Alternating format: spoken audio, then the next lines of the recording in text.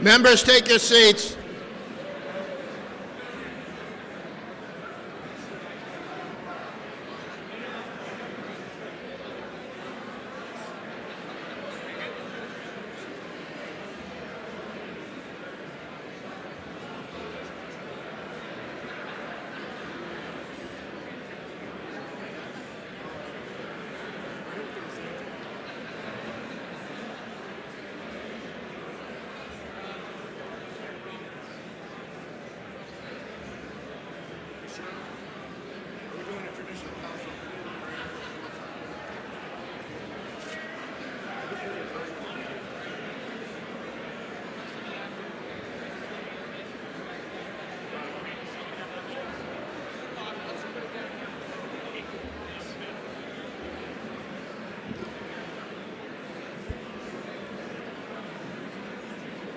Members, take your seats.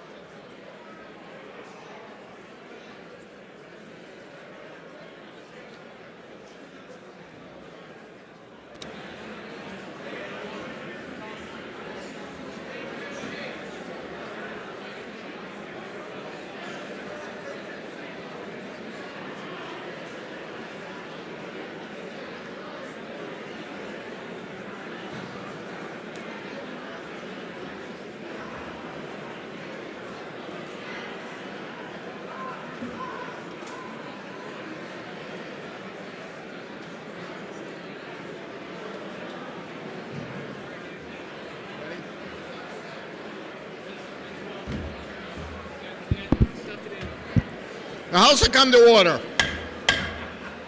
Chair recognizes a member from Auburn, Representative Osborne, who moves the House adjourned from the session of February 8, 2024. Are you ready for the question?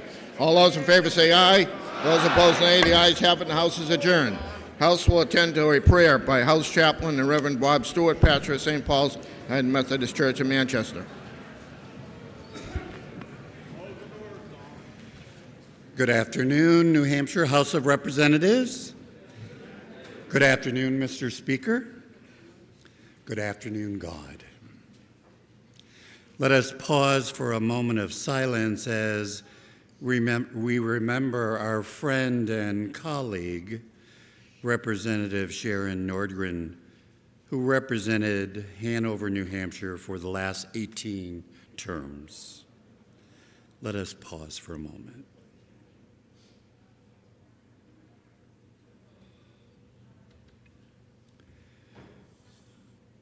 O God of us all, your love never ends.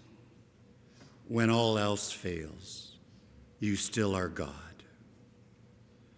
We know that Sharon is at peace and has taken her place that has been prepared for her. Help all who mourn to also find your peace this day. O compassionate God, there is so much hate in this world. We see the hate through threatening letters sent through the mail. We see hate when people use a weapon to kill or to cause injury to others. We see hate when others harm others, when everyone is celebrating a victory. We pray for the people in Kansas City. Oh God, often we hear and see so much hate in this world that we begin to live in fear and we begin to lose hope. We know, God, that you are our refuge and our strength, always ready to help in times of trouble. Psalm 46, verse 1. Give us the strength to not lose hope and to use our ability to change things in this world, in our nation, and in our great state of New Hampshire. Through this legislative body, we can make changes that can be positive and beneficial to the people we represent in the areas in which we serve. God, give us your refuge and strength to make wise decisions. Help us to be your conduit in this world of hate, so that through each of us, we can share your love to everyone we meet, one person at a time. O God of love and compassion, I ask once again to be with all the representatives and leaders that are gathered here today. Bless them, O God. Help them in their decision-making, and help them to feel that you are their refuge and their strength as they conduct their business today. I pray for your peace and love to come upon them this day and every day. O God, we give you the glory and praise, for you are our refuge and our strength. Amen. The chair recognizes a member from Newport, Representative Skip Rawlins, who will now lead us in the Pledge of Allegiance.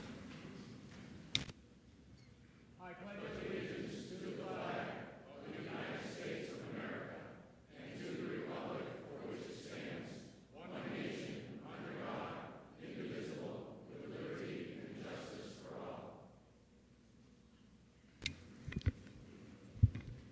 The chair recognizes Shealyn Sarcia, a student from Merrimack High School, who will now sing our national anthem.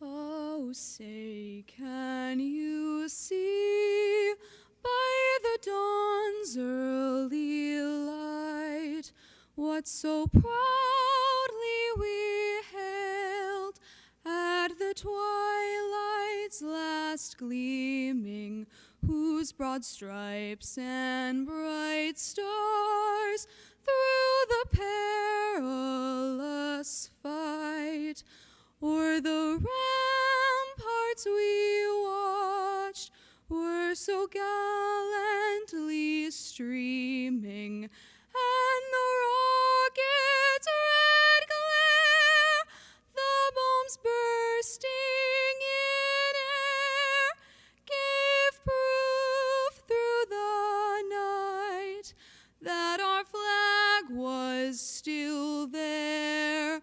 Oh, say does that star-spangled banner yet wave o'er the land of the free and the home of the brave?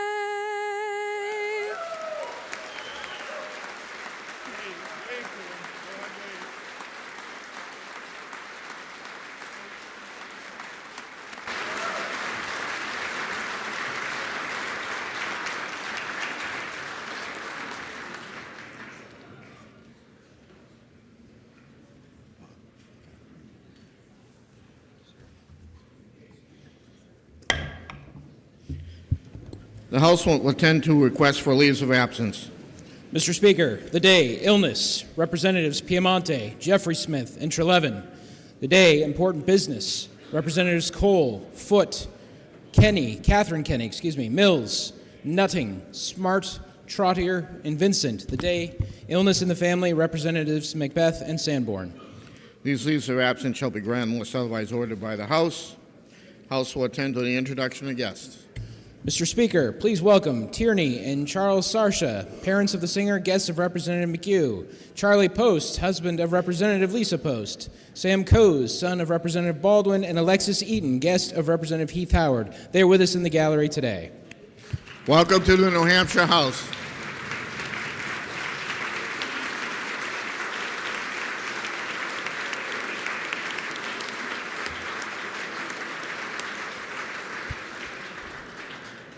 The House will attend to a communication.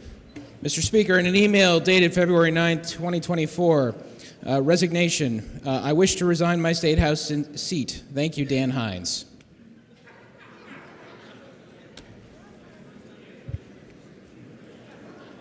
Chair recognizes the clerk.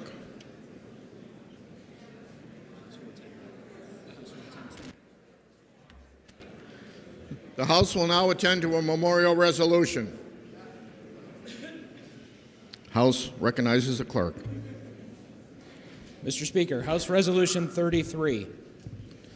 Whereas we have learned with profound sorrow of the death of our friend and colleague Sharon L. Nordgren, who is serving her 18th term as a state representative, representing the citizens of Grafton County District 12, the towns of Hanover and Lyme. And whereas Sharon Nordgren served in House leadership numerous times, including 6 years as the Deputy Democratic Leader, and beyond her service to the House of Representatives, Sharon Nordgren served her beloved town of Hanover on the Select Board for 9 years, 6 as its chair. Whereas Sharon Nordgren served on the Finance Committee and its precursor Appropriations 13 times, including as Division Chair and Vice Chair of the committee, and was widely regarded as an expert on health and human services in the committee. And whereas a lover of travel, Sharon Nordgren relished being out and about, learning new things about where she was visiting and the people she was meeting, and recently visited England with her whole family, visiting Stonehenge and speaking glowingly of the locale and the company. And whereas above all, Sharon Nordgren was a devoted wife, mother, and grandmother, and among her greatest joys was being an equestrian's mom.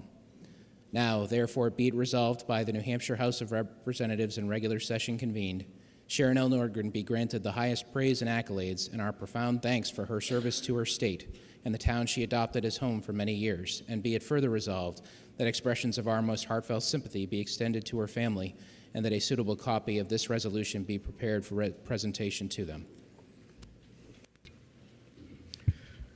Please rise and join me in a moment of silence in honor of Representative from Hanover, the Honorable Sharon Nordgren.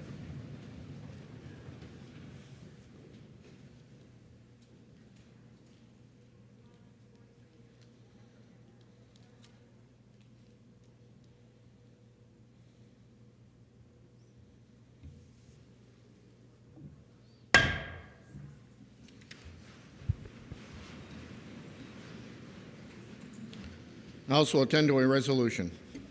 Mr. Speaker, Representatives Osborne and Wilhelm offer the following. Resolved that the House of Representatives notify the Honorable Senate that it is ready to meet in joint convention for the purpose of hearing the State of the State addressed by His Excellency the Governor, Christopher T. Sununu. The question is on the resolution. Are you ready for the question? All those in favor say aye. Aye.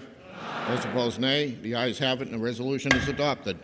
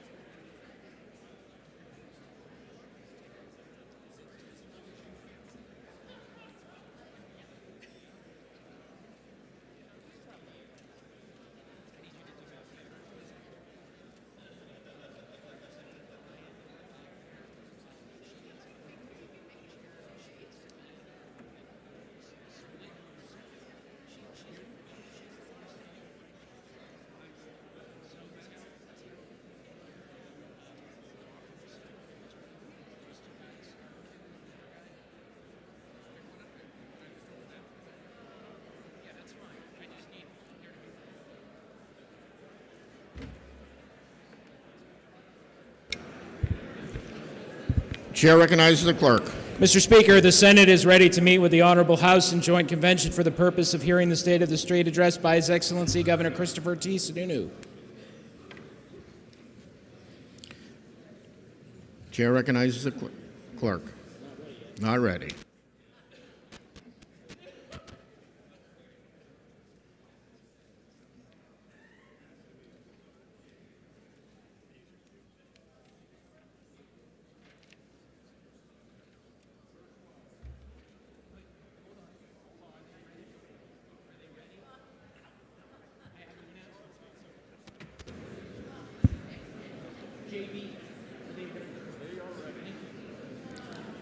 Chair recognizes the clerk. Mr. Speaker, the Honorable Senate.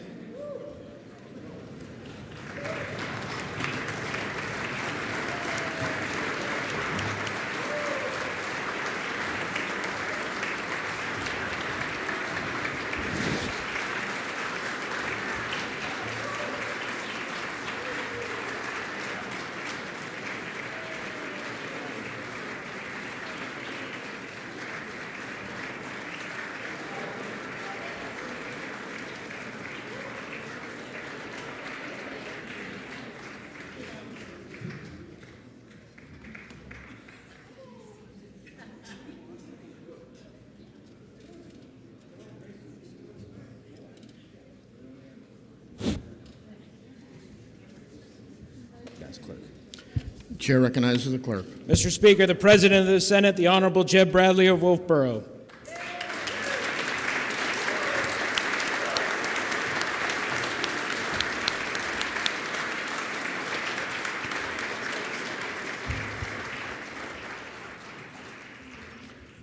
The joint convention.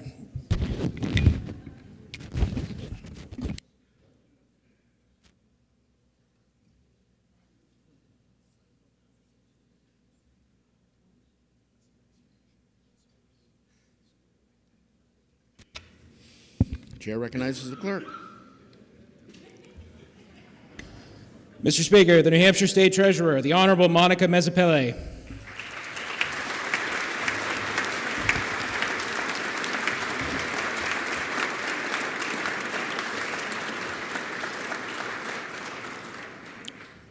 Mr. Speaker, the New Hampshire Secretary of State, the Honorable David M. Scanlan.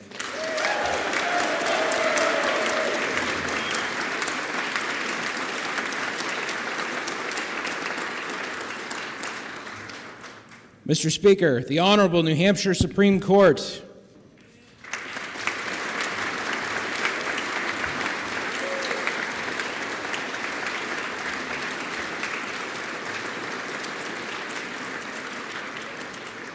Mr. Speaker, the Chief Justice of the New Hampshire Supreme Court, the Honorable Gordon J. MacDonald.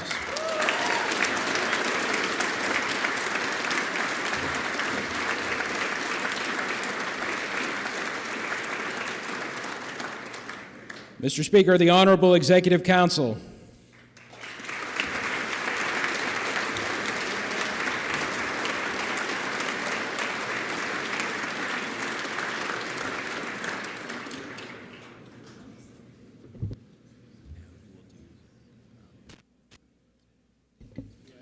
Mr. Speaker, His Excellency, the Governor Christopher T. Sununu.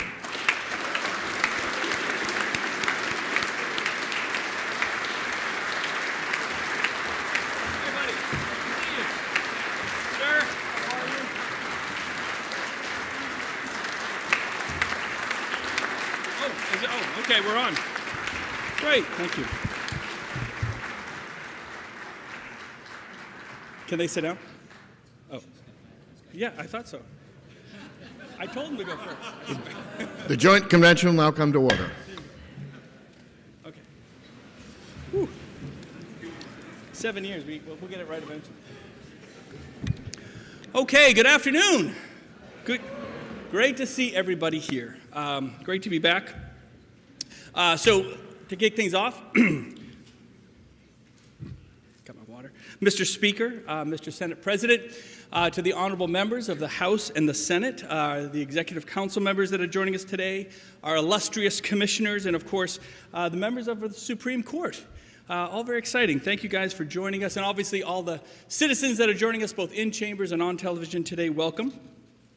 I was reminded earlier this week that this was my final State of the State address. I don't know if that was said with sadness or excitement, I can't tell. Fourth term, don't care. Hey, although the filing period to run isn't until June, so you never know. Just kidding. Councillor Warmington just almost fell out of her chair right there. Just kidding, Cindy, you're good. No, as they say, 8 is enough, right? So in that spirit, I will do my best to be brief, but you know me, I tend to ramble a little bit. So as always, I really do enjoy taking this opportunity to really be proud of the many accomplishments that our state, its citizens, and our communities have delivered. I think today you're going to hear many proud data points and proud rankings that we have achieved together. But through all those accolades, let us not forget that while immense progress has been made in areas like mental health, education, the opioid pandemic, we mustn't be blind to the many families and citizens of our great state still waiting for services or struggling to make ends meet. Let us not forget that one of our fellow state employees went to work in November, but he never got to come home to his family because he gave his life protecting those around him at New Hampshire Hospital. Chief Bradley Haas was a true hero. We will never forget him, and we'll never stop being grateful for his bravery. Our pats on the back today, so to say, they're not going to bring Bradley back. They also won't bring opportunities to families any faster. But my hope is that it will give them confidence that New Hampshire has the right approach and the attention to individuals. We're always willing to go the extra mile to be innovative in providing opportunities to everyone. So let's start with everyone's favorite topic, politics, he said to a room of politicians. So less than a month ago, our nation once again turned its eyes towards New Hampshire. Just as we have for the last 100 years, we hosted the first in the nation presidential primary.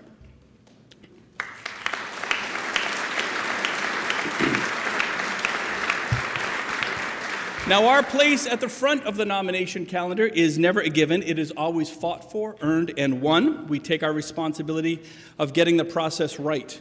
We take it very serious, and this year was no exception. Candidates can come here with little money or no name ID. They can campaign the New Hampshire way by going door to door, town hall to town hall, living room to living room, taking every question and being accountable to the voters, not just party bosses down in Washington.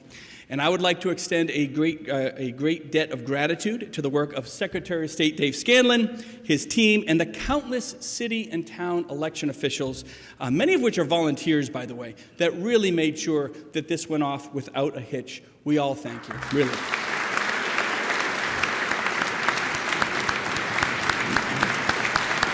Oh, there he is.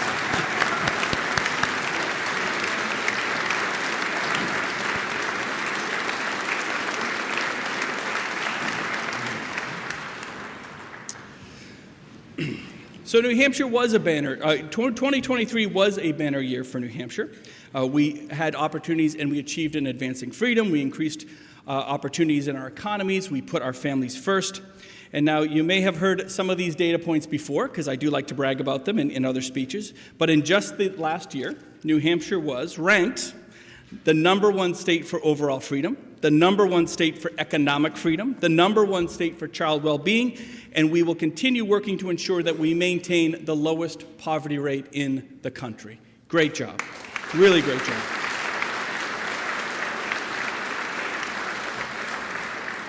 So those are some of the big headline ones. Some folks may have seen those before, but there are a few rankings that maybe went under the radar, but I do want to acknowledge.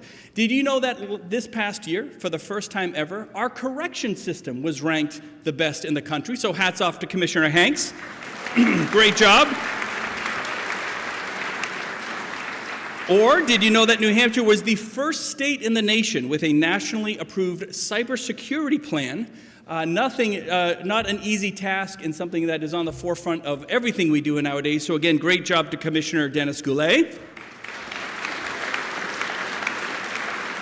New Hampshire is now ranked as the best return on investment for taxpayers. #1, I like to call that the Efficient Government Award. So again, living to a gold standard for the rest of the country. Here's one. New Hampshire, in 2 separate reports, New Hampshire is now ranked as having both the smartest and one of the most productive workforces in the country, a real testament to our citizens. And that is a big part of why businesses are coming here from all over the country. And I would be remiss, I'm looking for him somewhere, if I didn't give a little shout out to Commissioner Bill Cass and his amazing team at the Department of Transportation. Not only are they doing a great job plowing our road, well, this year they're getting off a little easy on the plowing the roads, and they are great, don't get me wrong, they're great. Mother Nature's been very kind. But again, for the first time ever, New Hampshire has been listed in one of the reports as having the best roads in America. So great job, Bill. I don't think it means we don't have any potholes, but ours, I guess, are more pleasant than most. I don't know. So look, we could keep going on with a lot of these accolades, but we would be here all day. I know you're all getting anxious to get back to work. So we don't want to take the successes for granted, right? Because continued success is not inevitable. We must continually challenge ourselves, putting individuals before the system, to strive to be better stewards of taxpayer dollars and more accountable to the people of the state. Being the best is earned, it is not given, and that is what has guided us this last 7 years, and that is what will take us into more successes into the future. So I still believe with all these great rankings, one of the greatest achievements, and I really believe this sincerely, one of the greatest achievements that we have had in Concord was the passage of last year's bipartisan, balanced budget with an evenly divided legislature on a voice vote. And that is just an amazing testament to this body, to the folks that work tirelessly in the State House. It didn't come with any gimmicks or empty promises. It was achieved with a lot of hard work, and so that is my personal thanks on behalf of the 1.4 million constituents of this state to say again, thank you, great job, job well done. And that wasn't any small budget. There is a lot to be proud of that you guys were able to achieve in that budget. It ensured an 8th straight year in New Hampshire with no new taxes, the full elimination of the interest and dividends tax, historic increases in Medicaid rates to help retain our healthcare workforce, an across-the-board pay raise, again, historic pay raise for our vital state employees at 12%. We cut red tape. We simplified the professional licensure process for so many of our citizens across the state. You added $50 million to promote and achieve more housing development, which we know is one of the #1 issues across New Hampshire. And the one I love the most, after decades of inaction, we reconstructed the education funding formula, ensuring efficiency, fairness, and adding hundreds of millions of dollars for the students of the state. It is really an amazing job.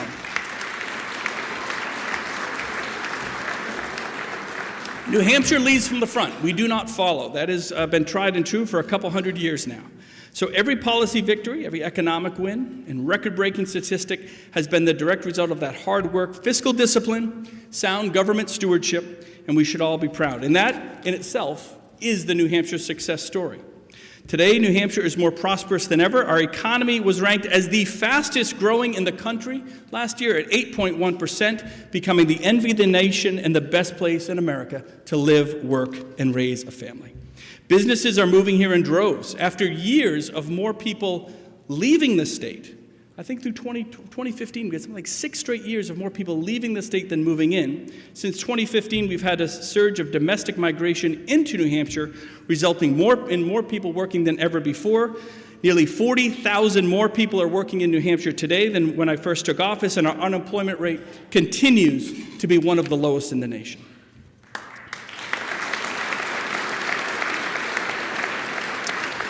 But if you are out there, and I'm sure there are folks listening out there today that for whatever reason they could be having trouble finding a job that's right for them or their family, I really encourage folks sincerely to contact the Department of Employment Security. You know, we have a great commissioner over there, Commissioner Kapatis. Hey, George, you here? Where's George? He's in the back, smiling with that funky mustache as always. You know, if you don't know, George is a Cowboys fan, so he kind of lives in perpetual misery. But he takes amazing pride and amazing joy and happiness in working with individuals, finding them a job, finding the best career path for their family. So if anyone is struggling, give George and his team a call, and I really mean that sincerely. They do an amazing job. We have over 10,000 great available jobs today, and we want folks to find the path that best fits them and their family. So definitely reach out. Congratulations, Commissioner Patterson. In all sincerity, your team has done a tremendous, tremendous job.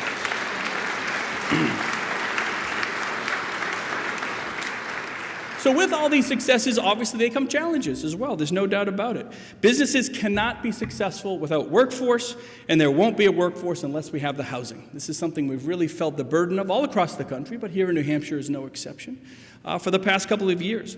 Families and workers are the backbone of a strong, thriving state, and without housing, our economic opportunity suffers.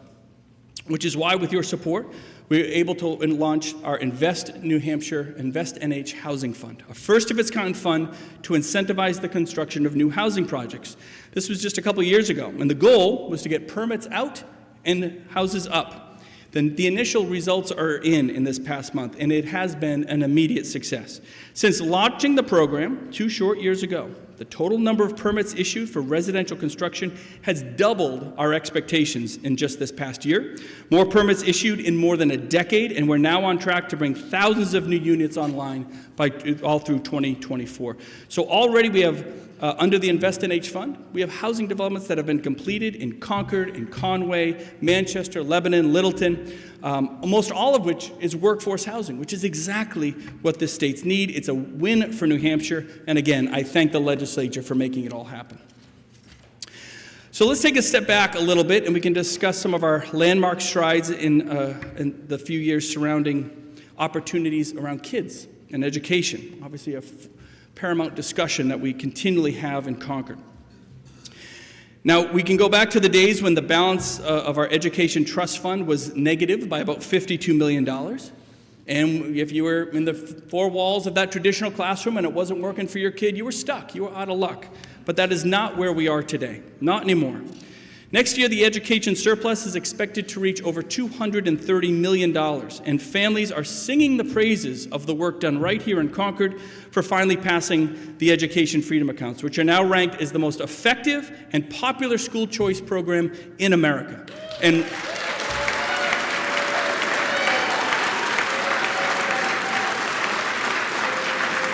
And why passing HB 1665 to expand this opportunity for our families is so vitally important. Let's get that done.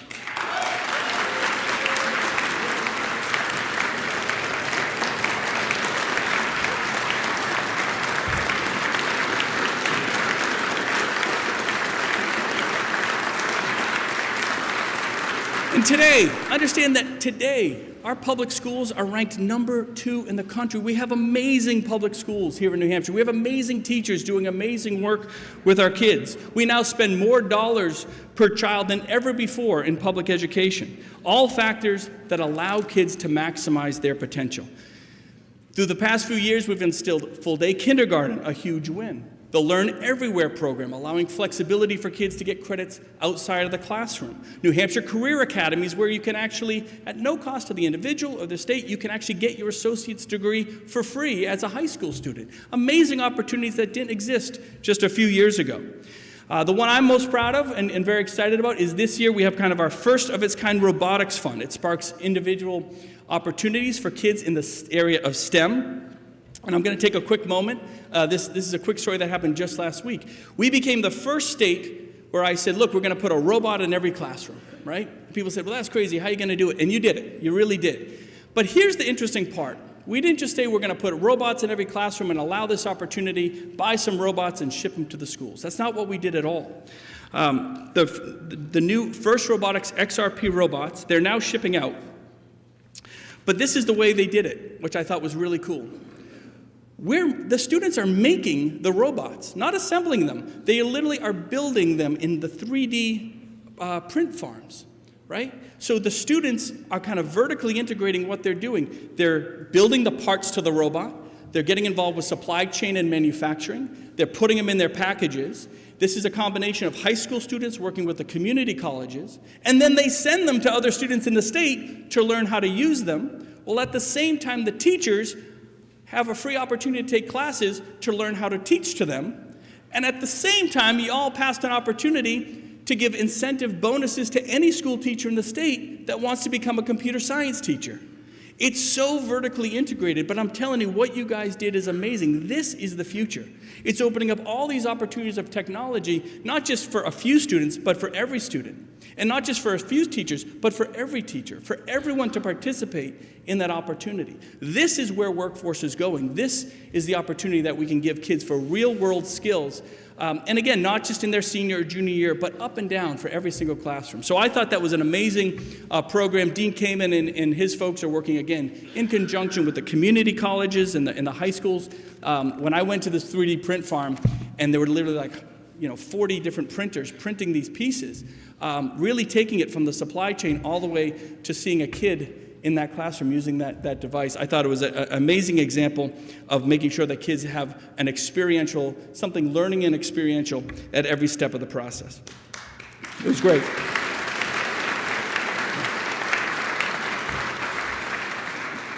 Now, there's one more aspect of education I do want to touch upon. Earlier this year, I created a special task force to look at kind of a new 21st century model for post-secondary education. I've asked the community colleges and the university systems, some folks in the business world, some folks in the public sector, to really consider where the models for these opportunities are headed. It is changing drastically. When you become 17, 18 years old, it isn't just we're going to apply to some schools and go. There's such a host of opportunities, especially in this post-pandemic world. More online opportunities, whatever it might be. So we've really challenged them to look at what's happening throughout that process and make sure that we're staying ahead of that curve. And if we don't, if we just kind of whistle past the graveyard, we're going to see declining enrollments, and we'll really be scrambling in a crisis. Now, at the same time, I'd be remiss if I didn't give out a shout out and a thank you. University of New Hampshire we have a great president in James Dean. I think he's done a fantastic job over there. He is retiring, so we'll be bringing somebody in new on that level. So we thank James for his service.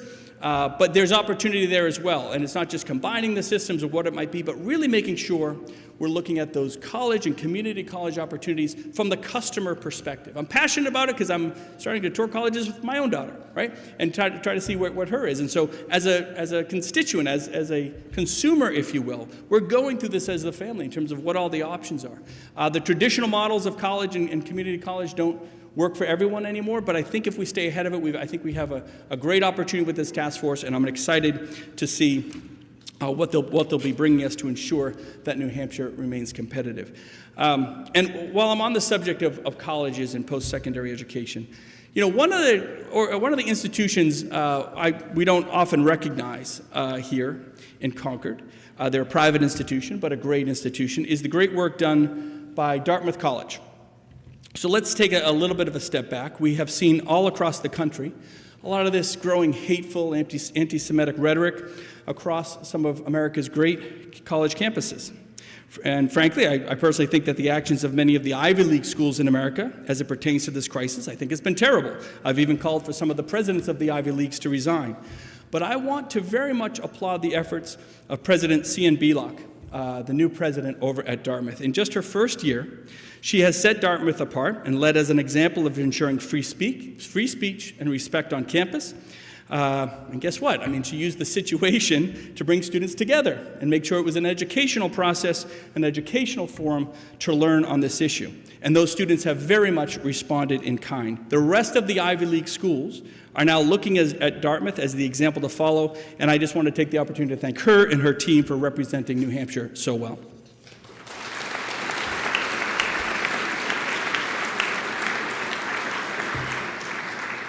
Changing gears a little bit, I go back to when I first got elected, even during the campaign, one thing I said a lot was that mental health was the unspoken crisis of the time. It was ignored, the system was absolutely fractured. But with a lot of the new funding that this legislature has moved forward, the revamped programs, an emphasis on prioritizing people over bureaucracy, we have turned the tide. Now we're finally giving families a sense that in their toughest times, there is a system that can be focused on some better solutions. Thousands of New Hampshire families today are struggling with mental health issues in a variety of forms. So why is there good cause for hope, knowing that you can have so many families out there struggling with this in all these different ways? Well, let's take, again, a step back. Just a few years ago, we challenged ourselves with a bold 10-year mental health plan, and it was bold. It was stakeholder-driven. We didn't have bureaucrats write it. We went out and talked to the families. We talked to the students. We talked to the kids.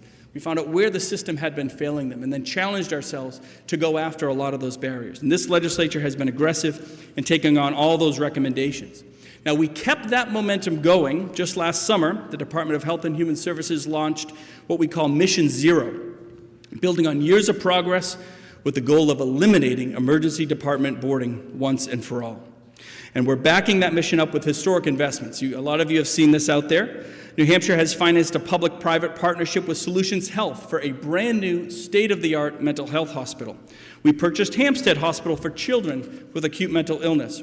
We are in the process of and almost done reconstructing the new wings over at New Hampshire Hospital that will add new beds slated to open in just a couple months. And we're building the brand new forensic hospital slated to open next year. All huge capital investments with the goal of getting citizens out of emergency rooms and into the best care facilities possible. And our community investments, so critical. The best care is always in the community when you can do it.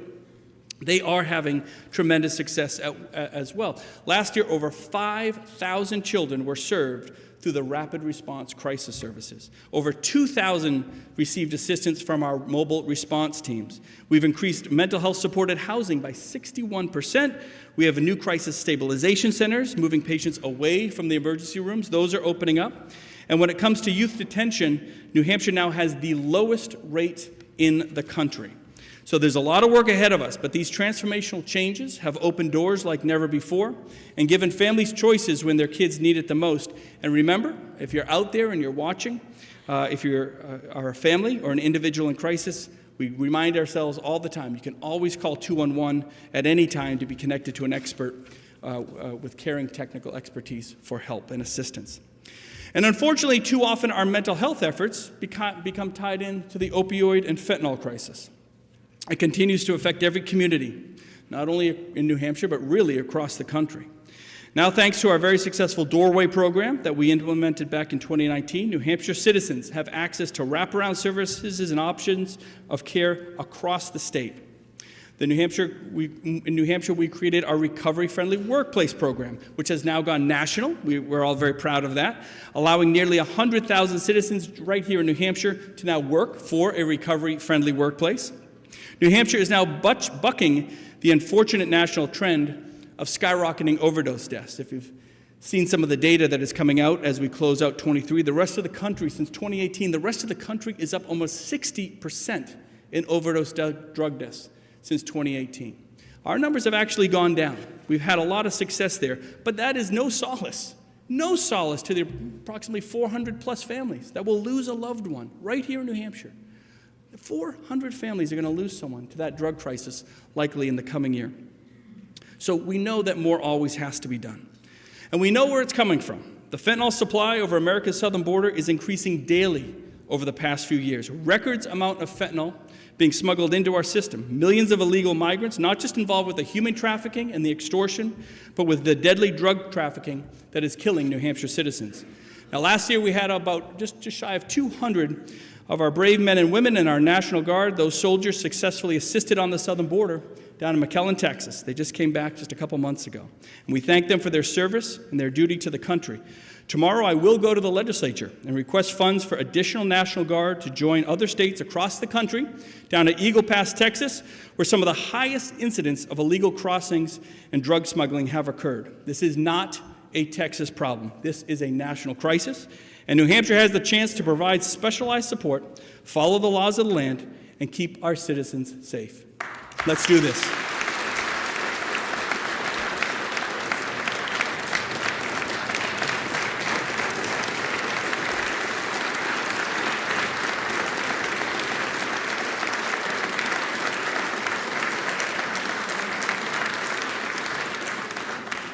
And when we talk about our brave men and women in service to our country, let's not forget the great work New Hampshire is doing to help our veterans. My goal has always been to be the #1 state for veteran services. And I thank the legislature for their efforts creating our new, first-of-its-kind New Hampshire Military Veterans Campus, which is currently under construction up in Franklin, New Hampshire. It's under construction today and will be accepting its first veterans in 2025, whether it be homelessness, recovery, mental health services. Led by Maureen Beauregard and her great team over at Easter Seals, it is going to be a gold standard for veterans care.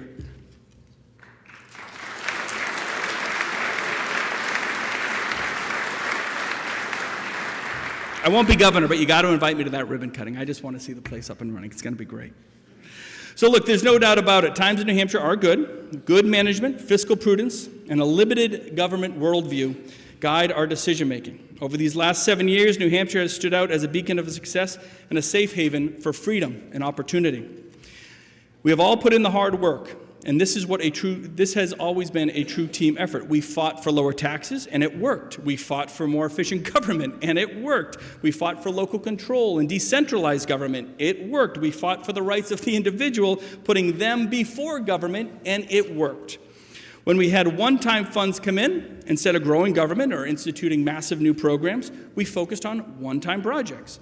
Instead of governing with a one-size-fits-all approach out of Concord, we engaged stakeholders. We engaged those local officials and those families, shifting decision-making in government to those constituents on the front lines.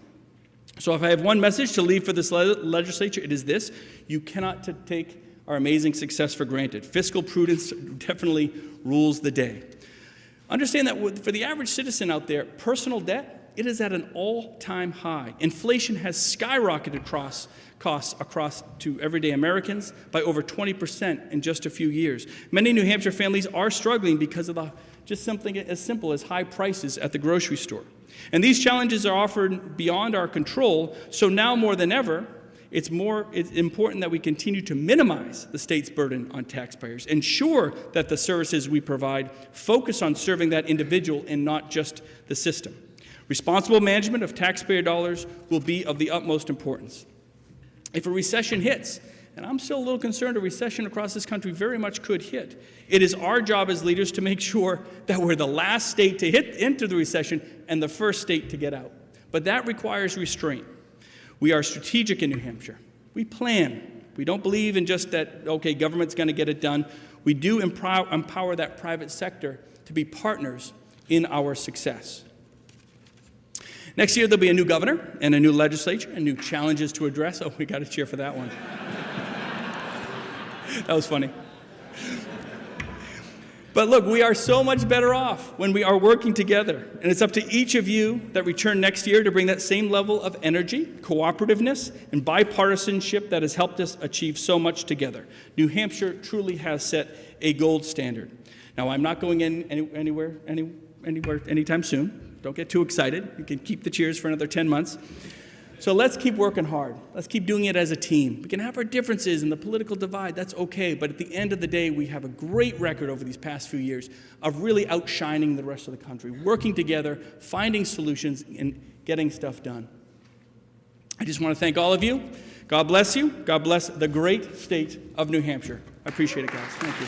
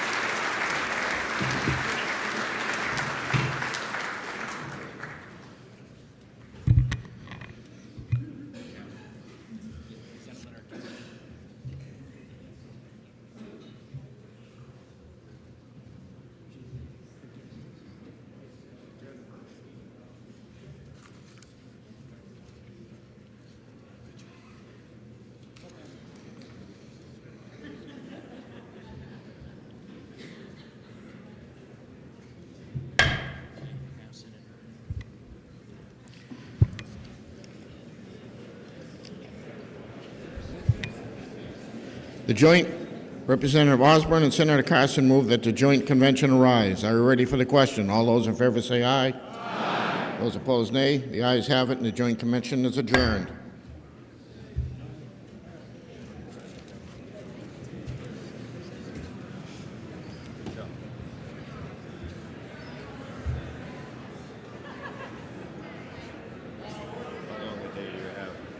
Shouldn't be too bad. Yeah. Here, you're still going crazy.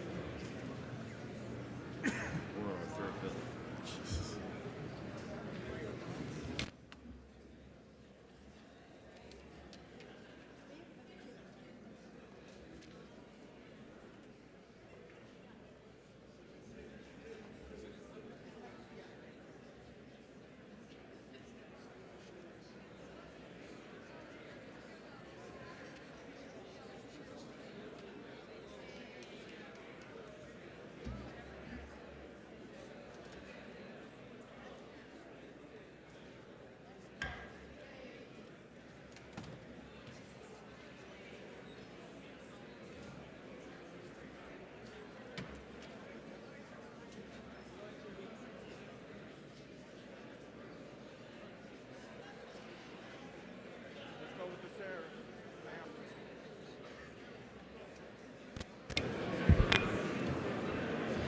Don't stray too far from your seats. We're just going to pull the chairs out for the right now, and then we'll get going with our regular consent calendar.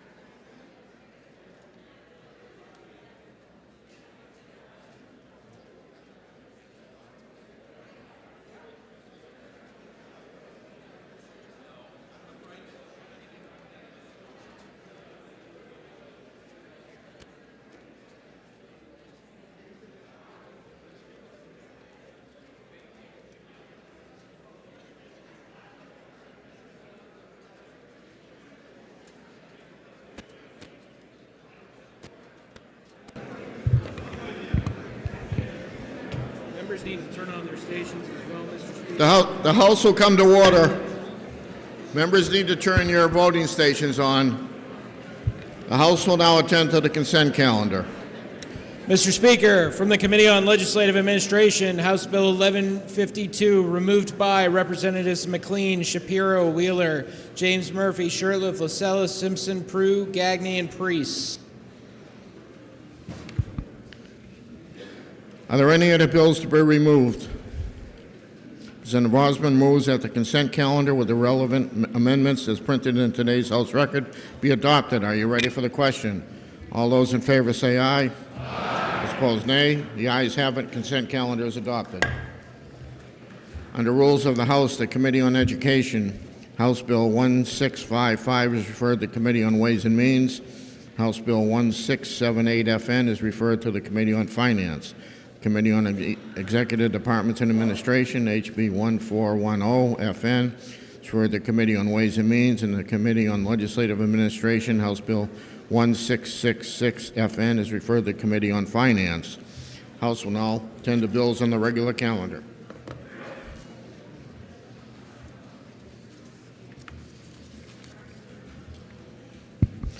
Majority of Committee on Education, to which was referred House Bill 1212 FN local, an act relative to eligibility for free school meals. Having considered the same, report the same with the recommendation the bill ought to pass.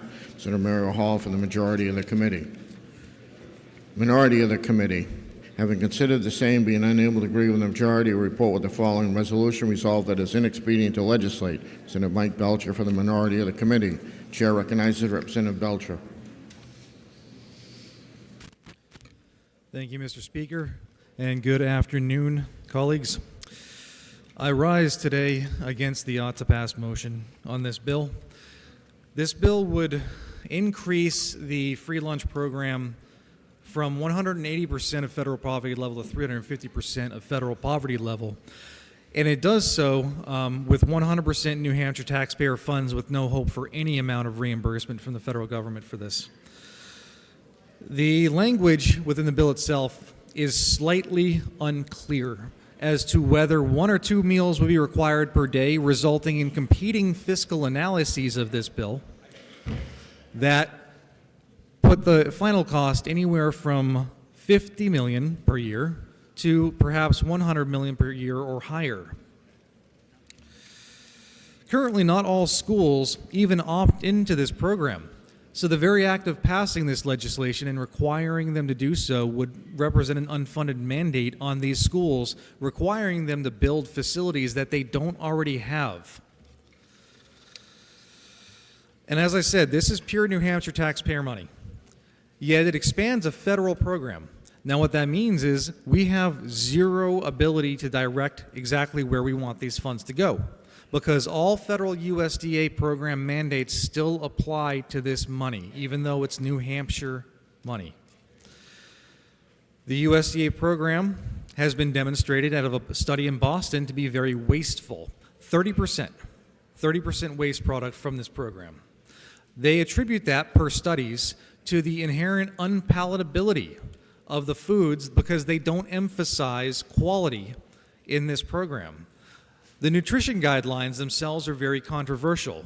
They're very old guidelines. They are very carbohydrate-heavy guidelines. Finally, we heard numbers regarding food insecurity. We did not hear numbers on food insufficiency, and let me tell you the difference. They wanted to emphasize to us the numbers of food insecurity in the state are very high. The definition for food insecurity is I don't have enough of the specific food that I want to eat. How does a child answer that question? The food insufficiency, on the other hand, is actually the number of students who don't have enough food, period. They would not give us those numbers. We would like to see them before we expend this kind of money. And I would ask for division. Thank you.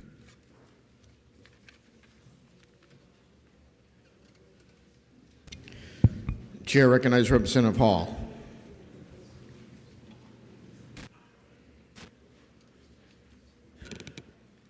Thank you, Mr. Speaker, and good afternoon, honorable colleagues. Mr. Speaker, today I rise in support of House Bill 1212, which increases the eligibility for free school meals. This bill is similar to last year's House Bill 572, which passed this body on a 201 to 177 bipartisan vote. The intent of this bill is twofold. One, to support a wider range of low to middle income families by raising the eligibility cap for free school meals to 350% of the federal poverty level. And two, to fund the cost of providing these free school meals through the existing federal reimbursement program, combined with a new state reimbursement program to be financed through the Education Trust Fund.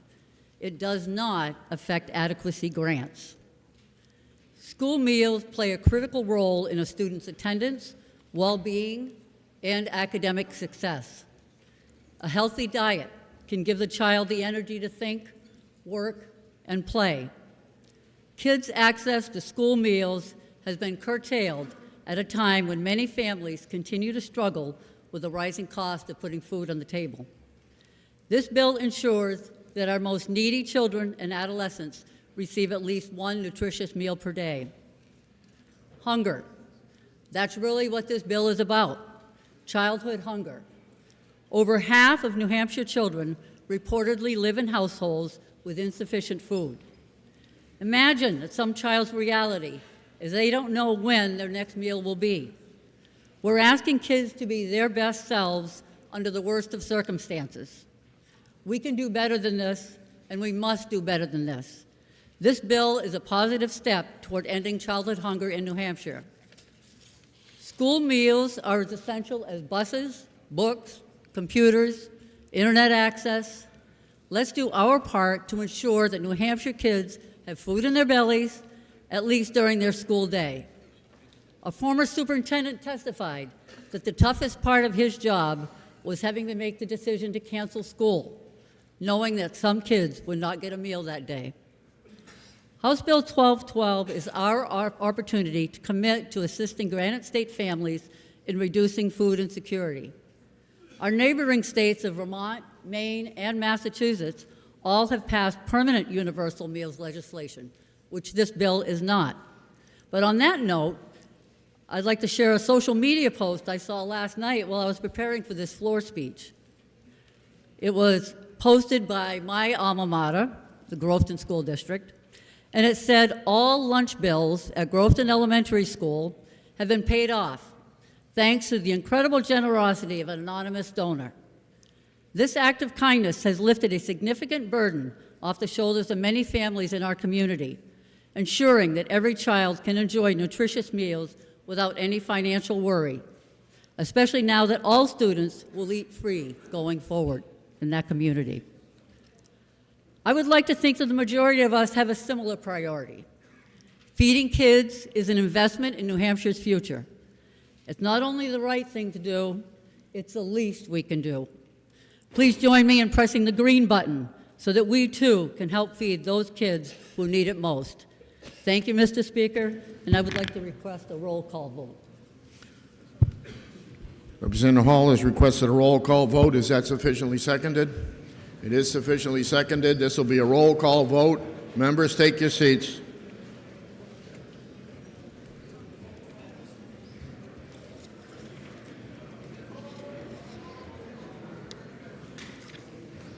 Please turn on your voting stations.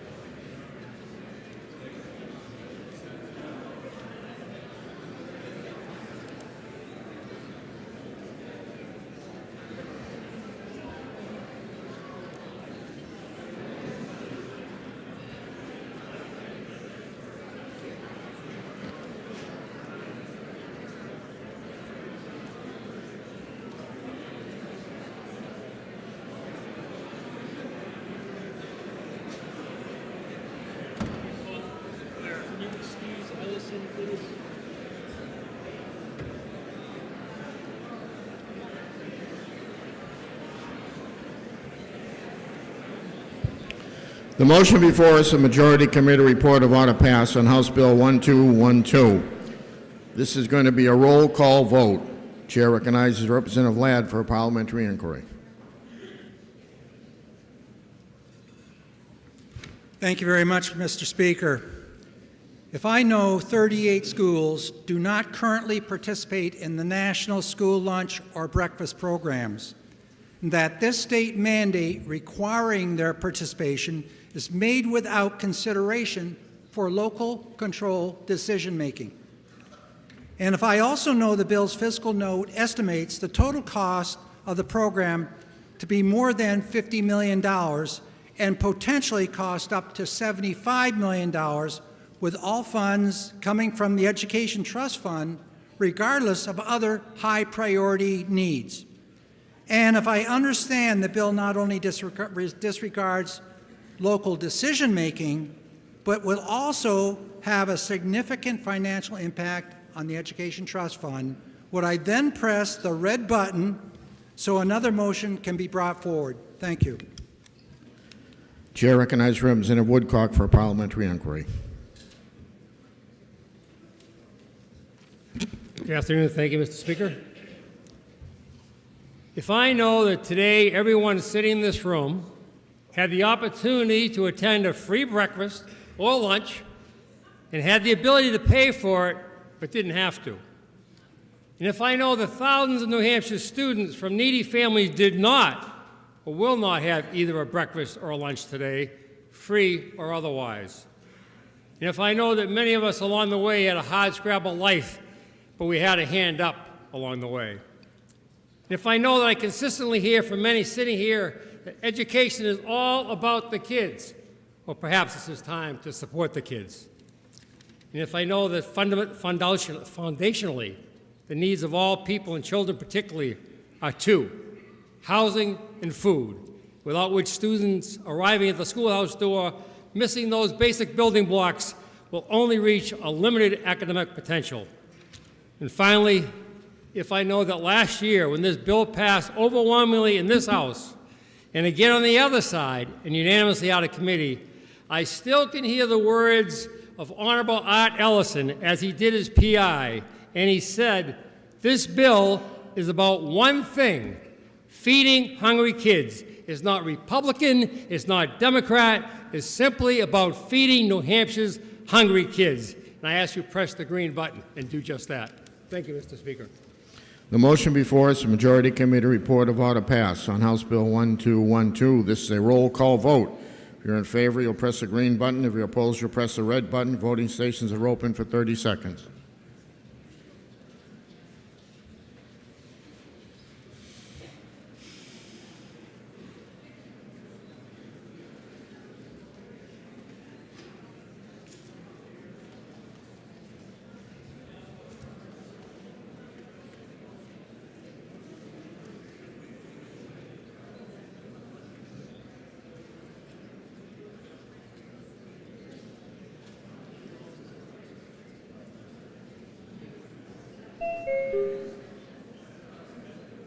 Representative McCarter. Representative McCarter.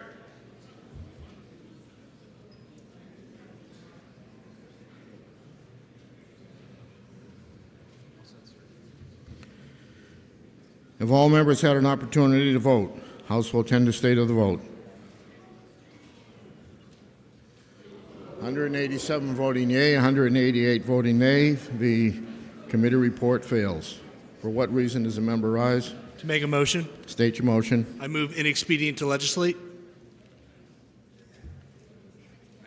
ITL, okay. The motion before us now is inexpedient to legislate on House Bill 1212. I see that the roll call is sufficiently seconded. Who yelled out first? Okay, got it. So the motion before us now is inexpedient to legislate on House Bill 1212.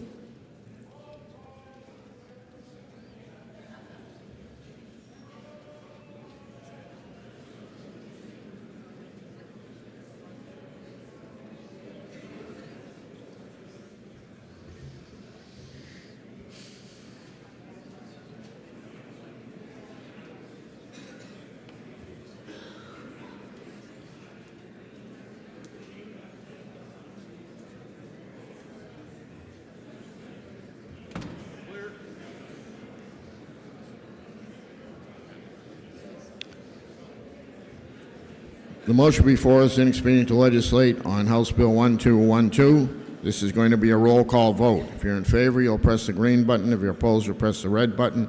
Voting stations are open for 30 seconds.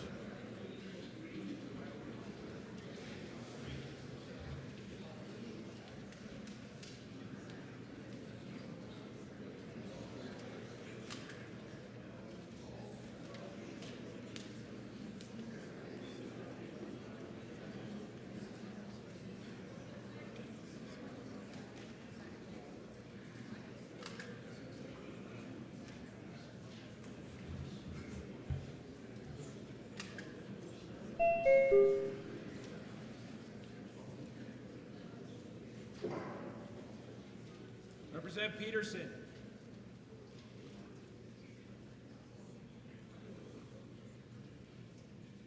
Representative Freitas. Representative Freitas. Thank you.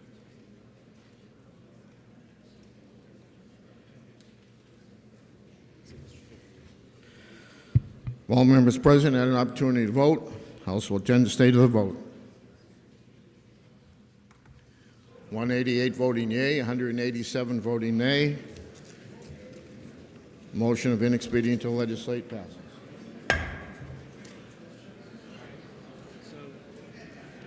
without recommendation, Cordelli moves on to pass and offers Amendment 0391. There's no debate on that one. Boyd is going to offer his amendment. Cordelli is going to speak against it. Then Boyd will speak.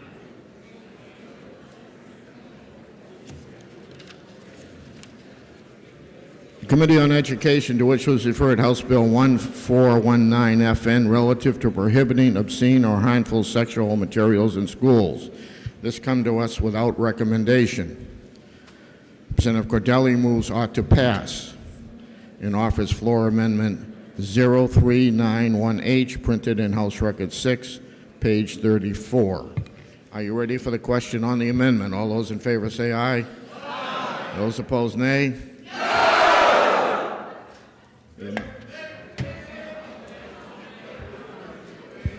A division has been called. Members, take your seats. The House will be in order.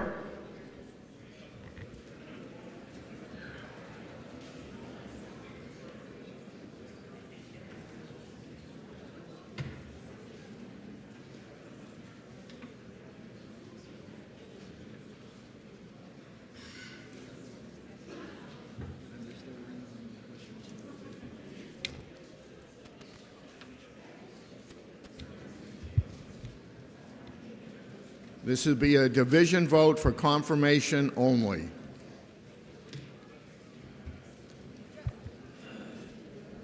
This is on Amendment 0391H. If you're in favor, you'll press the green button. If you're opposed, you'll press the red button. Voting stations are open for 30 seconds.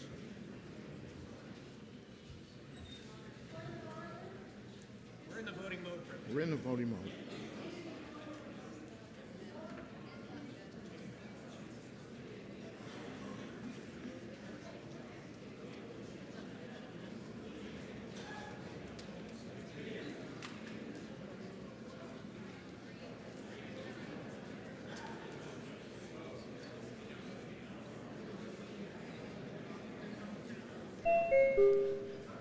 Representative Love.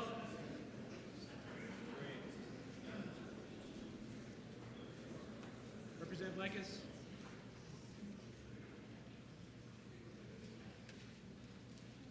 Representative Kelly. Representative Searway.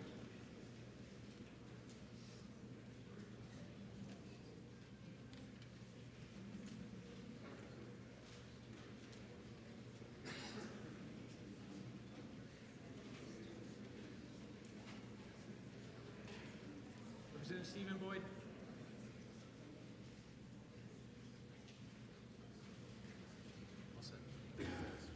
If all members present have an opportunity to vote, House will attend the state of the vote.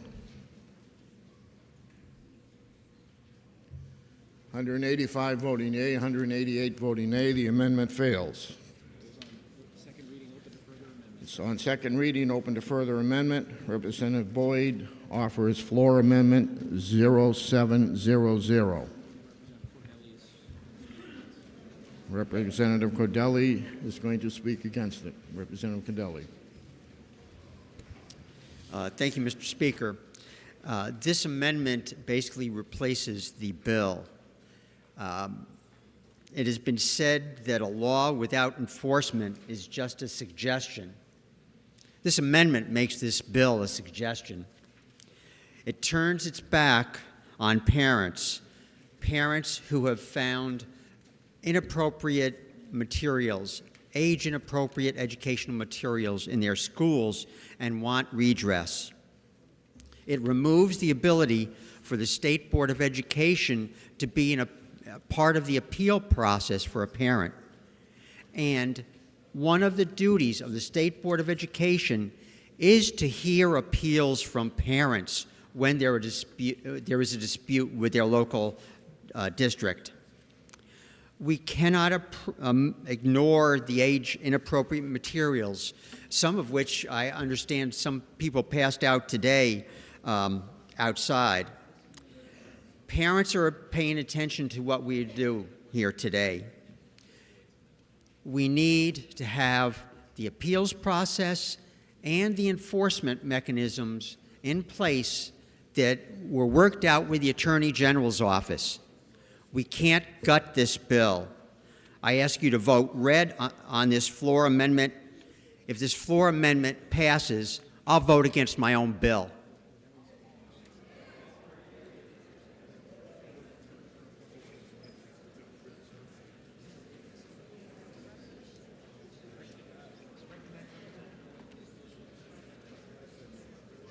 Chair recognizes Representative Boyd.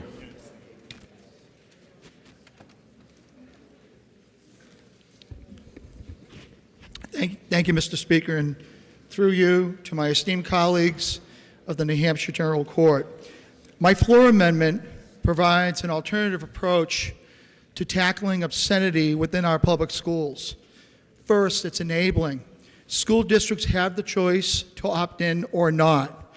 Lastly, it's a standardized four-pronged approach, an appeals process for aggrieved parents to pursue, beginning with the school principal, to the assistant superintendent, to the school superintendent, and ultimately ending with the local school board being the final arbiter of the appeal. Keeping these decisions at the local level holds local decision makers accountable for their actions on questions of obscenity.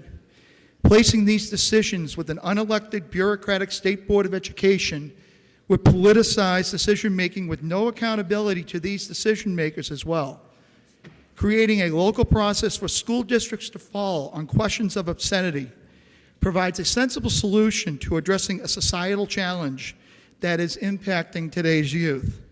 Please join me by pressing the green button to move this amendment forward. And Mr. Speaker, I'd ask for a division vote. Thank you. The motion before it is a Boyd floor amendment 0700. He's asked for a division vote. Members, take your seats. Who requests a roll call? True requests a roll call. Is that sufficiently seconded? It is sufficiently seconded. This will be a roll call vote.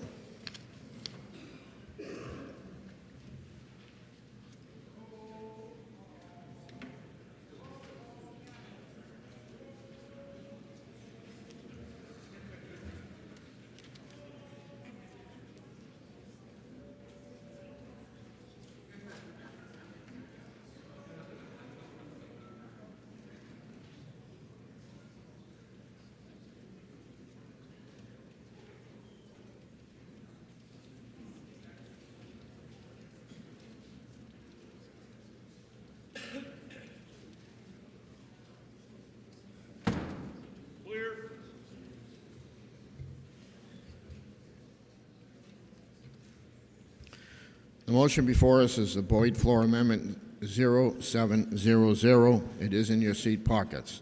This is going to be a roll call vote. If you're in favor, you'll press the green button. If you're opposed, you'll press the red button. Voting stations are open for 30 seconds.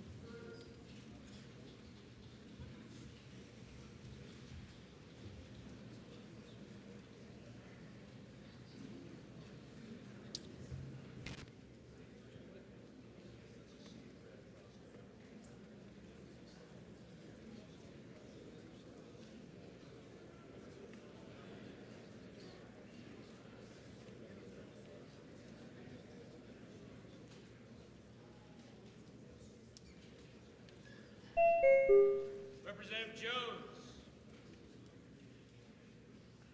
Representative Jones, thank you.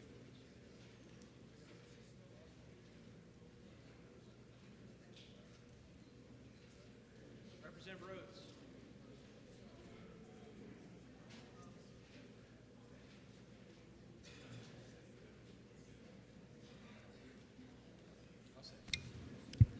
If all members present have an opportunity to vote, House will attend to state of the vote. 17 voting yea, 358 voting nay. The floor amendment fails. We are back to ought to pass on House Bill 1419. Chair recognizes Representative Cordelli.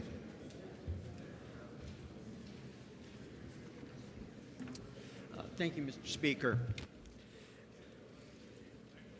The opponents of this bill will tell you that this bill is about banning books.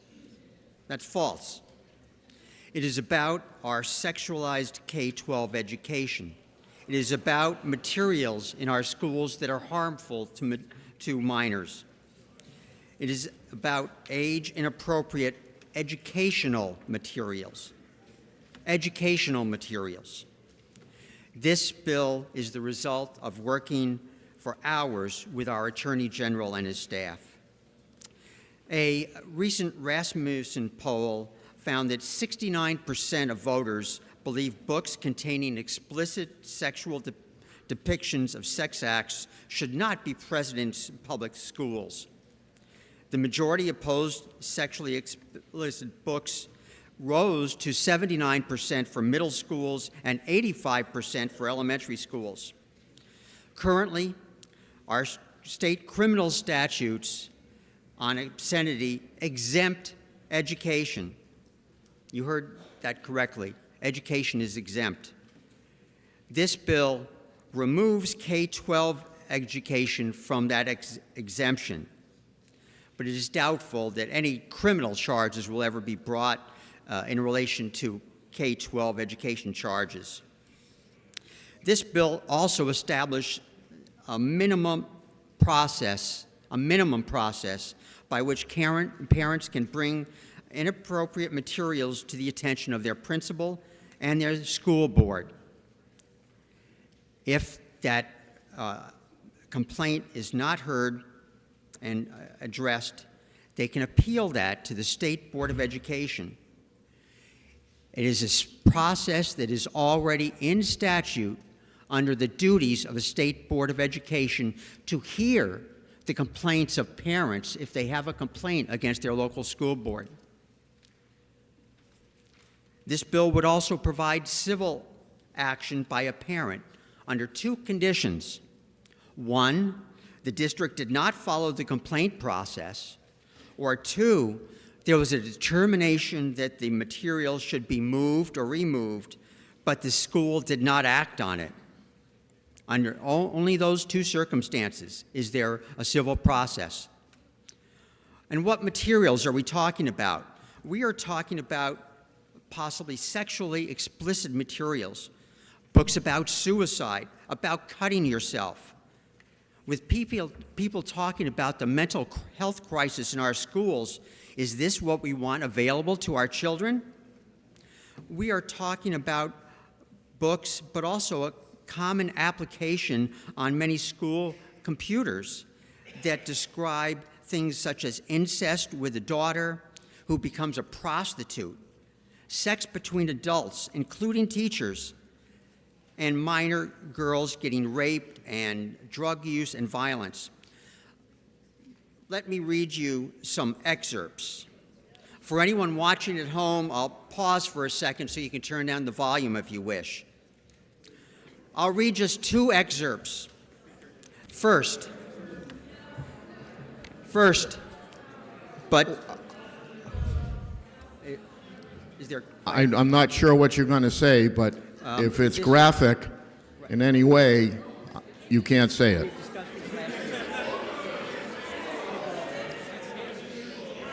I'll read Also just be in two. order. But just think about it for a second.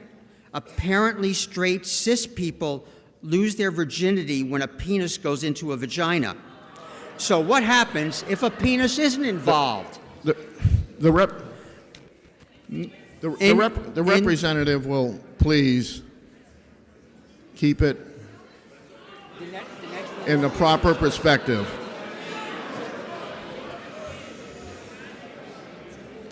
This is from material in a middle school. I open my mouth to breathe, to scream, and his hand covers it. In my head, my voice is as clear as a bell. No, I don't want to, but I can't spit it out. I'm trying to remember how we got on the ground and where the moon went, and wham, shirt up, shorts down. The ground smells wet and dark, and no, I'm not really here. Representative Cordelli. I'm asking you to keep it civil without getting into graphic. All right.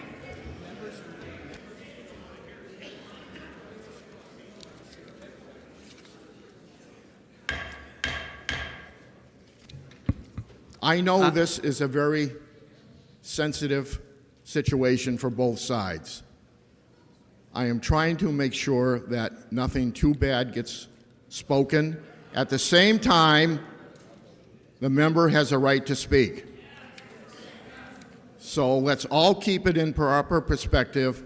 If I feel any member is going too far, I will speak to them. But every member has a right to speak. Thank you, Mr. Speaker. I'll continue with this passage from a book in a middle school. I'm not really here. I'm definitely back at Rachel's house, crimping my hair and gluing on my fake fingernails. He smells like beer, and he's mean, and he hurts me, he hurts me, and gets up, zips up his pants, and smiles. Are these educational materials? Thank you. This. Everybody, stop it now. The House will be in order. The member has a right to speak. I've corrected him twice, and I will correct him again if I have to. Speak your point of order.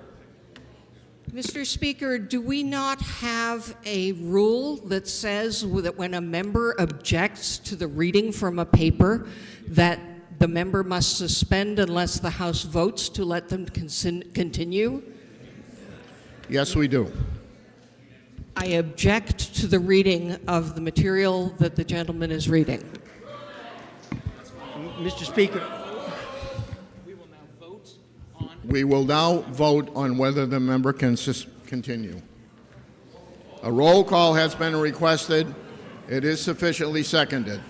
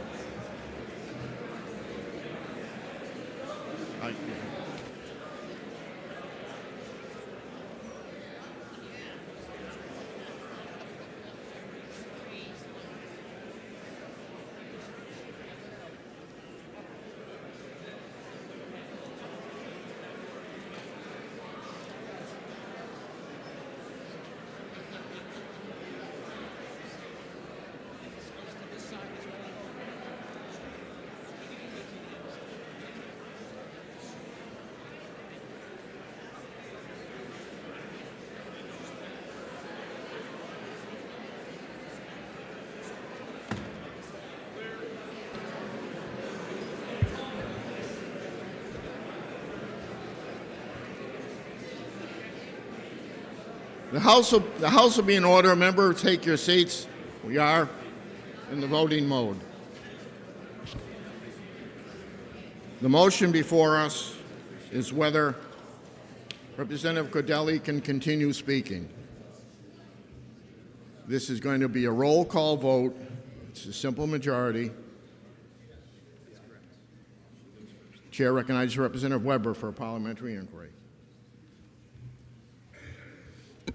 Mr. Speaker, if I know that we all understand the point that the member was trying to make, and if we know that the way in which he was making it was offensive to many and triggering to some that are victims of violence or abuse, would I now vote green? I'm sorry, I now need to ask which way, Mr. Speaker. Could you restate the question for me? Because was it notwithstanding or was it shall the member continue? Shall the member continue voting? Would I now, and this is why we do parliamentary inquiries, press red on the question? Chair recognizes Representative Sweeney for a parliamentary inquiry. Thank you, Mr. Speaker. If I know this offensive material is already available to countless New Hampshire public school students, would I not vote green now to allow the member to continue and enlighten the House of Representatives as to what material is available? Thank you. The motion before us is shall the member continue speaking. This is a roll call vote. If you're in favor, you'll press the green button. If you're opposed, you'll press the red button. Voting stations are open for 30 seconds.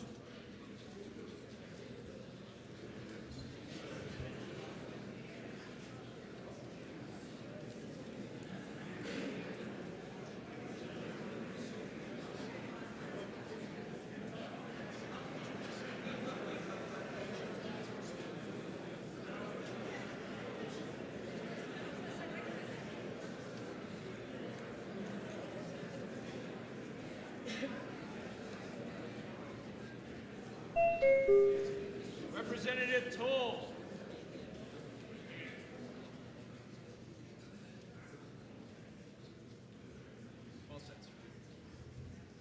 If all the members present had an opportunity to vote, House will tend to state of the vote. 201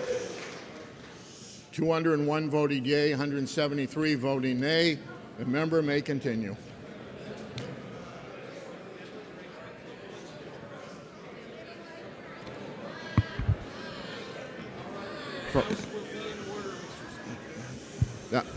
For what reason does the member rise? I wish to make a motion, sir. He's in the middle of his speech. He's in the middle of his speech right now.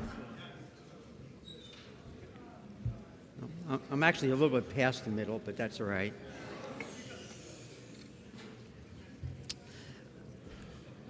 Materials like I just read are available in many schools, including Bedford High School, Dover Middle School and High School, Exeter schools, and many schools, including the Governor Wentworth School District, on the SOAR app. We need to focus on academic achievement and knowledge. The state average for English language arts in the 5th grade is just over 50%. For math, it's below 40%. Let's be honest. These explicit sexual and age-inappropriate materials have no place in our schools. And I repeat, this is not about banning books. It is making sure that your children have access to age-appropriate educational materials, period. Does the member yield to questions? Yes. Member yields. Senator Burville, you may inquire. Oh, sorry. Thank you, Mr. Speaker, and thank you for taking the question. Do you find it acceptable that we have materials available to minor children in public schools in New Hampshire that many take offense to as being read aloud on the floor of the New Hampshire House of Representatives? I think many people will find it quite enlightening. Will the member yield to further questions? Yes. Senator Love, you may inquire. Thank you, Mr. Speaker. Thank you, colleagues. Thank you, Representative.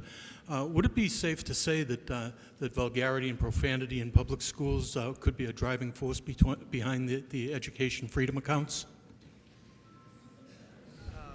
I'm not going to pretend to know what drives parents to have their children take education freedom accounts, but certainly there are many education freedom account parents that are concerned about the education in their current school and choose to pursue other options. Does the member yield to further questions? Senator Vosch, you may inquire. Thank you for taking my question. My question is, if material is inappropriate to read on the House floor, wouldn't that automatically make it inappropriate to present to K through 12 students? If you're asking for a vote on that, I'll vote yes. Will the member yield to further questions? Yes. Member may inquire. Thank you for taking my question. Do we know the impact of harmful materials on our children? Yeah, actually, I think that there are a couple of indications. There was a recent youth risk behavior survey, and I believe some of the results in there could be impacted by these materials. One of the questions was the percent of females ever physically forced to sex intercourse when they did not want to. In my area, it was 19%, and statewide it was 14%. Second question, females who have experienced sexual violence during the past year. In my area, it was 21%, and in the state, almost 18%.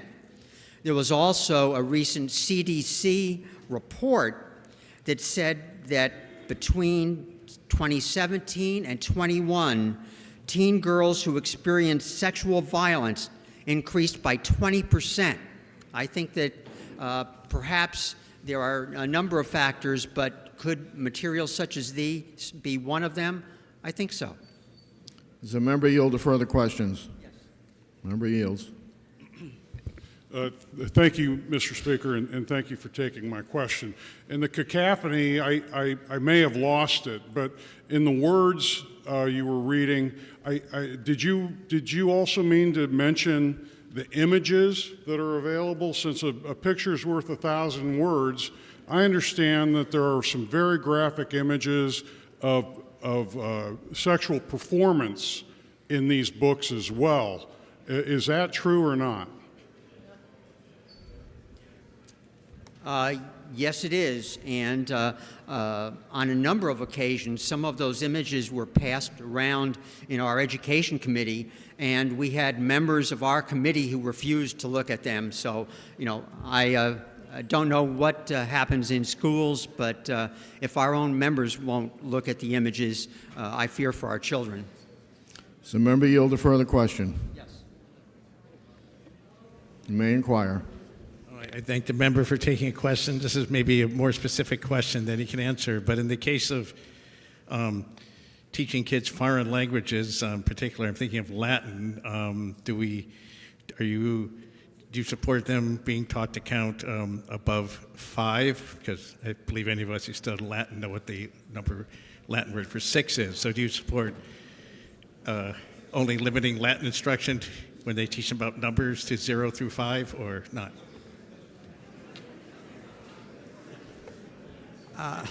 I'm sorry, I don't know Latin. Does the member yield to further question? Yes. Member yields. Thank you for taking my question. Are you aware in any of these books that these e-books that are available, are there hyperlinks to dating sex apps such as Match.com? And are there instructions on how to upload pictures and meet with people who have similar thoughts? I have not tried any such links, but I heard that they are available. Does the member yield to further questions? Yes or no? No. Member does not yield. Chair recognizes Representative Tanner. Mr. Speaker, now can I rise for a motion? Yes. State your motion. All right, I move to table this. Thank you. I'm sorry? Table. Oh, move to table. The motion is a proper motion. The motion before us is to table. It is sufficiently seconded. I'm not.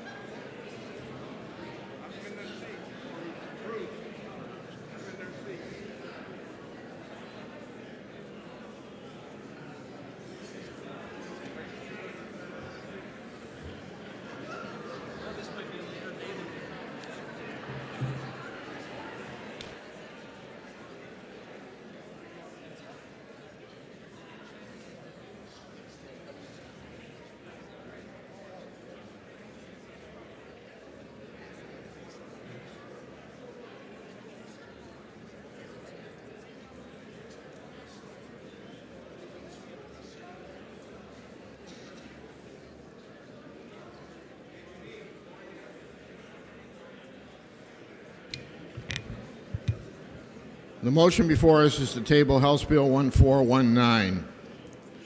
This is a roll call vote. Chair recognizes Representative Myler for a parliamentary inquiry.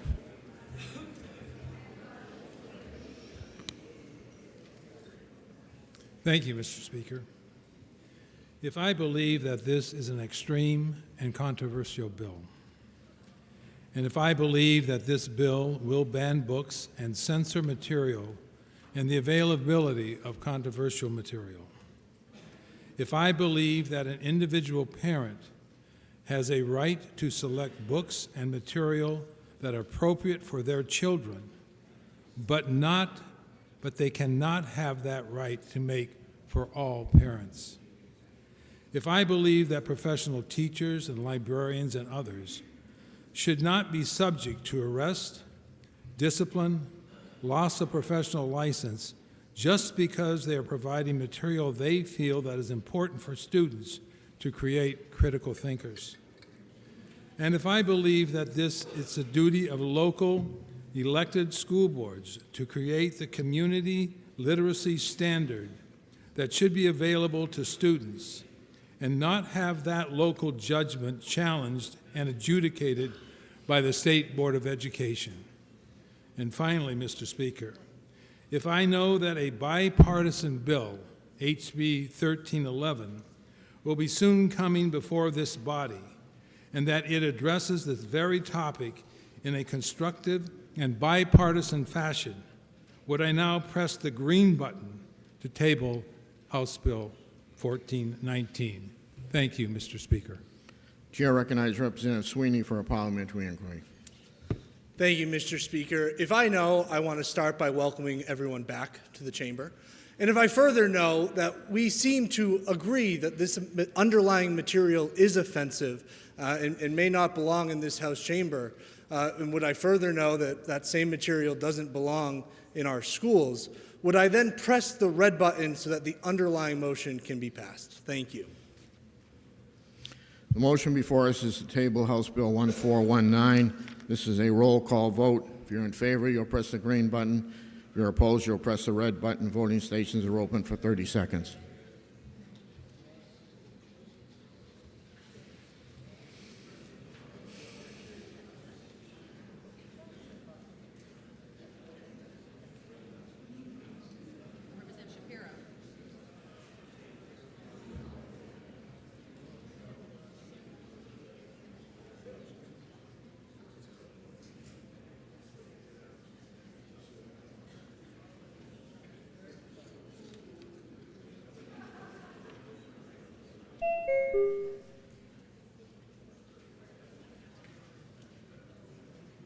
Representative Granger.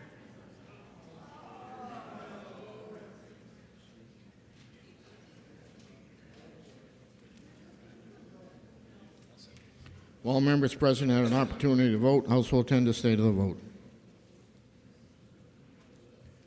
192 voting yea, 181 voting nay. House Bill 1419 is laid on the table. For what reason does the member rise? To make a motion. State your motion. To print the remarks from the previous debate in the permanent journal.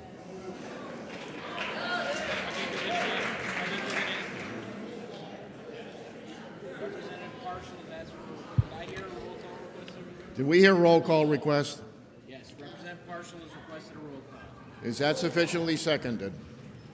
It is sufficiently seconded. This will be a roll call vote.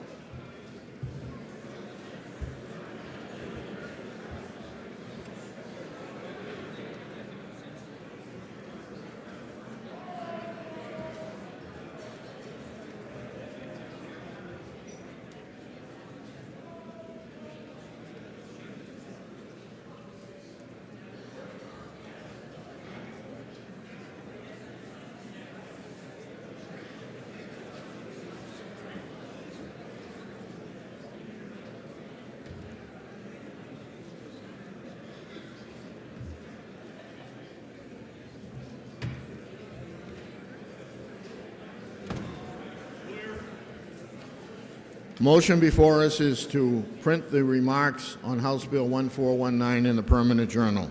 It's going to be a roll call vote. If you're in favor, you'll press the green button. If you're opposed, You'll press the red button. Voting stations are open for 30 seconds.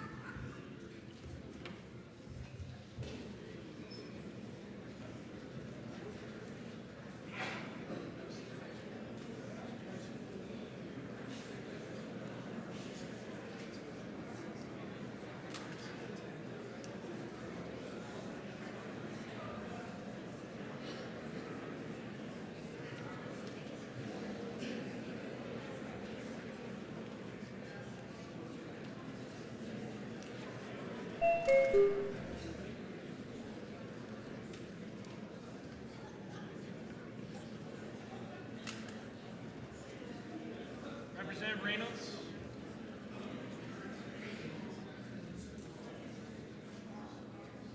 And Representative Sullivan. I need a vote. Thank you.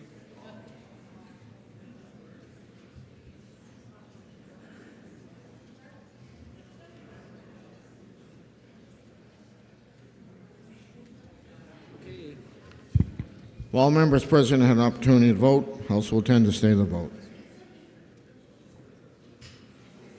291 voting yea, 84 voting nay. It will be printed.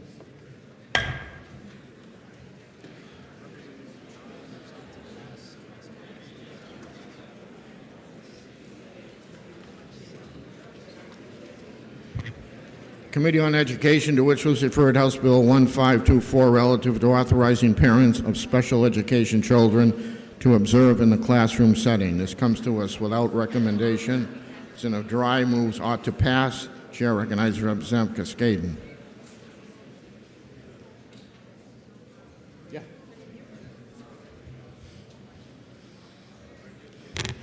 Thank you, Mr. Speaker. I promise to tell the truth, the whole truth, nothing but the truth, so help me God. House Bill 1524 is proposing that school boards add a policy allowing parents of students identified in special education to observe their child in the classroom setting. A parent's right to observe his or her child during the school day is supported by federal law.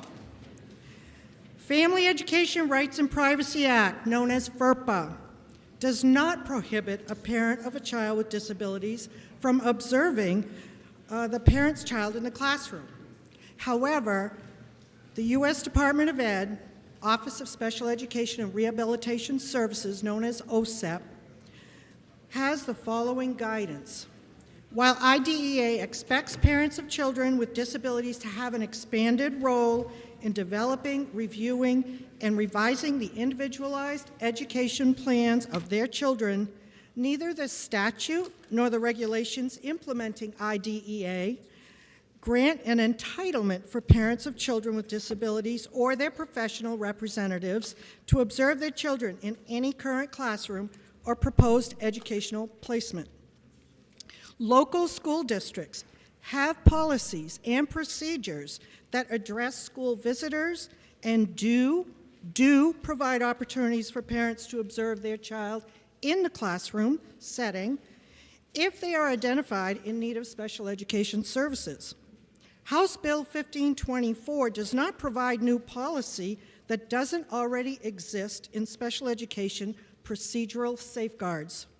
I urge my bipartisan colleagues to vote no on OTP so that another motion can be made to ITL House Bill 1524. Thank you, Mr. Speaker.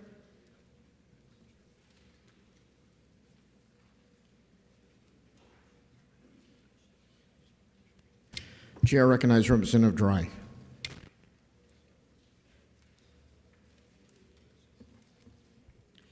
Thank you, Mr. Speaker.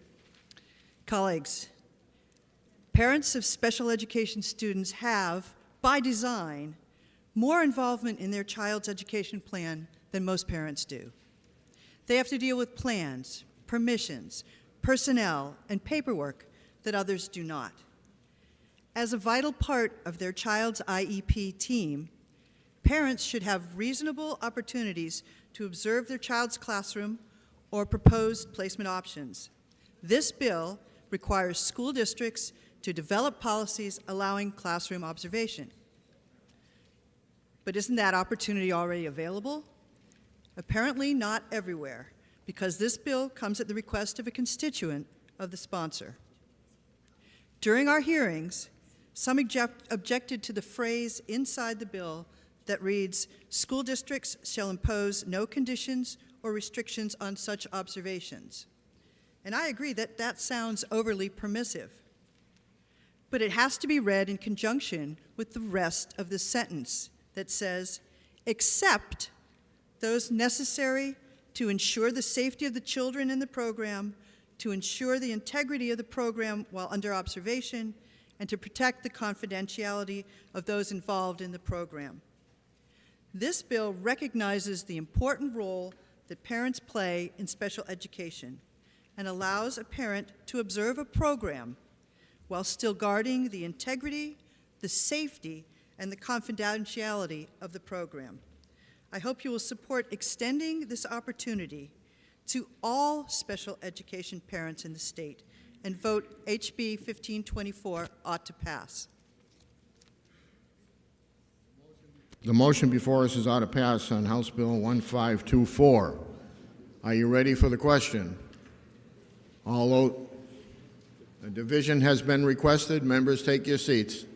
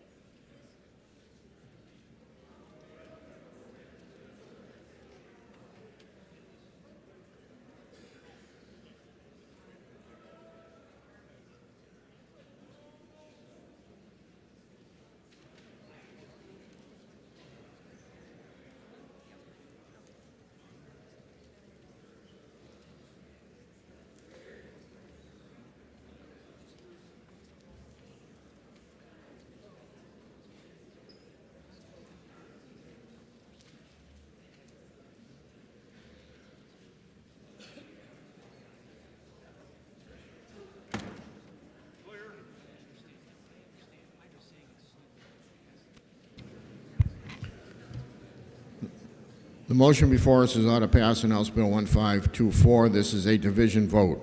Chair recognizes Representative Balboni for a parliamentary inquiry.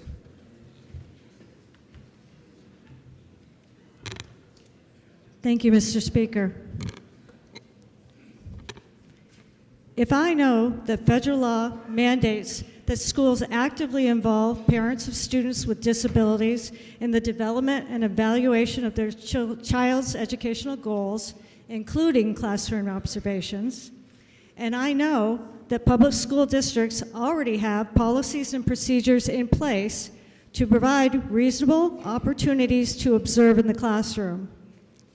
Further, if I know that all students, including those with special needs, can be sensitive to changes in the classroom routine, so teachers should be allowed flexibility in accommodating visitors while respecting all students' individual educational needs and privacy. Then would I now press the red button to keep classroom access decisions at the local level and allow another motion to be made? Thank you. Chair recognizes Representative Cordelli for a parliamentary inquiry. Thank you, Mr. Speaker. Mr. Speaker, if I'd like to read some material, oh, I'm sorry, wrong PI.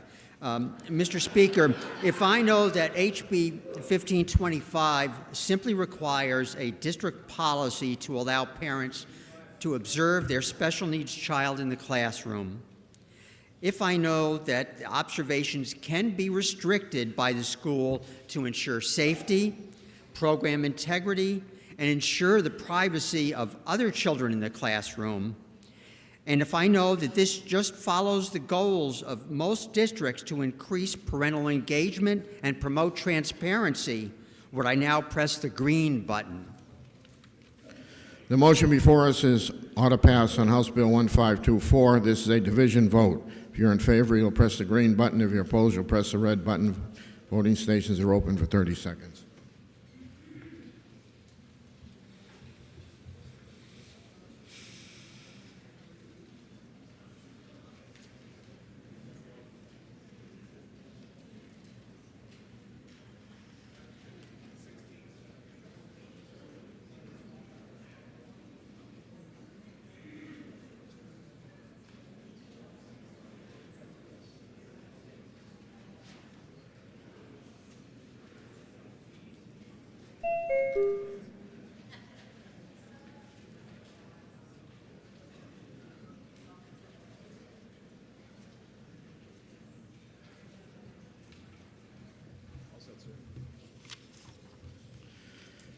All members present have an opportunity to vote. House will tend to stay to the vote.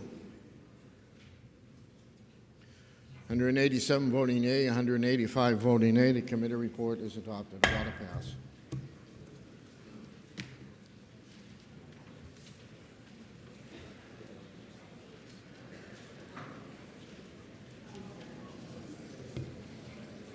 Committee on Education, to which was referred House Bill 1652 FN relative to establishing a local education freedom account program. Representative Cordelli moves ought to pass. Chair recognizes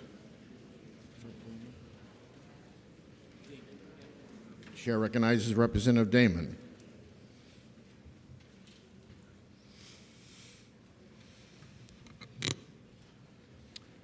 Thank you, Mr. Speaker. Good afternoon, colleagues. House Bill 1652 enables school districts to create a local taxpayer-funded EFA program. It would require increased property taxes to pay for education outside of local public schools. Students would be eligible regardless of the family income or capacity to pay. Make no mistake, this is not a cost-saving measure for local school districts, but rather it is a subsidy for private and religious education for students of wealthy families. And unlike the current EFA program, the costs would be borne entirely by local taxpayers. As with the existing EFA program, there is no accountability for expenditures. There are no academic standards for services or materials paid for through the program. There are no background checks to assure safety of the children. There are no assessments to evaluate the outcomes. And there is not even any data collected as to whether students received any educational services at all. According to the Department of Education, most students receiving state EFAs were not attending public schools when they entered the program. We should expect the same if local EFAs are created. Public community school costs will not go down. Further, there is great risk that a small contingent of people motivated to dismantle public schools could vote to create local EFAs in small communities where school meetings often lack substantial voter participation. I'm from Croydon. I know what that looks like. The bill states that if a community starts a local EFA, even if they later rescind the program, the students already enrolled must be covered until high school graduation. This is an unfunded mandate which we all know is against statute. You cannot bind the community to pay for education grants for 12 years ahead. As representatives of and for our communities, we are obligated to practice fiscal responsibility. We are all hearing from our constituents who are distressed by increased local property taxes, especially in the context of greater living expenses. Yet this bill would pay out twice the amount of the state base adequacy plus any differentiated aid to which the student qualifies. There is no family income cap, so any student will qualify. Please join me in the fiscally responsible vote of opposing OTP so a better motion can be made. Thank you, Mr. Speaker. Chair recognizes Representative Verville. Thank you, Mr. Speaker. This is enabling legislation.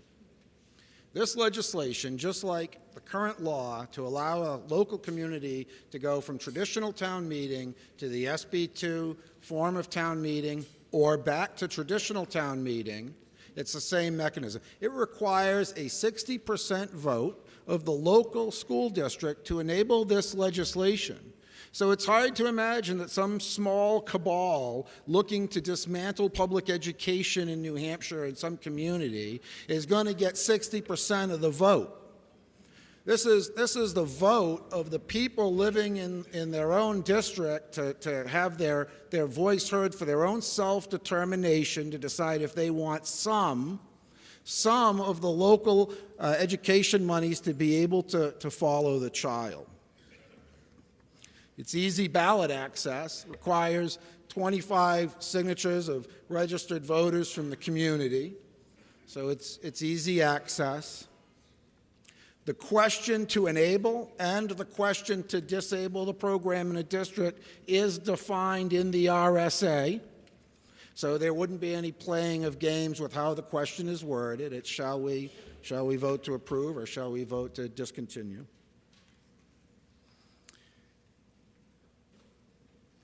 Let's just pretend for a second that your school district enables this. What's the uptake rate? I think we all have to admit that's the great unknown.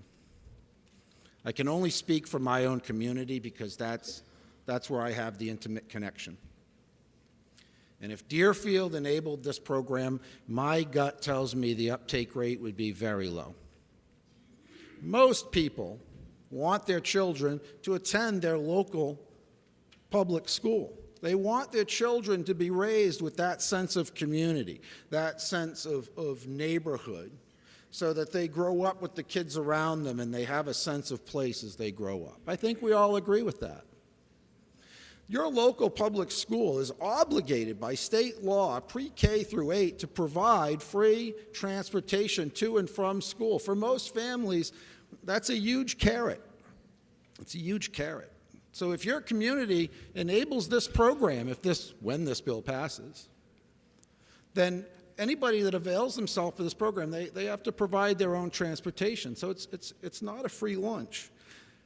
The only districts that would have to be a little bit nervous if this was enabled is if they have what the people in the district would deem a failing public school. It's not my opinion. My opinion on the quality of their public school has no bearing on this, right? It's the local community. And if a school district enables this and all of a sudden kids are fleeing their local district, doesn't that tell the local district? Isn't that a positive feedback loop that they are not providing the goods and services that the children and the families of that district want? And that is a feedback loop to improve public education.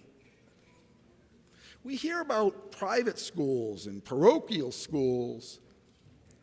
Well, there's nothing that would stop a family from taking this EFA grant and applying it to another public school. You know it's state law that local public schools can tuition in students from other districts if they so choose, right? And so most school districts in this state have a long run, decades run, of declining student population. So maybe this would be a good way for schools to attract more students to buoy their local public school system, right? It's not all doom and gloom. Let's not say that. Yeah, it's double state adequacy. It's double state adequacy. In this bill, if you enable it, a child that takes a local EFA is counted towards the average daily average daily membership of the school. So they are still considered a member of that local public school district. So the state adequacy flows to the district and then flows to the child. Flows to the student. And then the local district only has to match that amount. The vast majority of our school districts spend more than twice state adequacy to educate students today in their districts. That means that there is a reserve of revenue that still stays in the local school. You know, it's funny, right? When somebody says a kid's going to leave, a public school is 100% fixed cost. Oh my God, if a kid leaves, the funding unit goes and we can't make ends meet. But yet, when a kid shows up, it's all variable cost. Well, we didn't plan for that extra kid. It's going to cost all this extra money. Well, it can't be both ways, and it's not both ways. It's in the middle, and honestly, it depends on the school district. It depends on the finances of the school district. And this bill allows the local citizens of the school district to make this decision for them. Yeah, if you enable it and a kid participates, they're grandfathered in. You have to have a safety net for families. So you're going to enable this as a program, runs for a year, 2 years, 5 years, 10 years, and it gets disabled for whatever reason, right? Whatever the community decides. Well, we don't want shifting sands under our students, right? We all agree we want a measure of consistency in children's education. And so this is a safety net for families that in good faith choose to participate if a school district chooses to make this possible. I'm surprised we haven't heard cries about special ed. Another beauty of this bill is that if the student qualifies for special ed services, it grants unilateral authority to the local school district to decide where and when special ed services will be delivered. So in other words, if Deerfield enabled this and I took my child out of the public school and went somewhere else, I can't tell the local school district, by the way, I want the speech pathologist down at the new school in Manchester on Tuesday at 9. I can't do that. The school district can tell me the speech pathologist will be available Tuesdays at 9 in the local school, right? So it adds fairness for everybody, and it doesn't change, it doesn't alter any of the special ed costs. Think about that. It doesn't change, doesn't alter any of the special ed costs by enabling or not enabling this legislation. It's for rich people. We do not means test public education in New Hampshire. When my children became of school age and I brought them to the Deerfield Community School, that's our local public school, they didn't say, well, excuse me, Mr. Verbal, how much do you make a year? Oh, you qualify for English, mathematics, and science, art, music, gym, history, et cetera, et cetera, et cetera. That's going to be a little extra because, you know, you're rich and we don't want to subsidize the education of your children. Public education is paying for the education of children of a community using public dollars. Some people think that public education is a public school. They think it's a building, but it's not. It's paying for the education of our children using public monies. And this bill stands that test. The rich already have options. State EFAs, they go a long ways. It's, I don't know, where's Representative, 4,500 a year state adequacy, somewhere around there right now, right? And that helps a lot of families that otherwise couldn't afford another option. This doubles that amount. It doubles state adequacy. That puts a huge spectrum of educational possibilities within reach of even the most financially struggling families in the state. The rich can already afford to send their kids to private school, okay? It's the working poor, it's the lower middle class. Those are the people that can't afford it. And if we say adequacy is $4,500, we're talking about $9,000 a year per student. That is more than enough to allow the vast majority of families wide open educational opportunities. That's a win-win. That's a win for taxpayers. That's a win for parents. That's a win for students. That's a great thing.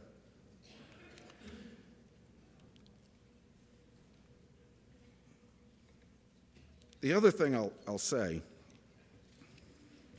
is we hear there's no accountability fiscally, right? But there's no lawsuit saying that there's fraud on state EFAs, and the local EFA follows the same system. So the system seems to be working at the state level because there's no court cases bringing it down with all this fraud, so that's an accusation without any supporting evidence that I'm aware of. So let's not worry about that. And as for academic accountability, I was a little surprised by that. Perhaps the member of the Education Committee chose not to read the bill. Section 10, Part 3, lowercase d, number 3, to provide an annual record of education attainment by the students, they will take the statewide student assessment test. Any child that participates in a local EFA, if it's enabled, takes the statewide assessment test. Imagine that. We'd finally get that data set they've been asking for. They want to know, how are kids at private schools, religious schools, other schools doing? This would give us that. because kids that choose to participate have to take the statewide assessment. We'd finally get that data. If for no other reason, I would vote for this bill, just to get that set of data. This is a great bill. It splits very carefully responsibility and fairness to school districts, as well as to parents and students, as well as taxpayers. If it's a runaway fiscal train, it won't be. But if it is, then the district disables it, right? It's that simple. It's not a small cabal of voters. It's 60% of the voters at the school district. So thank you, and please vote green on ought to pass. Thank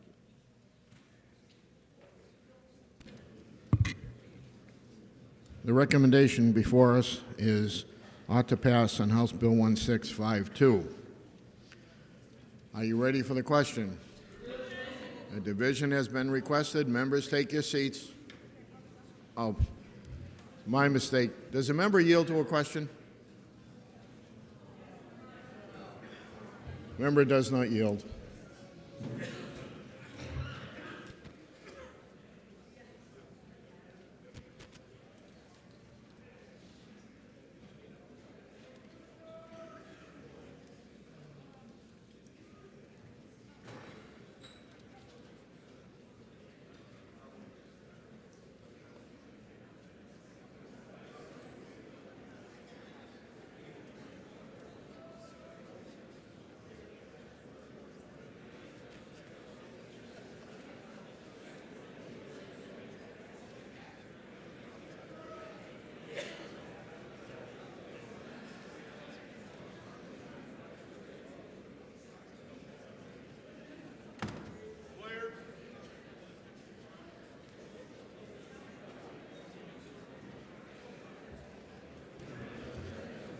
The motion before us is ought to pass on House Bill 1652. This is a division vote. Chair recognizes Representative Luno for a parliamentary inquiry. Thank you very much, Mr. Speaker. If I know the EFA program isn't about kids leaving public schools, but it's about the state using the state budget to pay tuition costs for kids already into private and religious schools and are way over budget today because of it. And if I know local property taxes should not have to open up their checkbooks too to pay for these private school tuition costs, and that property taxpayers shouldn't have to face these challenges and petitions every year, then would I press the red button to defeat this motion so that another motion could be made and put this bill to rest? Thank you. Chair recognizes Representative Ladd for a parliamentary inquiry. Thank you, Mr. Speaker. If I know this bill allows a school district to establish a local education freedom account program for eligible resident students, and if I know this enabling legislation requiring a 60% supermajority vote of district voters that can also be rescinded by a similar action at any time, and if I believe educational opportunity provided by local education freedom accounts will give parents the power to choose the educational options that best fit their children through public dollars following the child, would I then press the green button in support of local education choice and this wonderful option that will be available to local community? Thank you. Motion before us is ought to pass on House Bill 1652. This is a division vote. If you're in favor, you'll press the green button. If you're opposed, you'll press the red button. Voting stations are open for 30 seconds.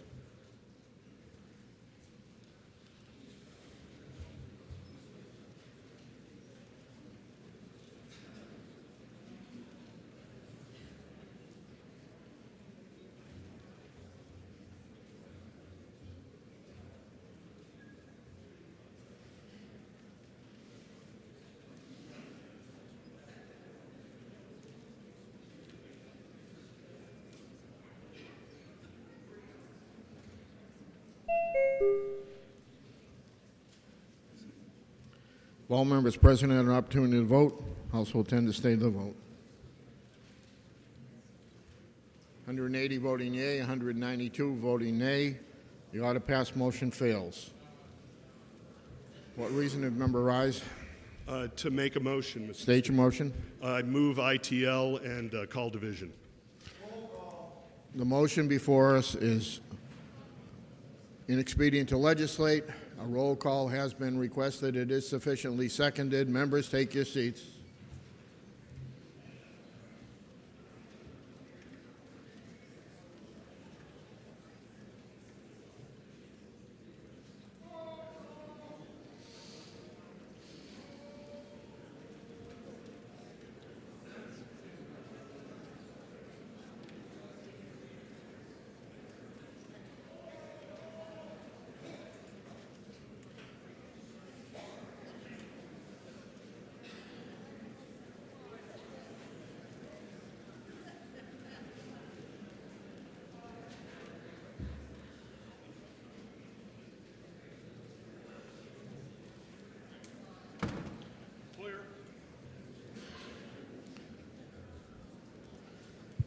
The motion before us is inexpedient to legislate on House Bill 1652. This is a roll call vote. If you're in favor, you'll press the green button. If you're opposed, you'll press the red button. Voting stations are open for 30 seconds.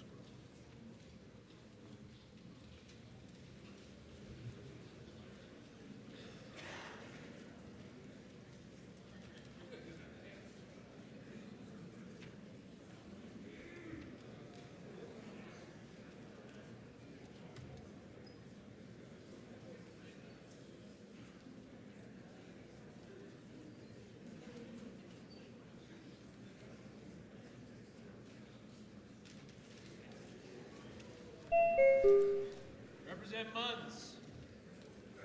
Push button 2.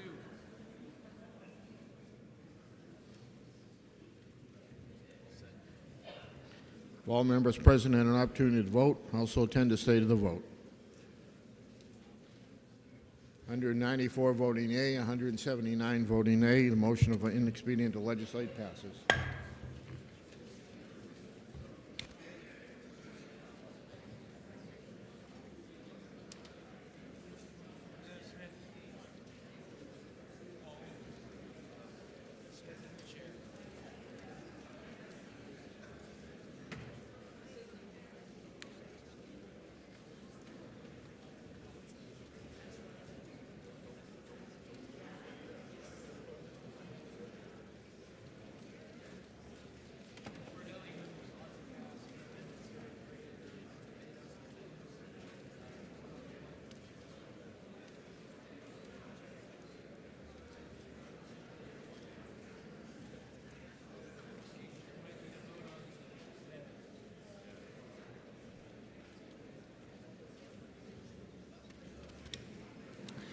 The Committee on Education, to which was referred House Bill 1677 FN, relative to participation in education freedom accounts based on school or school district proficiency scores, comes to us without recommendation.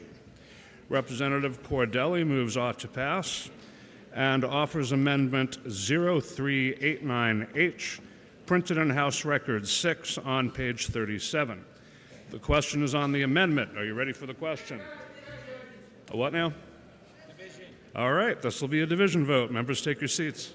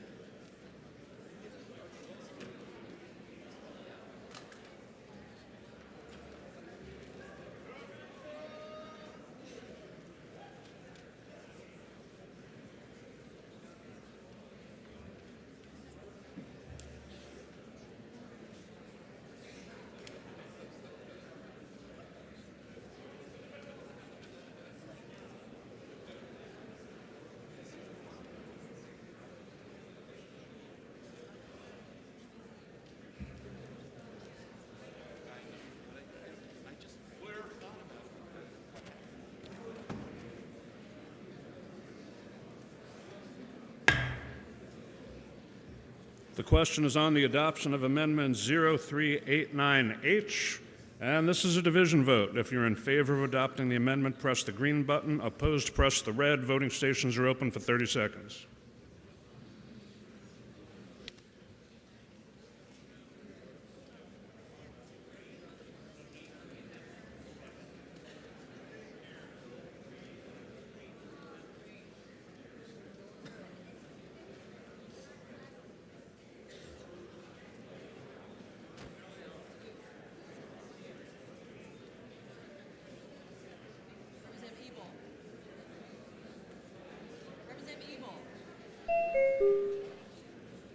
Representative Ebel. I need a thumb, Representative. Thank you. Representative Reynolds.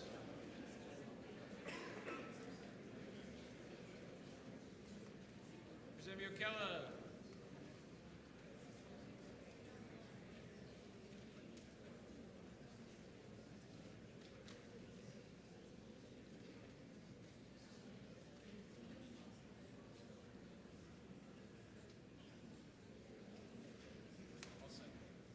Have all members present had an opportunity to vote? The House will attend to the state of the vote. 121 in the affirmative, 246 in the negative. The amendment fails. That leaves us with the motion of ought to pass. Representative Tanner is recognized to speak against the motion.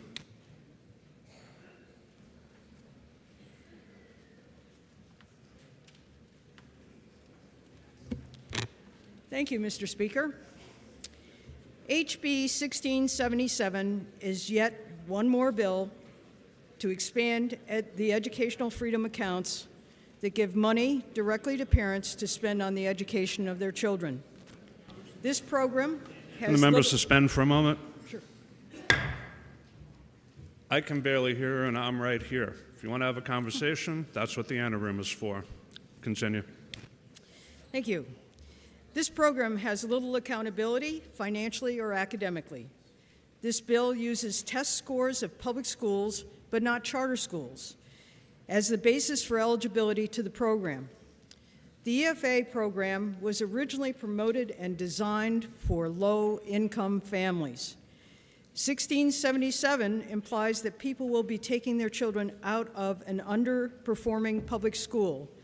Yet most of the struggling public schools are located where families have lower economic resources and higher numbers of reduced and free lunch students. These are areas where many families could already apply based on income if they wanted to. There is no data to indicate that children with education freedom accounts perform any better on standardized assessments compared with students in public schools. In fact, most of those receiving vouchers are not required to do or take the same assessment as the public school students. 75% of EFA students have never attended public school, and homeschooled students are not required to take assessments. Public school students take a test for English language arts and mathematics in grades 3, 8, and SATs in grade 11. Science is only measured in grade 5, 8, and 11. These are one-day tests that give a limited snapshot into the ability and the achievement of students. These test scores are not a true measure of the student or the school's success. Proficiency is a moving target. I asked the sponsor of this bill what proficiency would mean in terms of, old school, like when I went to school, A, B, C, D. And no one seems to know. Or what's the standard just below proficiency? Is it basic, intermediate? Nobody seems to know. 1677 allows a family who merely lives in the geographic area of a school or school district that has any low test scores in any subject assessments that are only given potentially 3 times in a school student's career. Those students do not have to be in public school or charter school or have an income qualification to qualify for full access to the EFA. They simply need to reside in that geographic area at that one moment of time to get the yearly money for the rest of their child's education from kindergarten to age 22. Without an income criteria, the families who have already chosen private, religious, or homeschool options based solely on concerns about academic scores have already found a way to afford those options. But under this program, they would now be able to access taxpayer-resourced money to add to their household income to offset the tuition and homeschool materials costs they already can afford. The cost of this program for the current year is estimated at about $60 million, money coming from the Educational Trust Fund. Without a cap on this program's funding, who knows what state funds will be needed to be raised in the future. We continually see bills like this that imply that our New Hampshire schools are failing. You heard this morning, they're amazing, and they're not failing. We know that 165,000 students and their parents actively choose their neighborhood public schools where children go to school with their friends and neighbors, where they have professionally licensed teachers who are dedicated to preparing children and learning academics and meeting the challenges of life for the future. The EFA program is using money that could be used for our public schools in areas like building aid for schools which are some 100 years old. Money that could be spent to lower the burden of retirement fund costs to schools and taxpayers. Money to give more services, resources, and help to struggling schools in low economic areas. Money for school lunches and breakfasts for hungry kids. Public schools should be spent for the public good, for the cherishing of public education as defined in our state's Constitution. Without an income requirement, the state will be subsidizing those already in exclusive private schools. This new category opens up an opportunity and will allow the ultra-wealthy in our state who do not need the state's help to send their kids to these schools while doing nothing for our struggling neighborhood public schools in places like Berlin, Claremont, Franklin, and elsewhere around the state. We need to get more accountability and financial guardrails, expenditure caps on EFA program that already exists, and support our public schools before we accept these ideas on how to expand eligibility. The result of all these proposed eligibility categories is to expand the Education Freedom Account to a financially unchecked universal program that will become a very costly state obligation and an equally costly burden for the 165,000 public school students, their parents, and the local taxpayers. I urge you to vote no on this bill so another motion may be made. Thank you, Mr. Speaker. Representative Hull is recognized to speak in support of the motion.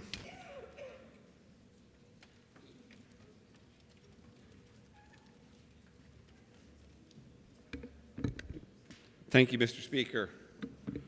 The bill before us is known as the Every Student Learns Act. Loves education achievement and reforming neglectful schools. That might be harsh, but if you look at what our schools are doing in terms of performance, we're not delivering a quality education. The prior speaker mentioned this is only about wealthy towns. They're delivering education fine. And it's only the moderate and low-income towns that have issues.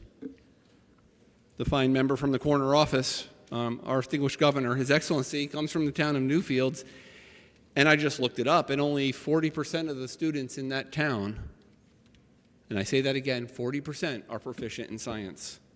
That's just one of many towns. I could go through the entire state, town by town. I point out some of these in an article this morning in the Union Leader. I point out the largest district the largest school district in the town or in the state is the town of Manchester or the city of Manchester, and in every subject, less than 1 in 3 is performing adequately or is proficient by the time they graduate. How can we defend spending taxpayer money for that level of quality? If 1 out of 4 students is getting an education, the other 3 aren't, we're handicapping those other 3 for life. The Education Committee heard this and they wanted to try and modify it a little bit to see if they could get it passed through the other body. But this body should determine the policy, and if the other body wants to pick it up, that's great. The bill has a fiscal note. The fiscal note at the time of printing of the bill was undetermined. It is still undetermined in the latest fiscal note I've seen online. This will be going to the Fiscal Committee for further analysis if passed out of this chamber. This is not just about low-income districts in the state. There are those but Hudson isn't in that list. Hudson isn't making the grade when it comes to performing. This isn't about whether it's a minority district or single-income moms or single-income dads. This is about giving our children the best possible education so that they can succeed in life.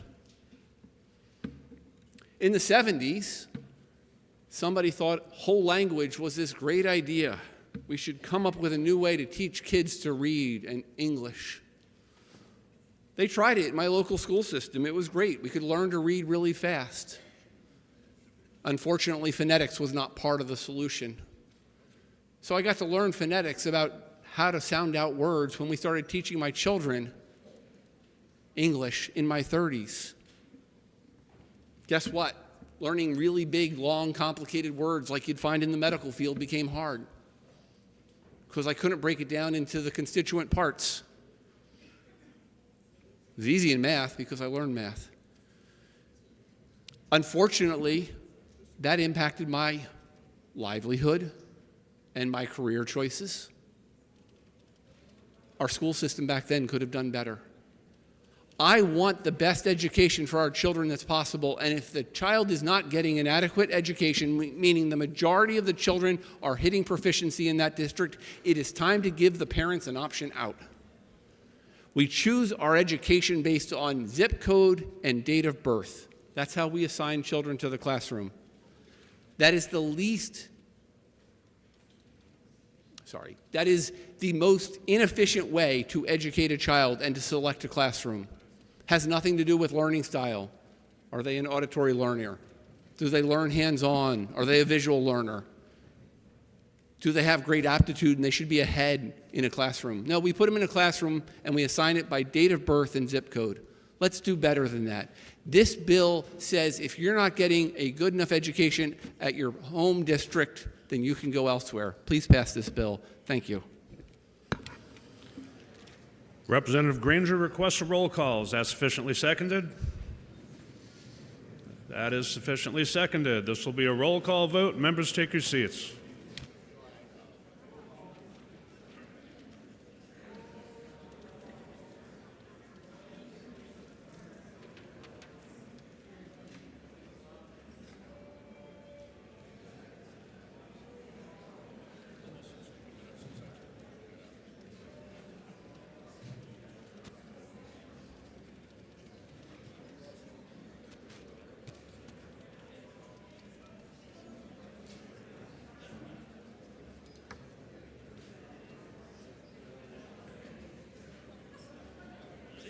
Pretty fast, right?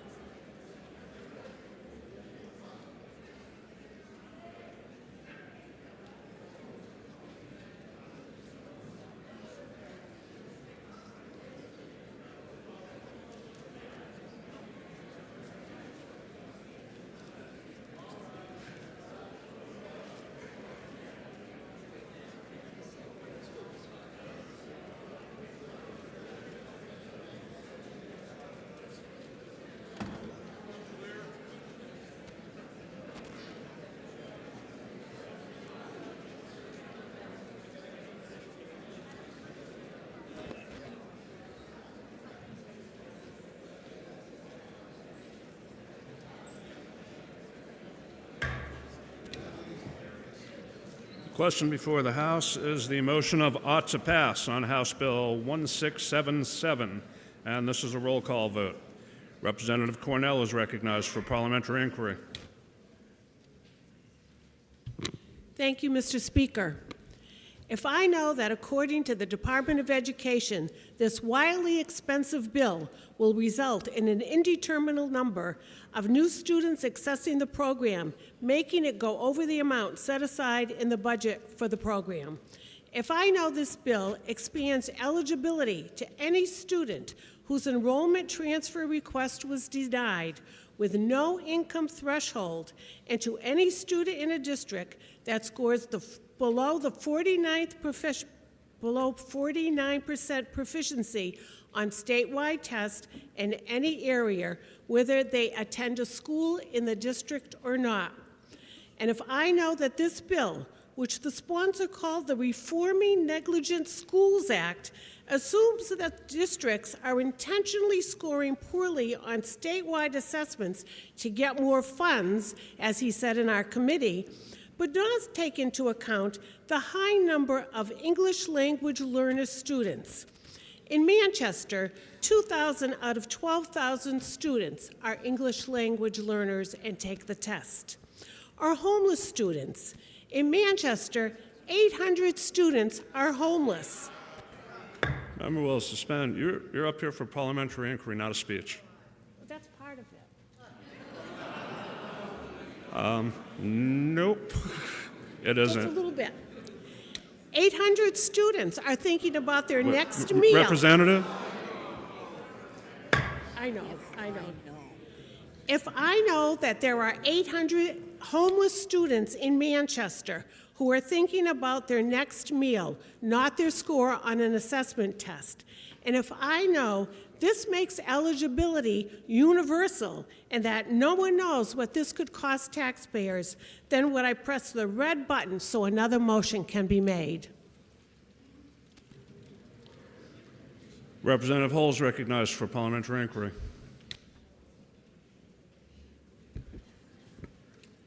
Thank you, Mr. Speaker. If I know that our kids deserve the best possible education we can give them, if I further know that certain school districts in this state aren't making that happen, if I know it's not about the dollars, it's about giving the kids the best possible chance at their future, would I now vote green on ought to pass? Thank you. The question before the House is a motion about to pass on House Bill 1677. This is a roll call vote. If you're in favor, press the green button. If you're opposed, press the red. Voting stations are open for 30 seconds.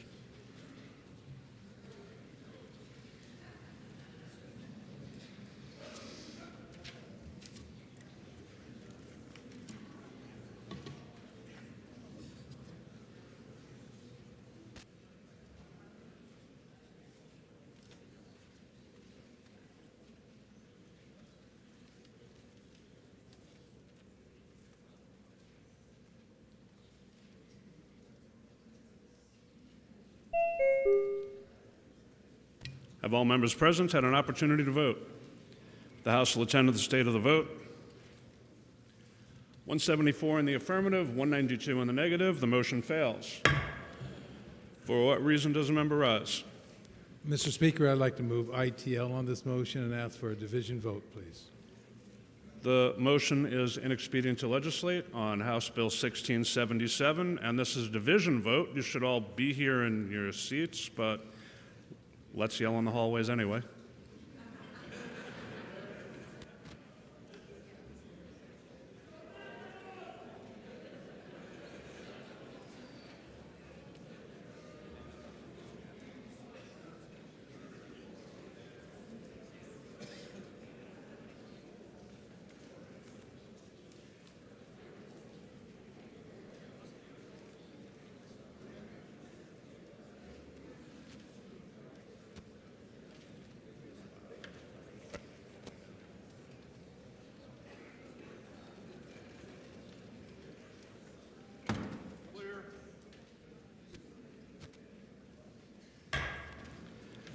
The question is on the motion of inexpedient to legislate on House Bill 1677, and this is a division vote. If you're in favor, press the green button. If you're opposed, press the red. Voting stations are open for 30 seconds.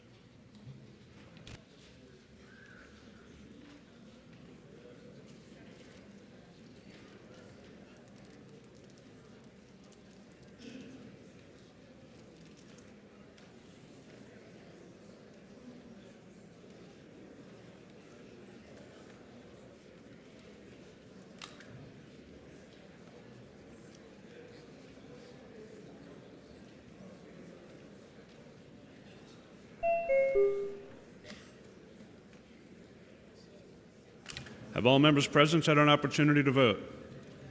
The House will attend to the state of the vote. 192 in the affirmative, 174 in the negative. The motion is adopted.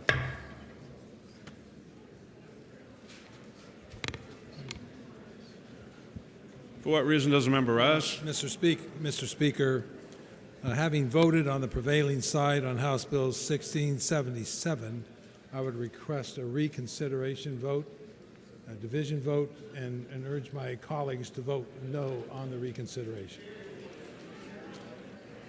Representative Myler moves reconsideration on House Bill 1677. And did you ask for a division vote? He did. And he asked for a division vote. So this will be a division vote. Members, take your seats.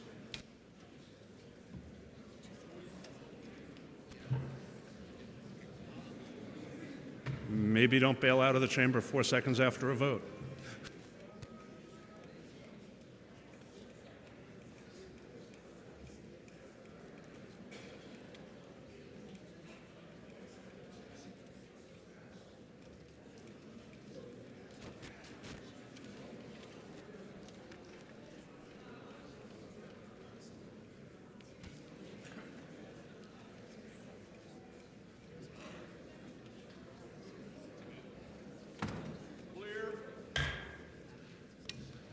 The question is on reconsideration of House Bill 1677. If this is a division vote, if you're in favor, press the green button. Opposed, press the red. Voting stations are open for 30 seconds.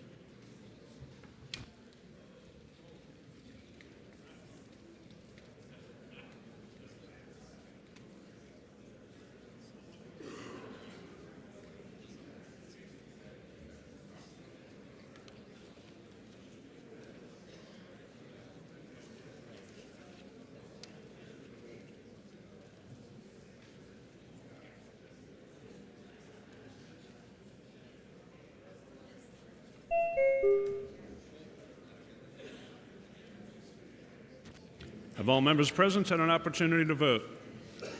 The House will attend to the state of the vote. 175 in the affirmative, 193 in the negative. Reconsideration fails. For what reason does the member rise? Mr. Speaker, having voted on the prevailing side on House Bill 1652, I would like to reconsider this and urge the body to vote no on reconsideration, and I'd like a division vote. Thank you, Mr. Speaker. Representative Myler moves reconsideration of House Bill 1652, and this will be a division vote. Members, take your seats.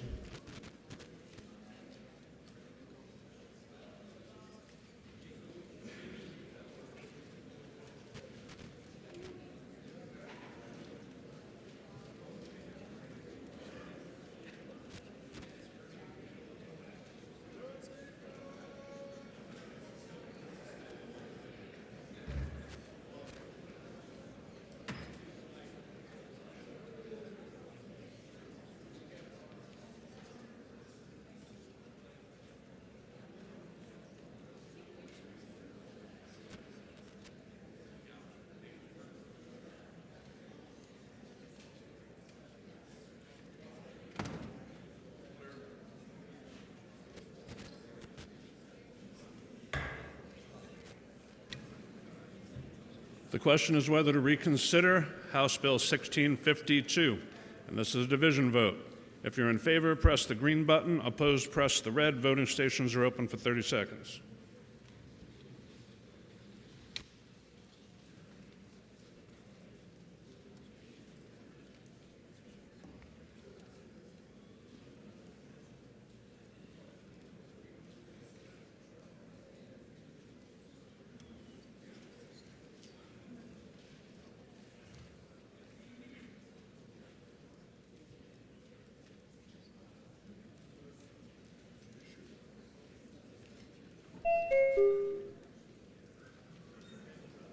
Have all members present had an opportunity to vote?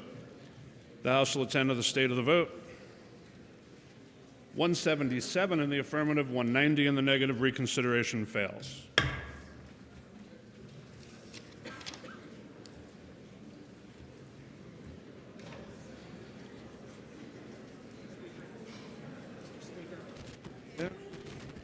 For what reason does a member rise?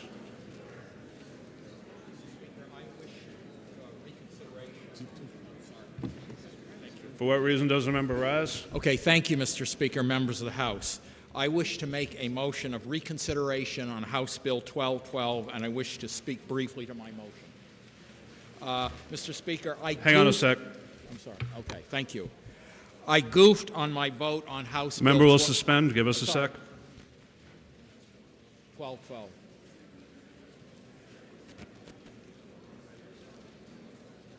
All right, go, you can Okay, proceed. thank you, Mr. Speaker, Mr. Clerk. Mr. Speaker, frankly, I goofed on my vote on. I'm sorry. Can everybody hear me now?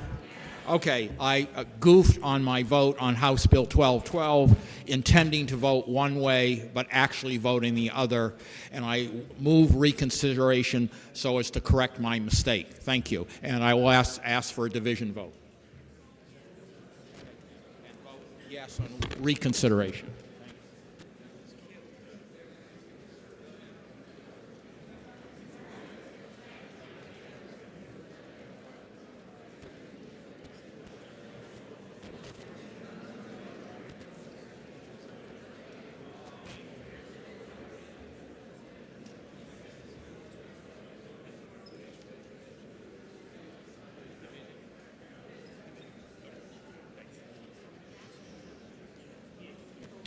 All right.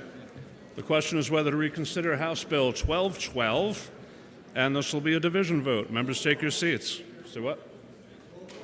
Representative Sweeney requests a roll call. Is that sufficiently seconded? Oh, sure. This will be a roll call vote. Members, still take your seats.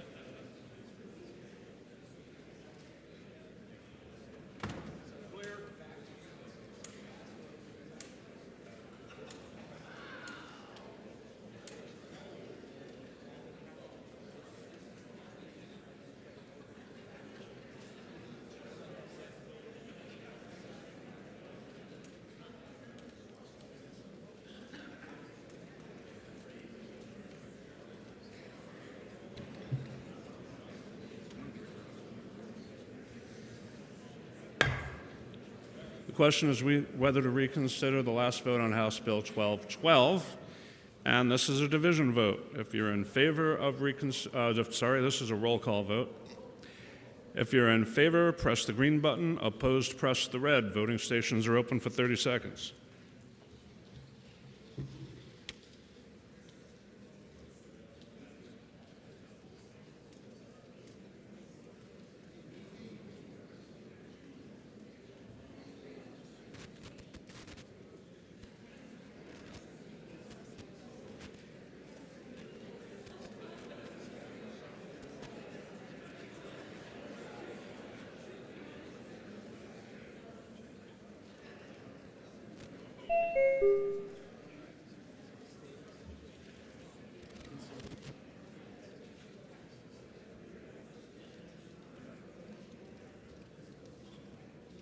Have all members present had an opportunity to vote? The House will attend to the state of the vote. 187 in the affirmative, 181 in the negative. Reconsideration passes. And now we're back to an expedient to legislate on House Bill 1212.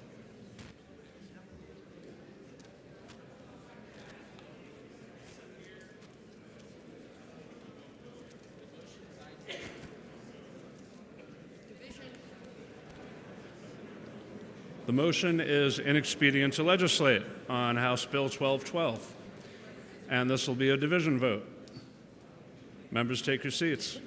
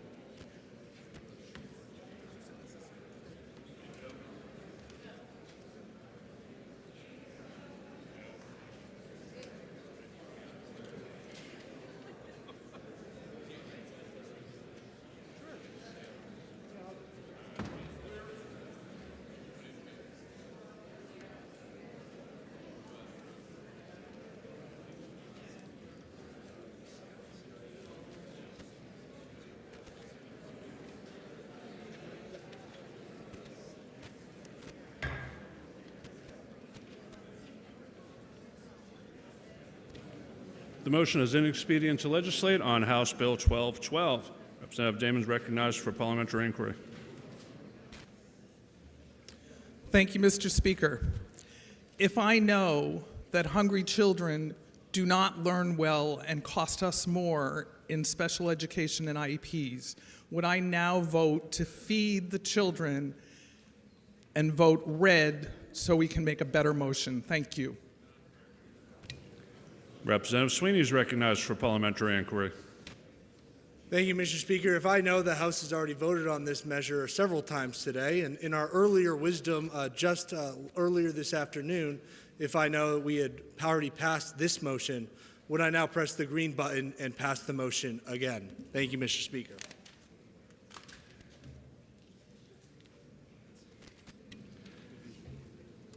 The question is on inexpedient to legislate on House Bill 1212. This is a division vote.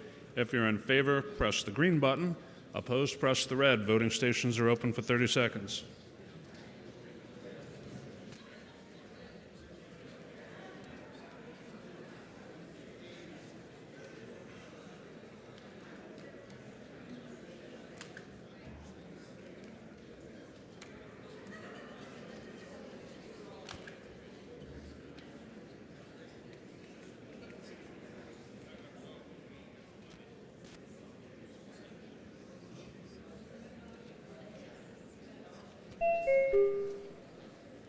Representative Mangiapudi.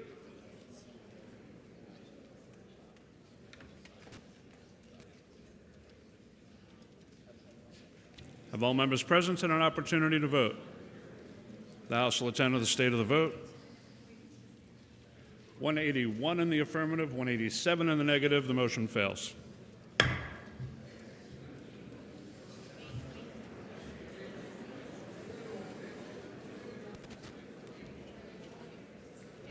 For what reason does a member rise? To make a motion, Mr. Speaker.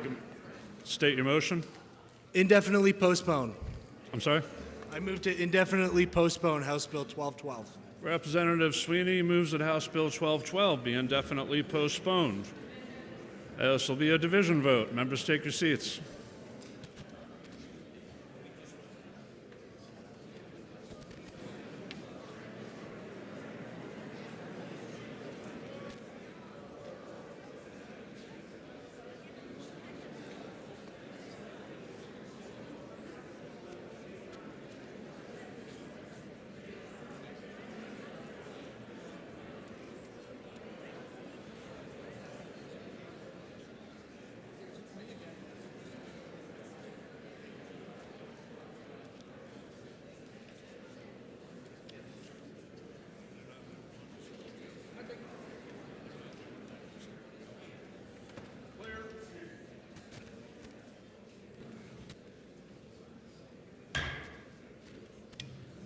Boy, we're getting a lot of mileage out of this one. The motion is whether to indefinitely postpone House Bill 1212. Representative Damon's recognized for a motion for parliamentary inquiry. Thank you, Mr. Speaker. If I know that we want to feed the children so they can learn well and efficiently, would I now vote red to not indefinitely postpone so we can make a better motion? The question is whether to indefinitely postpone House Bill 1212, and it's a division vote. If you're in favor, press the green button. Opposed, press the red. Voting stations are open for 30 seconds.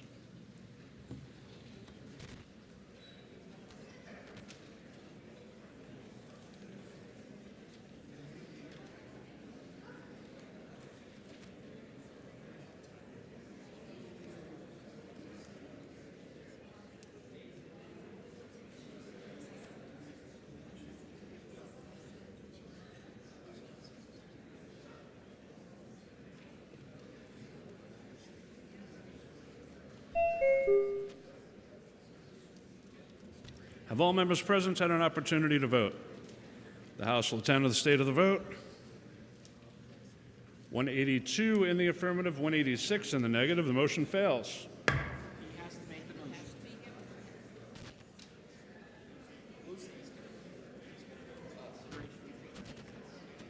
For what reason does the member rise? Make a motion. Oh, good. We haven't had nearly enough of those today. Well, here's one more. May I, after voting on the prevailing side for the OTP measure for HB 1212, I'd like to reconsider? Or what is it? I'd like to... Okay. Thank you. Motion is reconsider on the ought to pass.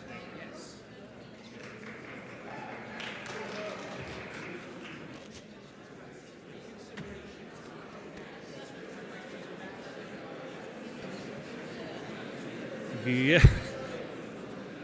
Yeah, parliamentary gymnastics today. So, the motion is reconsideration on ought to pass. If this passes, then we're back to ought to pass. Okie dokie. The motion is whether to reconsider House Bill 1212 again. Are you ready for the what? Division? It'll be a division vote. Why not? Members, take your seats if you left them for any reason.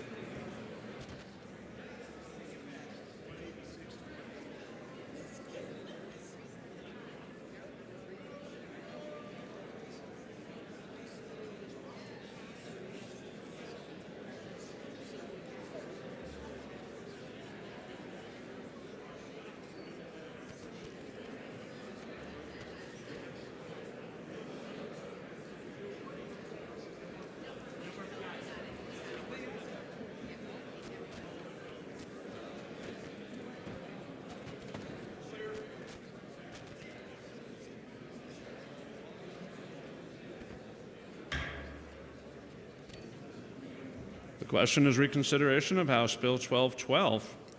This is a division vote. If you're in favor, press the green button. Opposed, press the red. I'm required to say that every time. I know you're getting good at it. Voting stations are open for 30 seconds.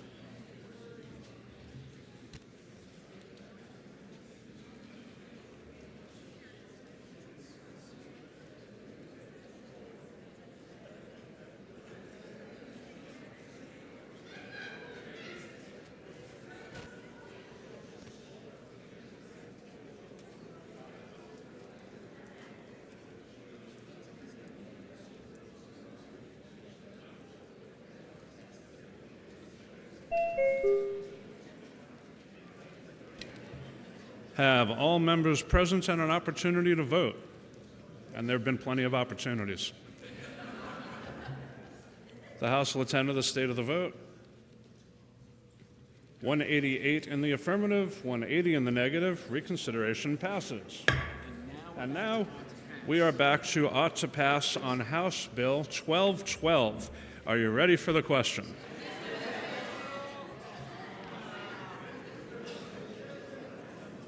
Oh, for the love of flapjacks, okay. So, did I hear division? Roll call, Mr. Speaker. So who requested it? Representative Keller requested a roll call, and there are more than 10 people up. So this will be a roll call vote. Members, if you've left, take your seats.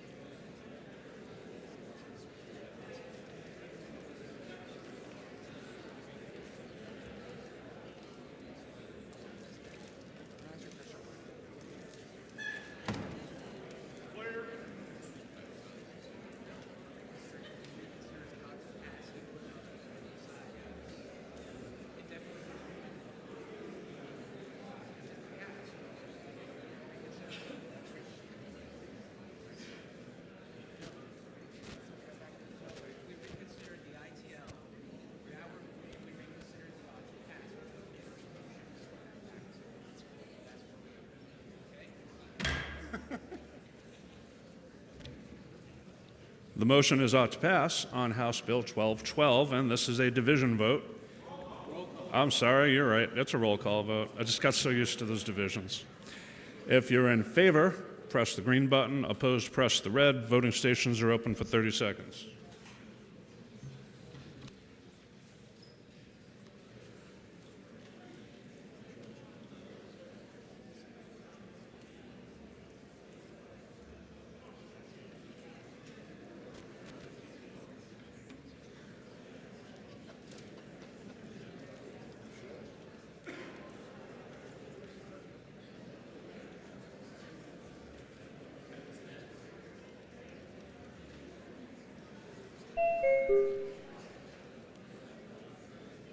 Have all members present had an opportunity to vote? The House will attend to the state of the vote. 193 in the affirmative, 175 in the negative. The motion passes. House Bill 1212 is referred to the Committee on Finance.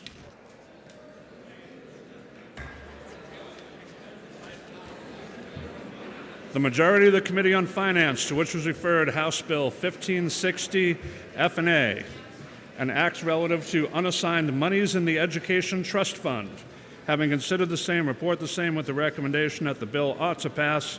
Representative Popovici-Muller for the majority of the committee. The minority of the committee, having considered the same and being unable to agree with the majority, report with the following resolution: resolved that it is inexpedient to legislate. Representative Mary Heath for the minority of the committee. The questions on the majority committee report ought to pass. You ready for the question?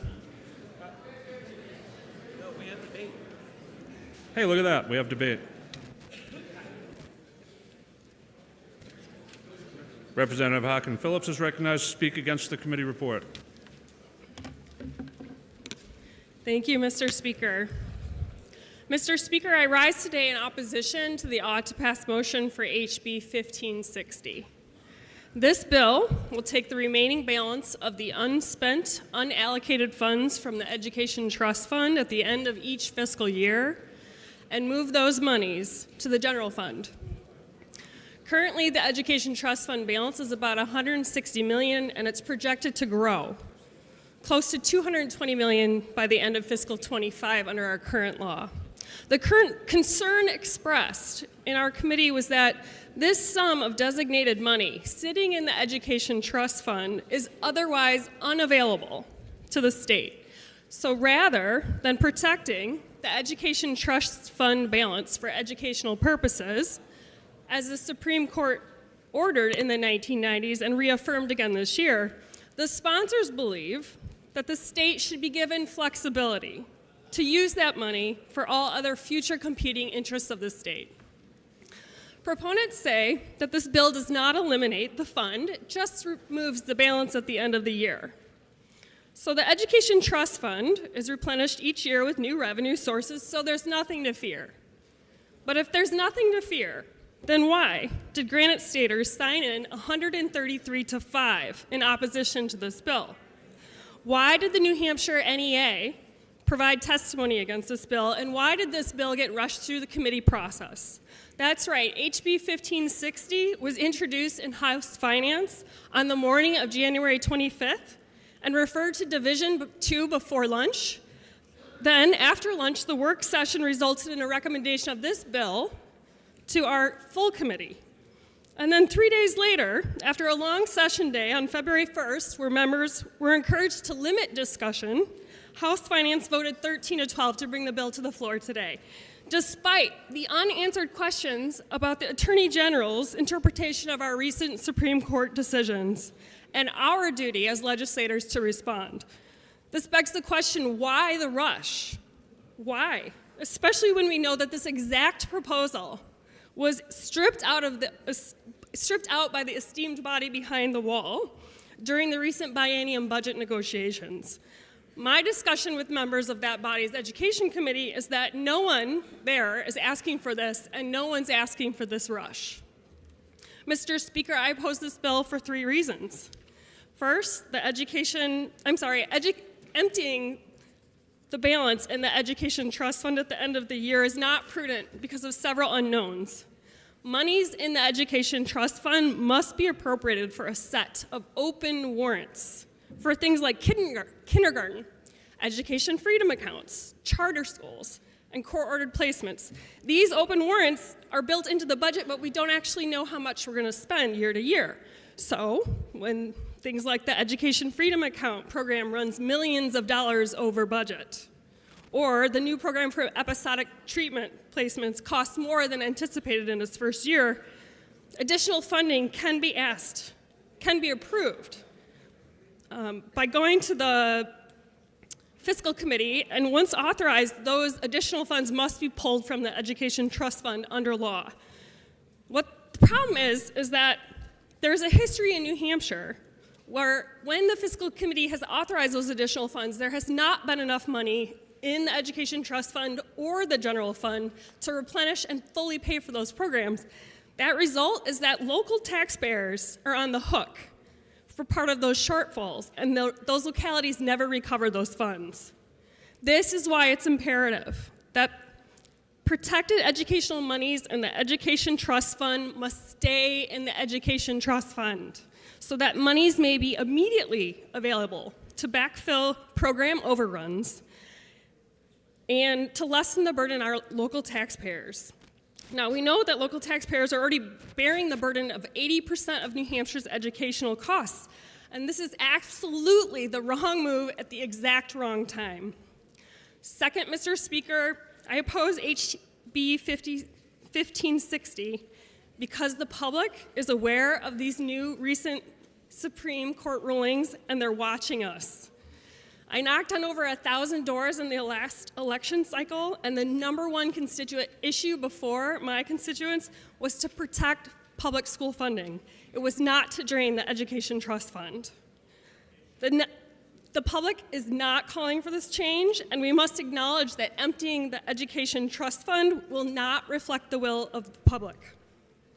As one constituent letter to Finance put it, and I quote, "We all know the state is shortchanging education, and the recent Supreme Court ruling stated funding levels should be doubled." End of quote. My finance colleague brilliantly said, any attempt to divert funds from New Hampshire's Education Trust Fund will send a damaging message to our constituents, even if we can move money around when we need it, that this will be perceived as an attack on public education. Yes. Passing this bill will be seen as an attack on public education at the very moment we've been ordered by our Supreme Court to protect it and to spend more. Finally, Mr. Speaker, the House Special Education Subcommittee has been tasked with the very question of how to better fund our public schools. Understanding how much money is available is a critical input into determining how much money we have to spend. Emptying the Education Trust Fund before the subcommittee has resolved this question is an irresponsible undermining of their work, and that's why this bill should go to that subcommittee. For these reasons, Mr. Speaker, I urge you to vote no on the motion of OTP so that another more prudent motion may be made. Thank you, Mr. Speaker, and I request a division vote.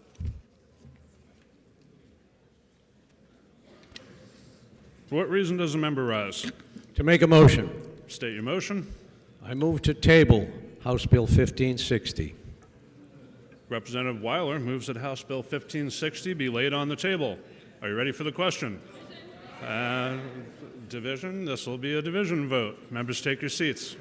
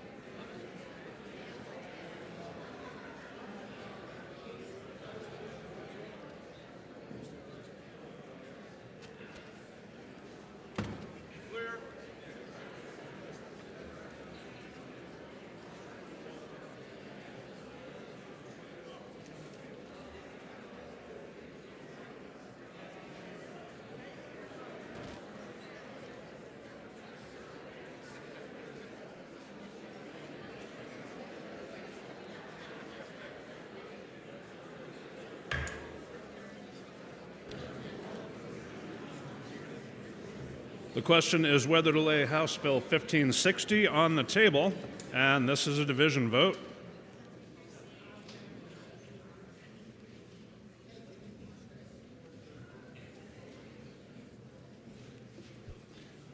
Okie dokie. If you're in favor of tabling, press the green button. Opposed, press the red. Voting stations are open for 30 seconds.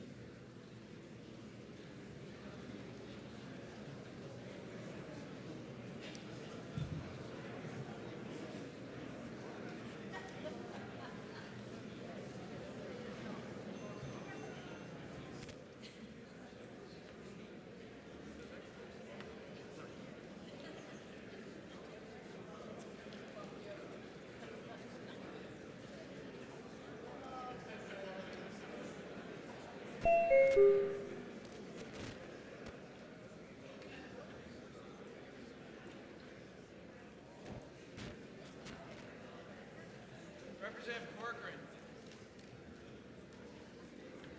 You're not in your seat.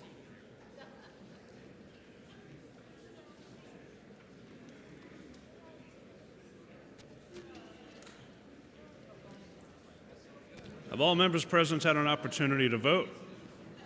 The House will attend to the state of the vote. 346 in the affirmative, and the proud bipartisan 14 in the negative. The motion is adopted.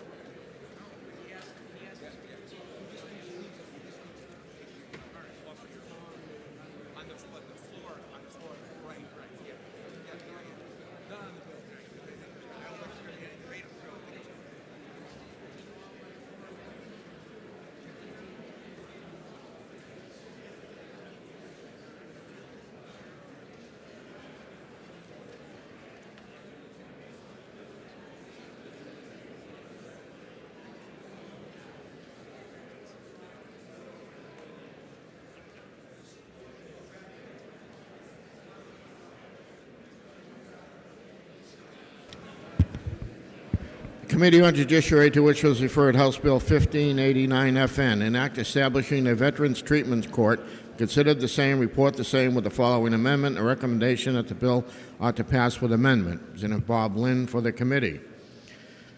The amendment is 0334H, printed in House Record 6, pages 35 through 36.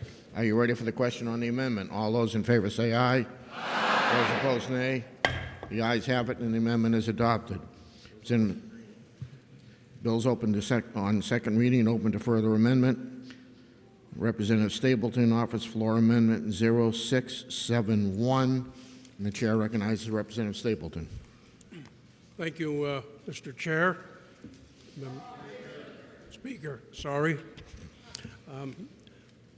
1589 out of Judiciary, bill for veteran treatment courts.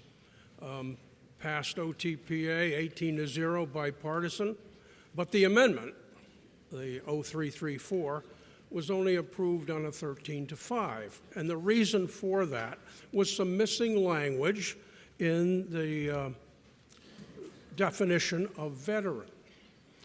There were like 5 pieces of the definition. The piece that was problematic was in Roman 3 on page 1 in D section. And it had written originally, and in the 0334 amendment, a current or former military member of a foreign allied country without further qualification. Now, it's important to qualify that because we've had people working under our command in combat areas and working in coalition with coalition forces.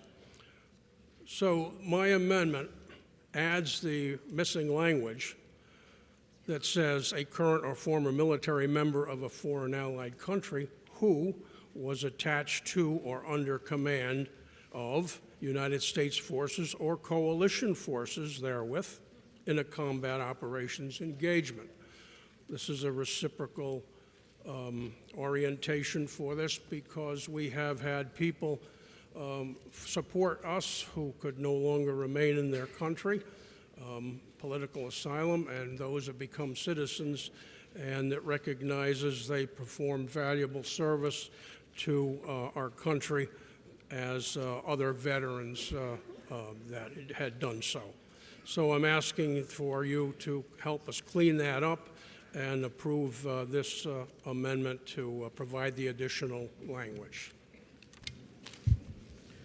Motion before us is Stapleton Floor Amendment 0671. Are you ready for the question on the amendment? All those in favor say aye. Aye. Those opposed, nay. The ayes have it, and the Stapleton Floor Amendment is adopted. The motion before us now is ought to pass with amendment. Are you ready for the question? All those in favor say aye. Aye. Those opposed, nay. The ayes have it, and the committee report as amended is adopted. And it's going to finance. And it's going to finance. There's no debate on this, but there's a request for a roll call from the Ranger.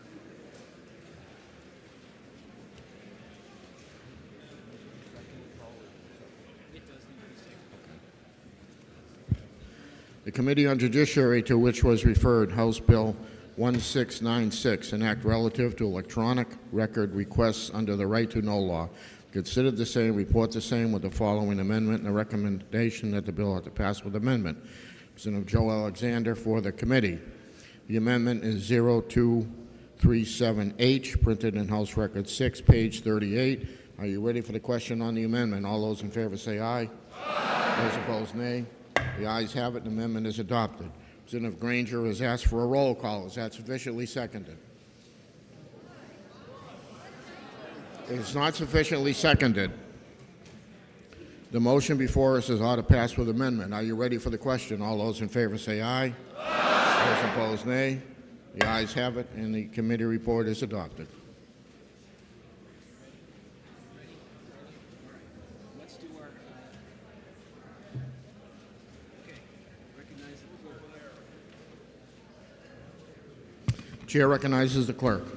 Mr. Speaker, the Senate concurs with the House in the passage of the following entitled bill with amendment, in the passage of which amendment the Senate asks the concurrence of the House. House Bill 154, relative to electronic ballot counting devices.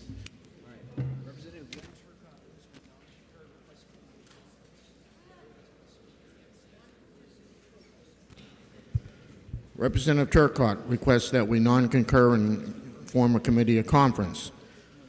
Chair recognizes Representative Berry. Thank you, Mr. Speaker. The Senate made significant changes to House Bill 154. It was referred out of our body as a municipal and county bill. It has been turned into an election law bill. I have reviewed this bill. I've reviewed this bill in consultation with the ranking member and the Secretary of State. There is no reason to have a COC on this bill. There's been no proposed changes to this bill. This bill is good to go, so I would kindly ask that the body vote down the motion for committee of conference so that another motion may be made. Chair recognizes Representative Turcotte. Len Turcotte. Thank you, Mr. Speaker. As the previous speaker just mentioned, this bill came back from the Senate. It was originally a House Municipal and County Government bill, our committee. The Senate changed it and turned it into a very lengthy election law bill. The individual on the other side of the wall, who's also municipal and county government, municipal and county is also election law. The bill was put onto one of our bills. A section of our RSAs I know very little about. This bill was dumped in our laps, and it was determined with the individual on the other side of the wall that we would request a committee of conference. I will say, however, you just heard the chairman of election law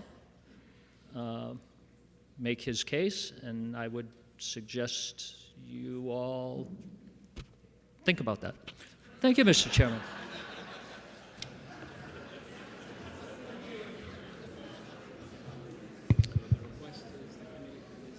The motion before us is to form a committee of conference on House Bill 154. Are you ready for the question? All those in favor say aye. Aye. Those opposed? No. The motion fails.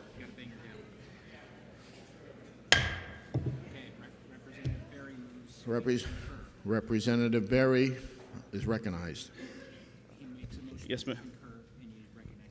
Representative Berry makes a motion that we concur and is recognized to speak to his motion. Yep, I don't need to speak to it, but you said my motion, so I'm all set. Thank you. Oh, I'm sorry. I'm supposed to talk about what the changes are. Yes, so the changes are extensive. What's happening here is the Ballot Law Commission has been in a, 6-year review process on replacing our aging AccuVote machines.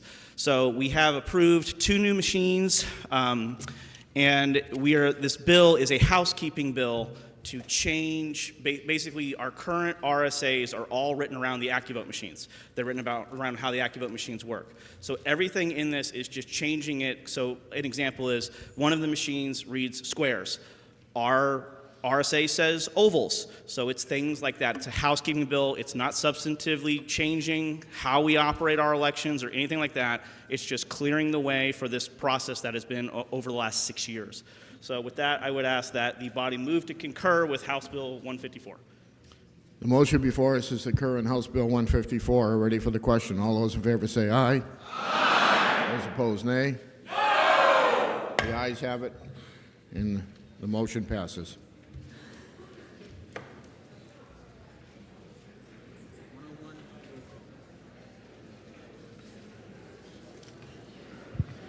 Majority of the Committee on Legislative Administration, which was referred House Bill 1000, an act relative to classifying New Hampshire legislative service as public service for certain federal purposes. Consider the same, report the same with the following resolution. Resolved that it's inexpedient to legislate. Representative Michael Constable from the majority.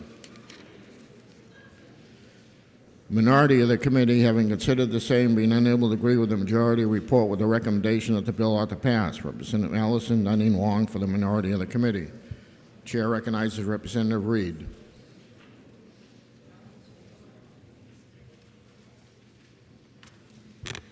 Thank you, Mr. Speaker.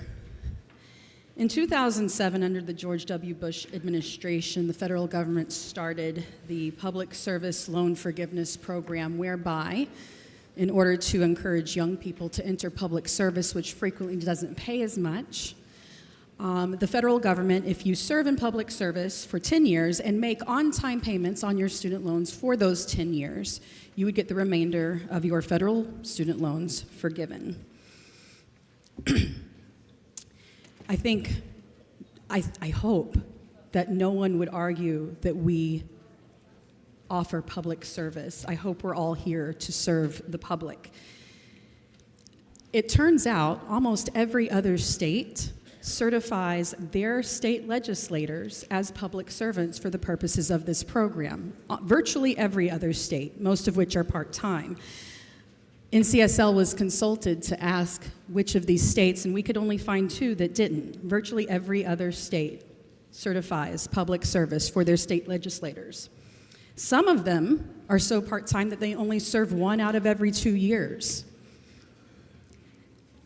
The decision on whether to certify our public service is a decision of this body, like it has been for every other state. In addition, the Commissioner of the Department of Administrative Services has repeatedly said that he is fine in support certifying our public service.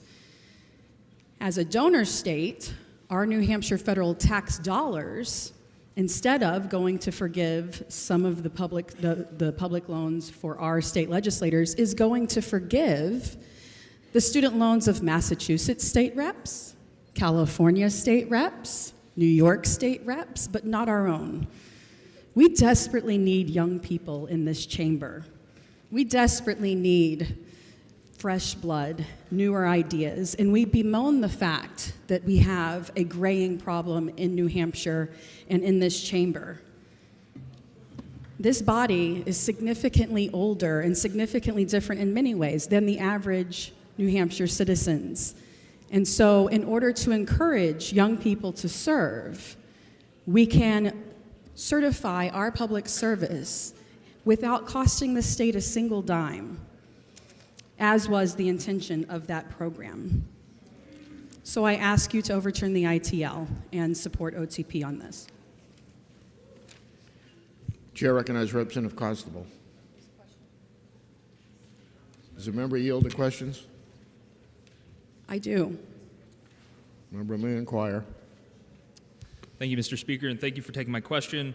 I know that we've heard a lot that we are supposedly not employees for the purposes of the state, but isn't it true that the federal government does consider us employees?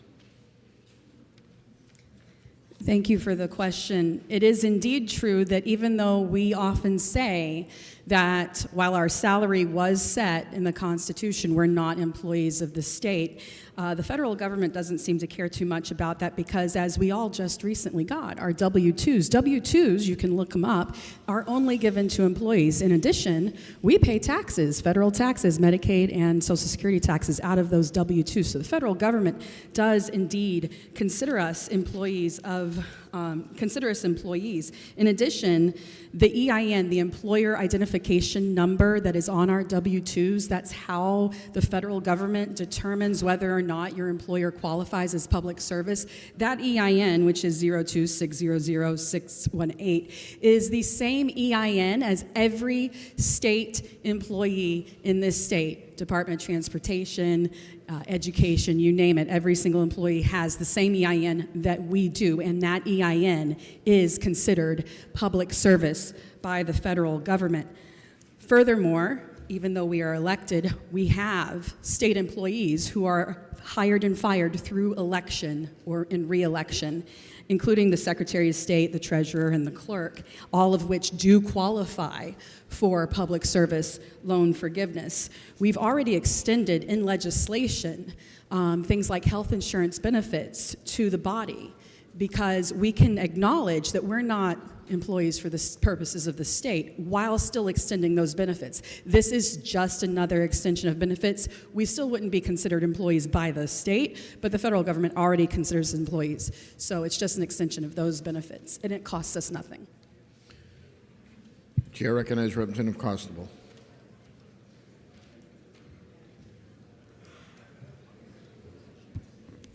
Thank you, Mr. Speaker. I rise in support of the committee report of ITL and HB 1000. So there seems to be what the proponents of this bill would want to do is to make a gray area of what we are in terms of employees, in terms of full-time, and it's not a gray area for me. Are you elected or are we employees of the state? It's that simple. Yes or no? The answer is no, we are elected. The $200 W-2, I would argue, is a reason that maybe we should look into addressing that clerical error. It does not mean we are employees of the state. Another part of this is that on average for the 2-year term, you would have needed to work 30 hours per week. How many of you in July and August will attest that you've been here 30 hours per week on any given, it is for the whole, it is not for the 6 months that you're here, it's for the whole year. And we've never been considered a full-time legislature. Everyone says we are a volunteer, part-time citizen legislature. Okay, so to bend the rules to fit into this federal program to me is wrong. Part 1, Section 1, Roman numeral 1 of our ethics guidelines. It's the first thing you read in your ethics guidelines. And I'll paraphrase, I'm not going to read it exactly, is that we in this body should use our power and resource for the general interest of the state of New Hampshire and not to attain personal benefits. There's no good argument to say that a personal benefit of loan forgiveness is in the general interest of this state. It's just simply not true. It is a personal benefit that we should not be voting for ourselves. It also begs the question, how many of us have student loans in this body that would be possibly subject to the windfall here? And I would look forward to the letters of intent to participate on whether or not we hold student loans, and should we even be allowed to vote on that sort of thing. The last thing I'll bring up real quick is this pushes the attestation of certifying that we are full-time public employees, not on us, but onto the general administration. And some people may have said they're okay with that, but you're pushing under penalty of perjury on this program onto the administrative staff and not onto the person that is saying that they're full-time. And so for all four of these reasons, I would ask you to support the committee of ITL. Thank you, Mr. Speaker. Does the member yield to questions? Sure. Member yields. Senator Wheeler, you may inquire. I want to thank my friend from Legislative Administration. Hey, Mike. This mic needs to be turned up a bit, I think. I don't know. Thank you, my friend from Legislative Administration. My question to you is, you said elected officials are not employees. Would that include sheriffs of the counties, or would they be considered employees? Yes, but I would note that this isn't all of the above. It's not one or the other. And if you, like I said, it is not just employees. Even if you bought into the W-2 argument, you still have to claim the 30 hours per week for the full 2-year term, for the full 2 years. And even if you could claim a certain number of weeks during that 6-month period that we're here, I think would be a stretch. You still need both of those together. Thank you for the answer. Senator Reid has requested a roll call. A division vote. Members, take your seats. Division vote. Representative Sweeney has requested a roll call. Is that sufficiently seconded? Representative Granger has requested a roll call. It is sufficiently seconded.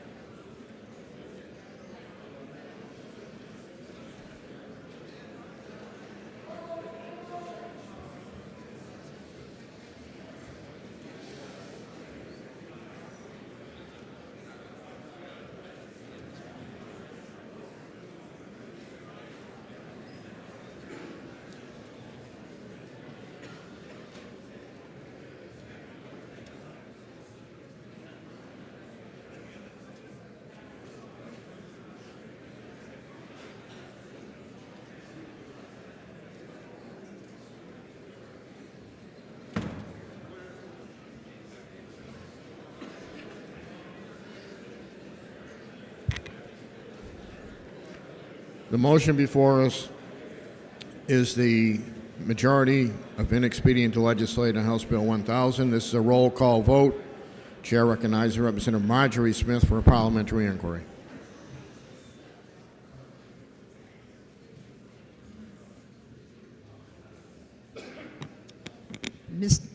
Mr. Speaker,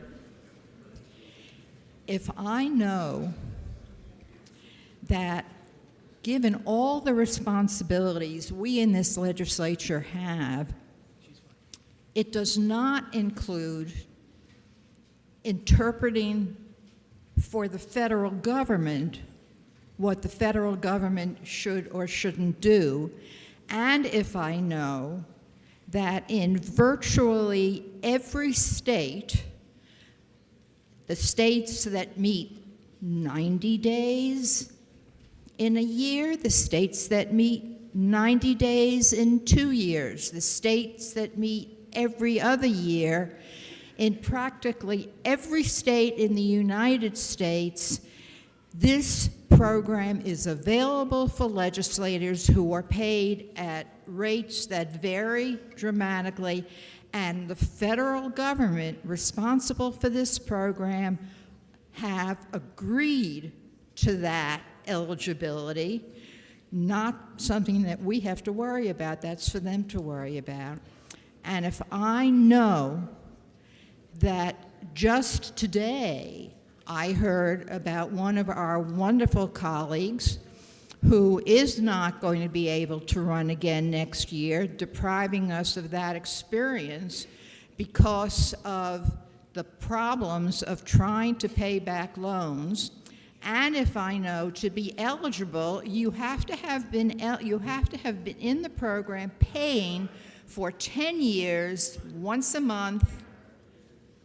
And if I know, I said it, I thought that you have to have paid for 10 years, made 120 payments on time, following the requirements, before you could be considered for this.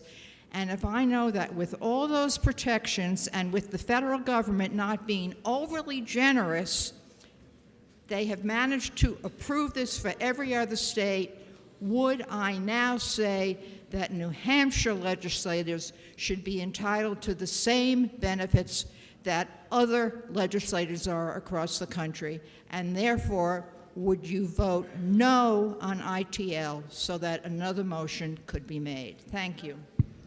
Chair recognizes Representative Stephen Pearson for a parliamentary inquiry.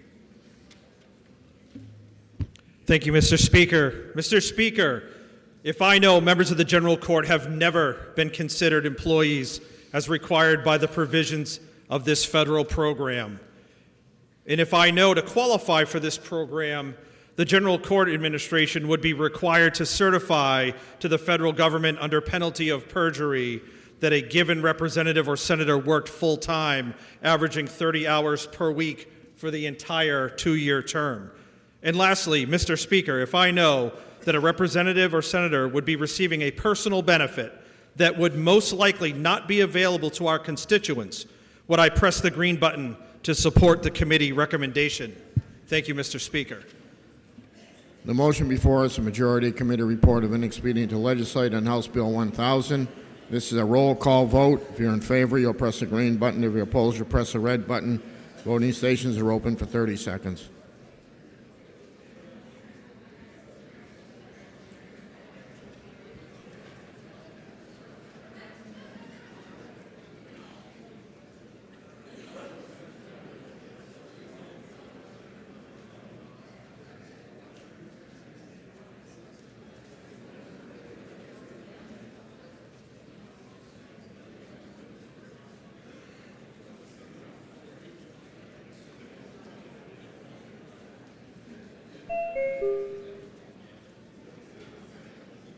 Representative Wood.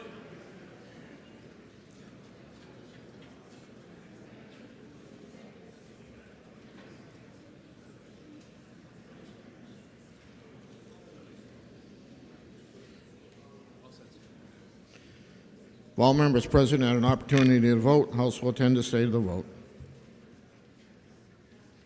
184 voting yea, 174 voting nay. The committee report is adopted.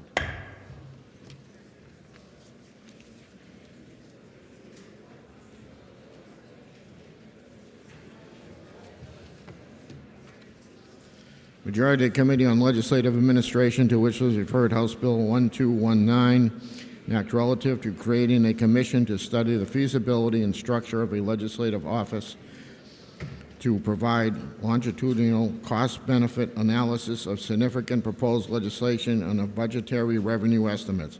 Considered the same, report the same with the following resolution. Resolved that it is inexpedient to legislate. Representative Hill for the majority of the committee. Minority of the committee, having considered the same and being unable to agree with the majority, report with the recommendation the bill ought to pass. Representative Allison, Nutting Long from the minority of the committee. Chair recognizes Representative Almy.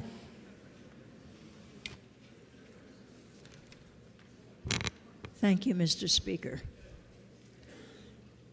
This bill is to create a short-term commission until November, and that's it, of 6 legislators, half from each party, 1 person each from the LBAO and DRA, and 3 New Hampshire economists with budget and revenue and economic impact experience selected by the head of our LBAO.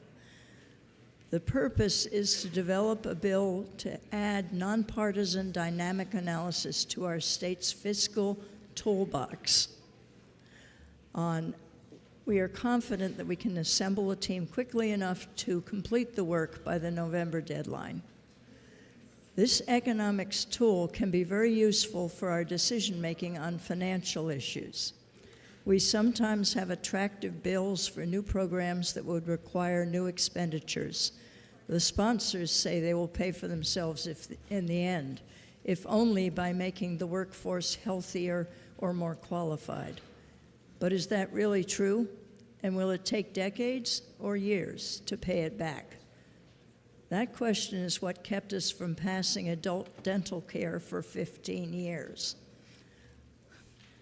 The basic tool is an unbiased econometric model which has been developed over 40 years, feeding in data from changes made in many states. We would use it to create a model of how our own state economy works. That would be used to project the change proposed by a bill, which what that bill would do 5, 10, 20 years out if we passed it. Changes to our employment, our wage levels, our education levels, health costs, revenues, expenditures, whatever factors we feel are the most important.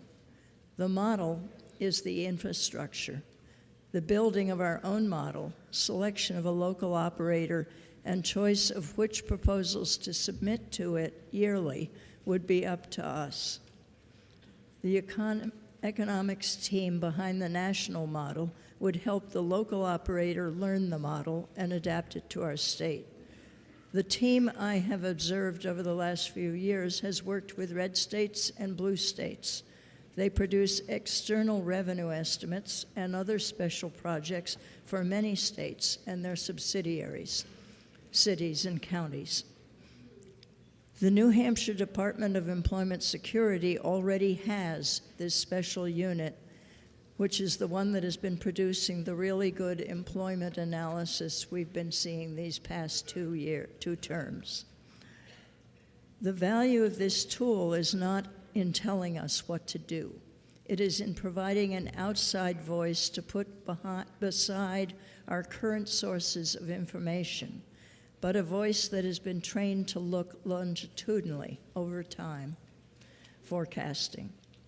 We have an incredibly good revenue department, but when it estimates the business taxes and the interest and dividends for us, it bases its decisions on 3-year-old numbers because it will not go past hard facts. Even the comprehensive annual financial report of the state is not hard fact because audits on individual taxpayers have not yet been completed. We in Ways and Means need both sources to combine with our own estimates. As my distinguished colleague from Hudson always says, we need dynamic analysis that both parties can have confidence in. I hope you will allow this bipartisan commission with experts to go forward so we can bring you a proposal that best suits our state. Thank you. Chair recognizes Representative Hill. Thank you, Mr. Speaker. Mr. Speaker, the only word the bipartisan majority of the committee took issue with in this bill was the word commission. The bill, as introduced, tries to squeeze a complicated commission into the month prior to the November deadline in an election year, and we felt that it would likely produce poor results. We felt a much better plan for the desired outcome would be an ad hoc group beginning now, with a goal of submitting a bill to the Finance Committee with appropriate funding for a pilot program with a third party doing the longer-term modeling. Please support the committee recommendation.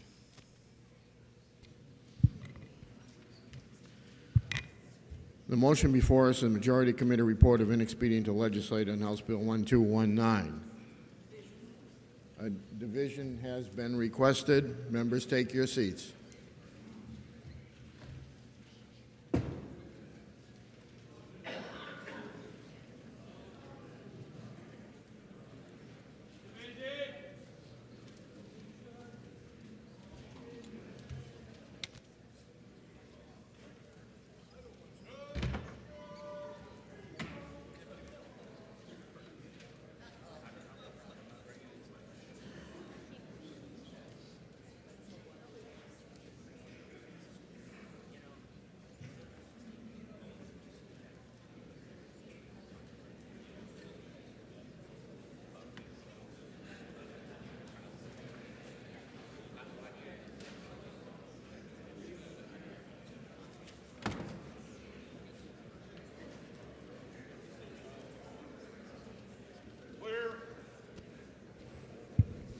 The motion before us is the Majority Committee report of inexpedient to legislate on House Bill 1219. This is a division vote. Chair recognizes Representative Weber for a parliamentary inquiry. Thank you, Mr. Speaker. Mr. Speaker, if I know that we're all elected every 2 years, and if I believe that having a commission to consider how to take a careful and considerate look at our state's long-term needs and trends so they can advise the legislature of them, would I now press the red button so another motion can be made and the ITL can be overturned? Chair recognizes Representative Hill for a parliamentary inquiry. Thank you, Mr. Speaker. Mr. Speaker, if I know that longer-term studies would seem to be a valuable tool for a few select bills during this budgeting year, and I know that the Finance Committee could examine a bill next year to fund a pilot program with a third-party team who does this modeling. And lastly, Mr. Speaker, if I know it is very unlikely that a meaningful report could be generated by November of this an election year, by the time individuals are identified and appointed, Mr. Speaker, would I press the green button to support the committee report of ITL? The motion before us is the Majority Committee report of inexpedient to legislate on House Bill 1219. This is a division vote. If you're in favor, you'll press the green button. If you're opposed, you'll press the red button. Voting stations are open for 30 seconds.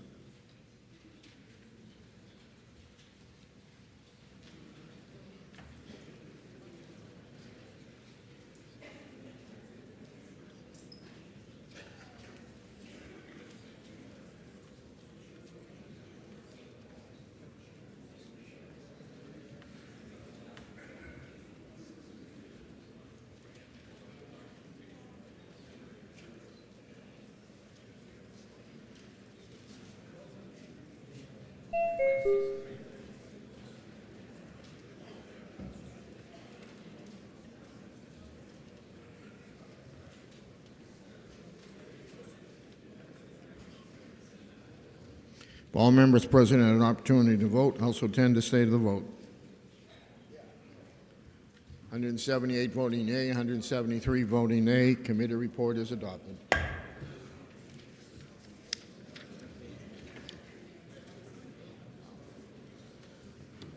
Majority Committee on Legislative Administration, to which was referred House Bill 1363 FN, an act relative to allowing members of the General Court to participate in the Department of Health and Human Services Employee Assistance Program. Considered the same report, the same with the following resolution. Resolved that it is inexpedient to legislate. Senator Michael Costabile for the majority of the committee. Minority of the committee, having considered the same, being unable to agree with the majority, will report with the recommendation that the bill ought to pass. Senator Allison Nutting Wong for the minority of the committee. The question is on the majority committee report of inexpedient to legislate. Are you ready for the question? All those in favor say aye. Aye. Those opposed, nay. A division has been called for clarification.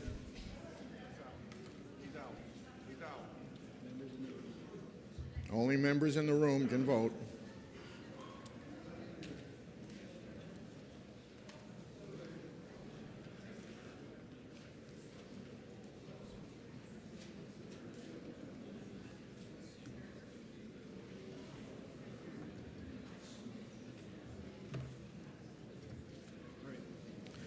The motion before us is the inexpedient to legislate motion on House Bill 1363. This is a clarification vote. This is a division vote. If you're in favor, you'll press the green button. If you're opposed, you'll press the red button. Voting stations are open for 30 seconds.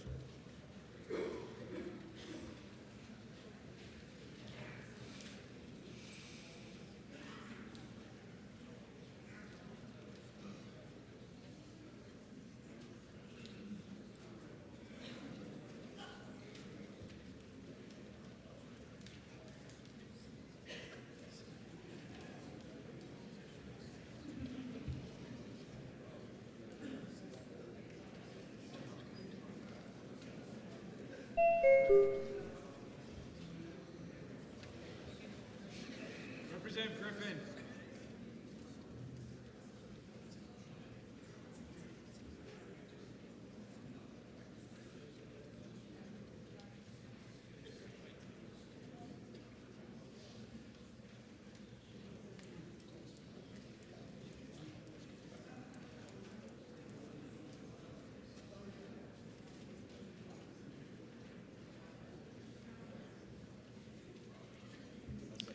All members present had an opportunity to vote. House will attend the state of the vote. 169 voting yea, 174 voting nay. The motion fails.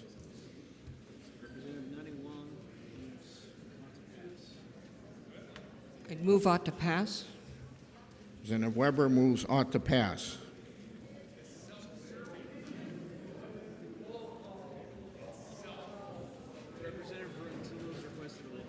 Representative Ronzullo has requested a roll call. Is that sufficiently seconded? It is sufficiently seconded. This will be a roll call vote.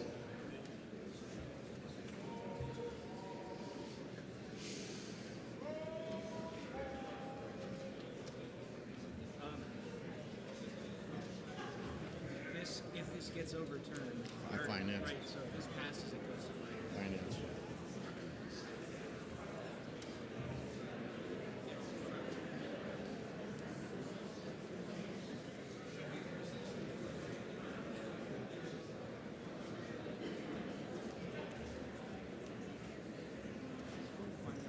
Yes.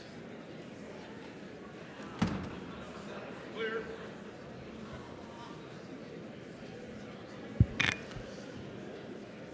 The motion before us is ought to pass on House Bill 1363 FN. This is a roll call vote. If you're in favor, you'll press the green button. If you're opposed, you'll press the red button. Voting stations are open for 30 seconds.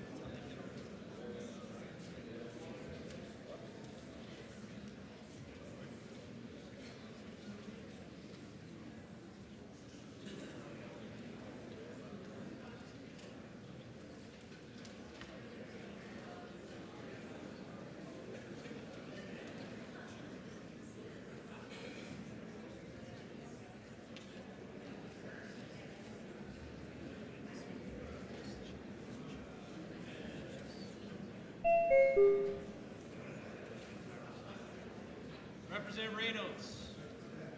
Your time's adjourned.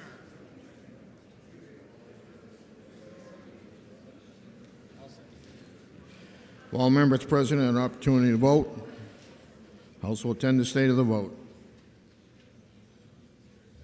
184 voting yea, 168 voting nay. Committee report of ought to pass is adopted, and it is on its way to finance.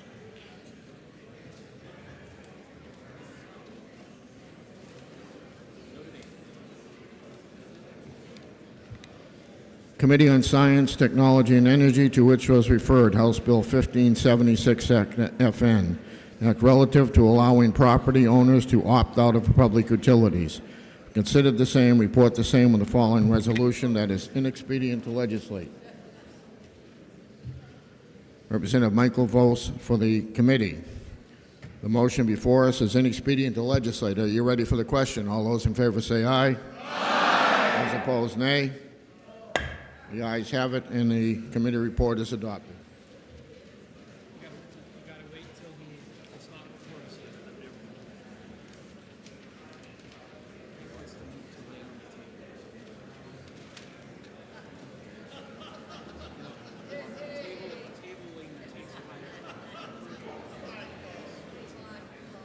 He's going to move the table. That's a higher priority motion. I'm sorry, I really Majority of the Committee on State and Federal Relations and Veterans Affairs, to which was referred HCR 8. The House will be in order. It's getting awful loud.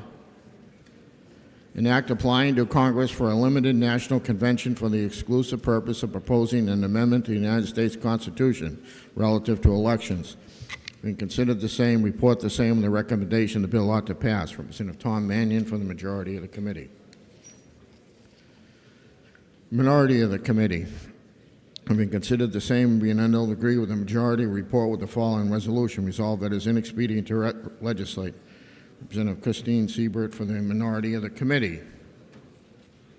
For what reason does the member rise? To make a motion? State your motion. I would like to table this House resolution. That is a priority motion. The motion before us is to table HCR 8. Are you ready for the question? All those in favor say...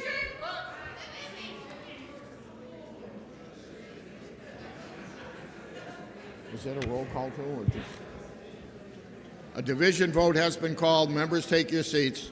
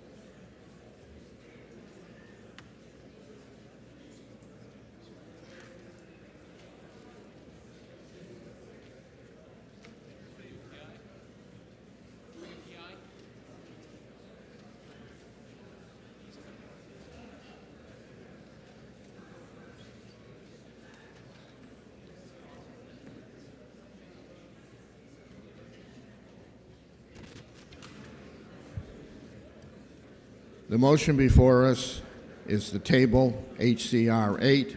This is a division vote. Chair recognizes Representative Granger. Thank you, Mr. Speaker. If I know that I want to get home today, would I vote in favor of the tabling motion? Thank you. Chair recognizes Representative Newell for a parliamentary inquiry. Thank you, Mr. Speaker. If I know that this House is a place where we debate things that are worthy of debate, and that this is something that is contentious and should be heard, would I now push the red button not to table this motion? The motion before us is to table House HCR 8. This is a division vote. If you're in favor, you'll press the green button. If you're opposed, you'll press the red button. Voting stations are open for 30 seconds.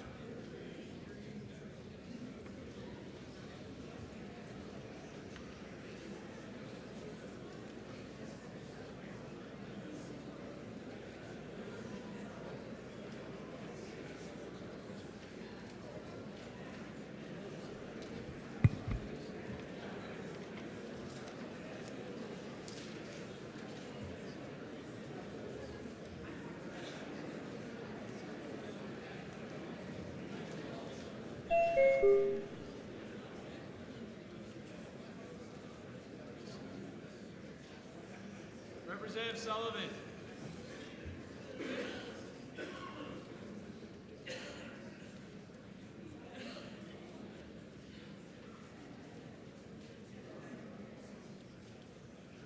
Representative Boyd.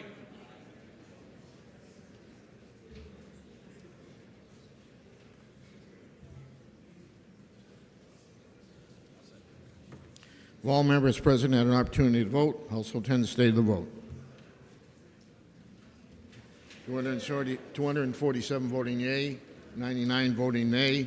HCR 8 is laid on the table.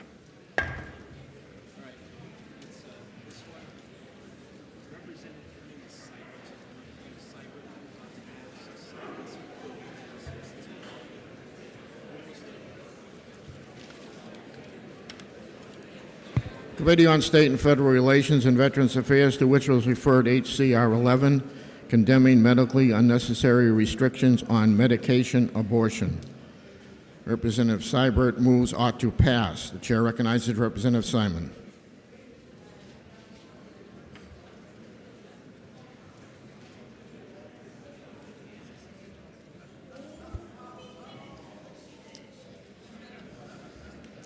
Thank you, Mr. Speaker. Mr. Speaker, language is a powerful tool. With it, we can use words to construct ideas, invoke emotions, activate the imagination, and shape not only the way millions of people think, but also what they believe. That a well-crafted message can accomplish this is evidenced by the existence of a multi-billion-dollar marketing industry. HCR 11 and abortion messaging in general gives us a masterclass in this. With just a few simple phrases, supporters have been able to effectively shape the conversation, and in many cases have captured people's imagination around this issue. For example, they say that abortion is safe, essential reproductive health care, a private medical decision between a mother and her physician. These are all attractive propositions that when taken at face value, I would agree with, wouldn't you? Now, as this resolution puts it, abortion is essential to protecting an individual's freedom to control their own body, life, and future. It's an appealing conceit that one could actually control these things. After all, life is full of dangers and difficulties. It's riddled by fears and uncertainty, and in it there is no lack of pain, toil, or tragedy. If abortion could actually eliminate these problems, then abortion would afford a kind of freedom to those who get one that has otherwise been unknown to mankind. Without question, abortion would not only be a good, but one might argue it would even border on the miraculous. So if that was the actual reality of abortion, then I wouldn't oppose it. However, I've never been able to shake off the idea that these statements do not accurately reflect what an abortion is. That perhaps these phrases are simply empty platitudes. For amidst all the carefully crafted language of HCR 11, a document that is designed to appeal to our sense of empathy and fairness, it seems to me that there is one very small but significant detail missing: the direct object of the abortion, the human child. The human child that is the result of the reproduction that has already occurred. So if a human child is the result of reproduction, and abortion is the ending of that very same reproduction, then I'm left with this haunting thought. Are we killing innocent human children to solve our problems? Are we killing innocent human children to mitigate the dangers and difficulties of life? Are we killing innocent children to assuage our fears and uncertainties? Are we killing innocent children under the misconception that it has the power to remove pain and toil from our futures? Mr. Speaker, I'm convinced that the answer to these questions is a resounding yes. When I look at this resolution, every word seems to confirm it. It jumps out at me from every line.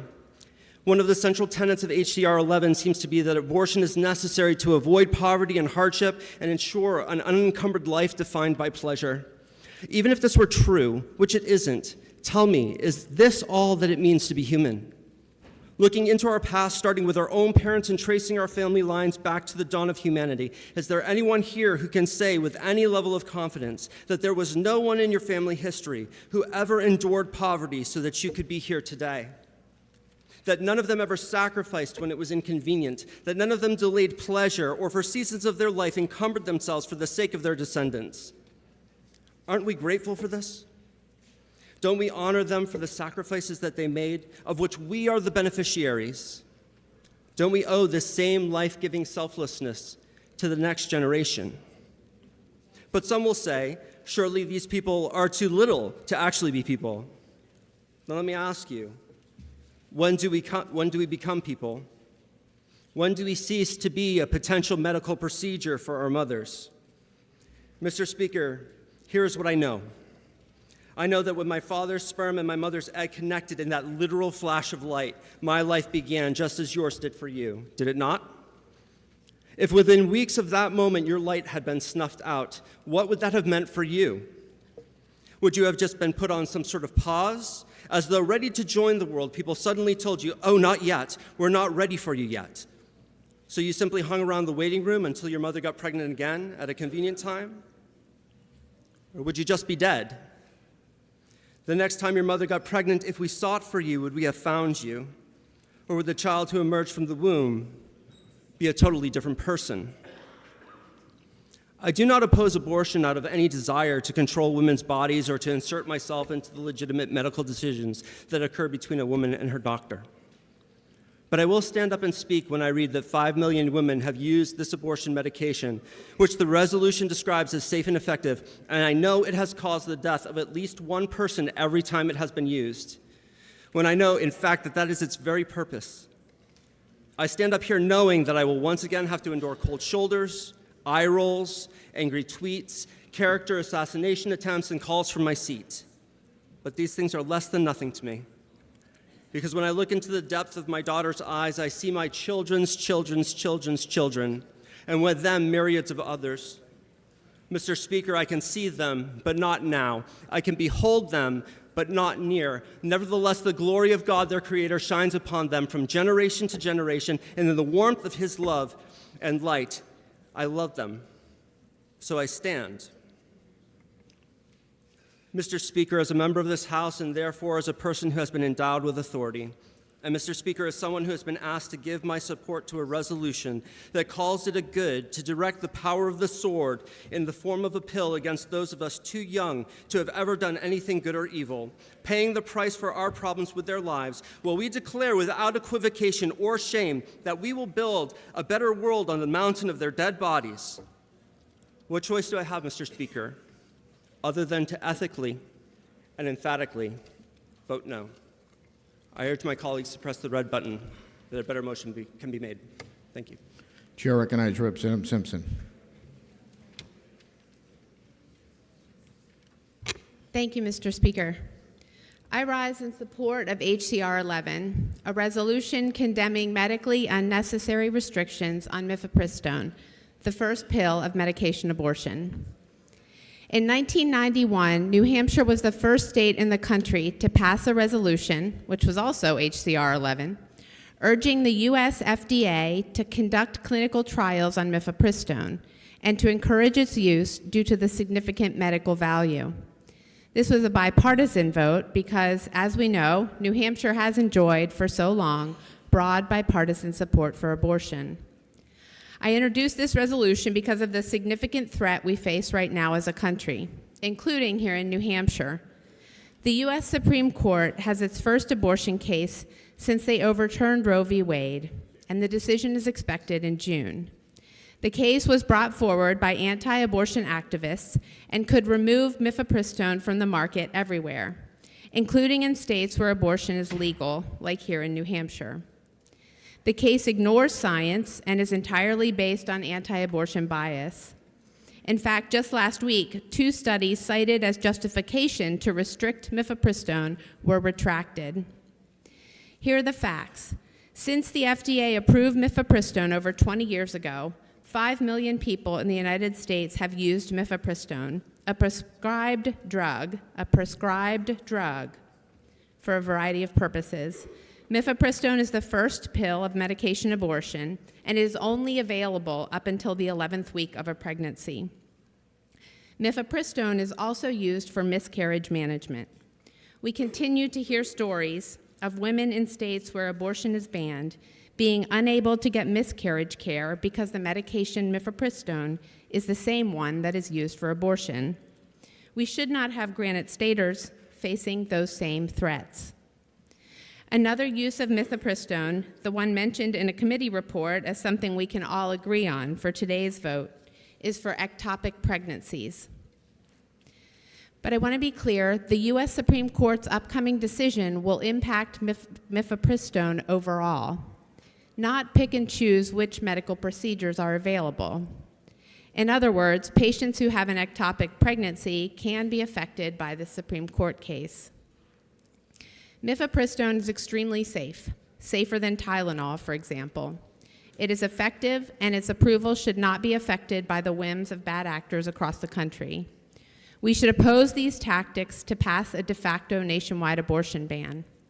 If mifepristone is banned, the results could have major implications that go far beyond abortion care. We should all be able to agree that one judge in Texas shouldn't have the authority to undermine the entire drug approval system. We have the opportunity today to send a message to Washington, but even more important, to send a message to our constituents. Where do we, as the New Hampshire House, stand on medication abortion? Do we support abortion early in pregnancy, specifically abortion up until the 11th week? If we do, the vote is easy, and we pass this resolution in a strong bipartisan vote. I've heard many colleagues speak about our current abortion ban, promising not to change it. Today, all of us can demonstrate that we will fight against restrictions on abortion early in pregnancy. We can show that we'll do everything in our power as a legislature to protect Granite State patients who need medication abortion, health care for uterine fibroids, medication for miscarriage management, and a critical medication for ectopic pregnancies. I urge you to join me and support the ought to pass motion on HCR 11. And Mr. Speaker, I request a roll call vote. The motion before us is ought to pass on HCR 11. Representative Simpson has requested a roll call. Is that sufficiently seconded? It is sufficiently seconded. This will be a roll call vote. Roll call vote.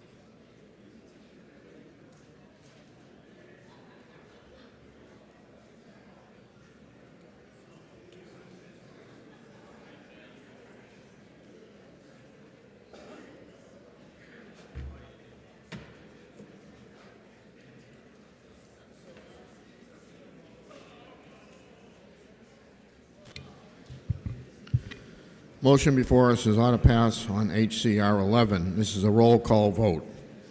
Chair recognizes Representative Pendernill for parliamentary inquiry.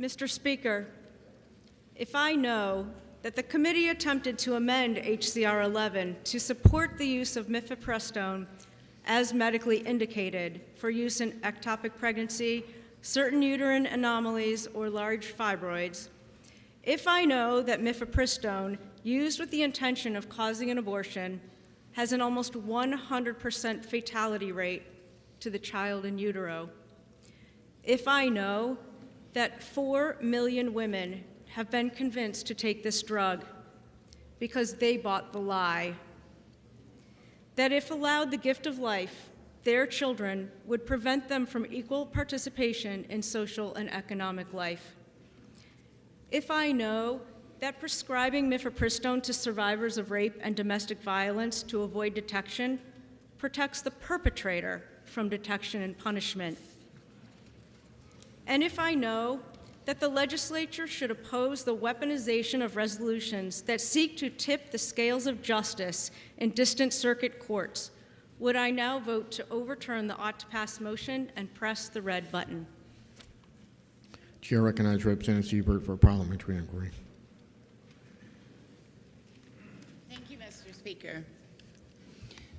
Mr. Speaker, if I know that HCR 11 is in line with what this body did in 1991 when they passed a resolution to urge the FDA to conduct clinical trials for mifepristone due to its significant medical value, and if I know that the Supreme Court, U.S. Supreme Court, currently has a case that could take mifepristone off the market, including here in New Hampshire, and if I know that mifepristone is also used for uterine fibroids, ectopic pregnancies, miscarriage management, and medication abortion only up until the 11th week of pregnancy. And finally, Mr. Speaker, if I know the decision would affect patients that need to have access to life-saving health care, would I now press the green button and vote to pass HCR 11? Thank you. Motion before us is ought to pass on HCR 11. It's a roll call vote. If you're in favor, you'll press the green button. If you're opposed, you'll press the red button. Voting stations are open for 30 seconds.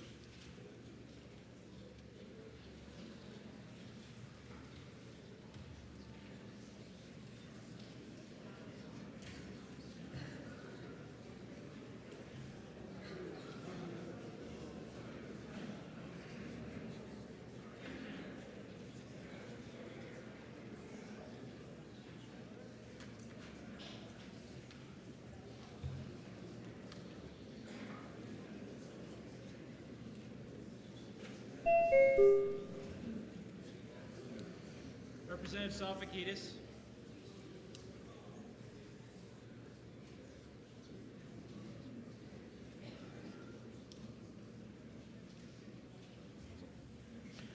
All members present have an opportunity to vote. House will tend to stay to the vote.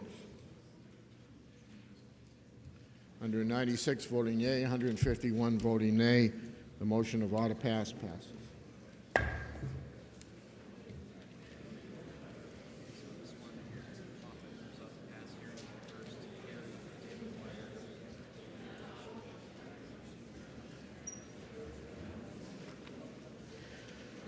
Committee on State. For what reason does a member rise? Mr. Speaker, I would move to take House Bill 1419 off the table.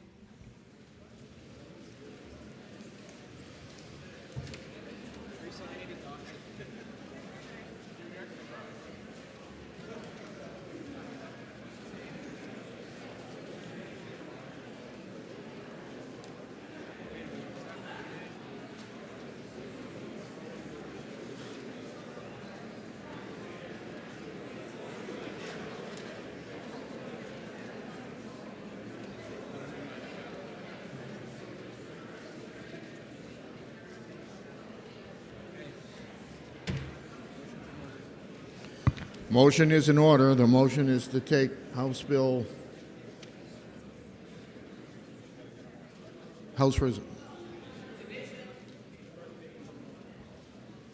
okay, House Bill 1419 from the table. Division has been requested. Members, take your seats. This will be a division vote.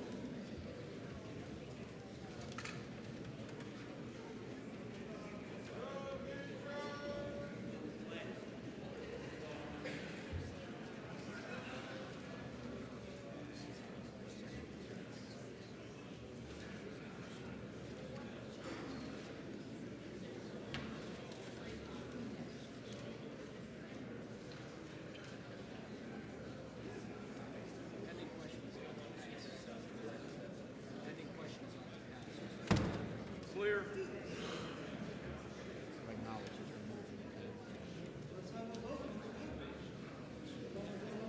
All right, the motion before us is to remove House Bill 1419 from the table. This is a division vote. If you're in favor, you'll press the green button. If you're opposed, you'll press the red button. Voting stations are open for 30 seconds.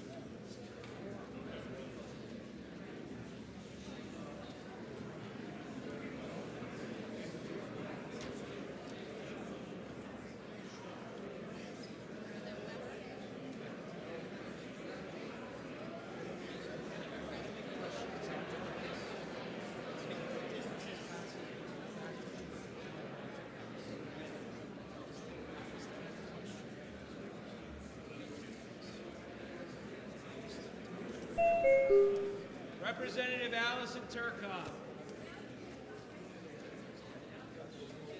You can't push the button. I need to thank you.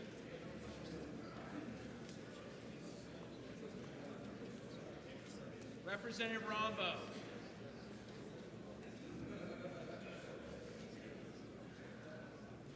Representative McAleer.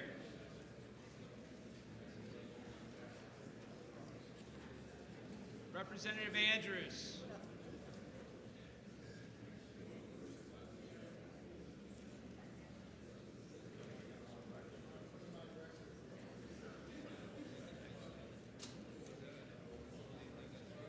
Representative Gorski. Representative Melvin.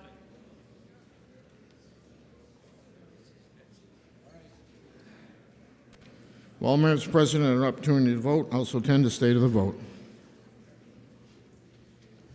308 voting yea, 40 voting nay. The motion before us now is ought to pass. The question is ought to pass.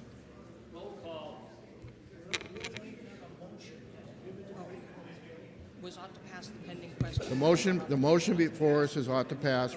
Senator Peregrine asked for a roll call. Is that sufficiently seconded? It is sufficiently seconded. This will be a roll call vote. We had a debate that we didn't get to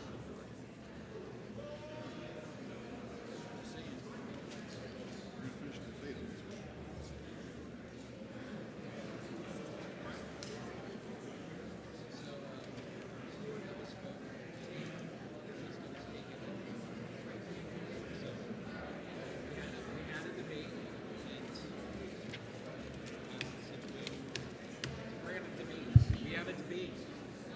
We cut off the debate. We're picking it back up. The motion before us is ought to pass. We had a debate. That debate was cut off, so we're going back to the debate. So the chair recognizes Representative Tanner.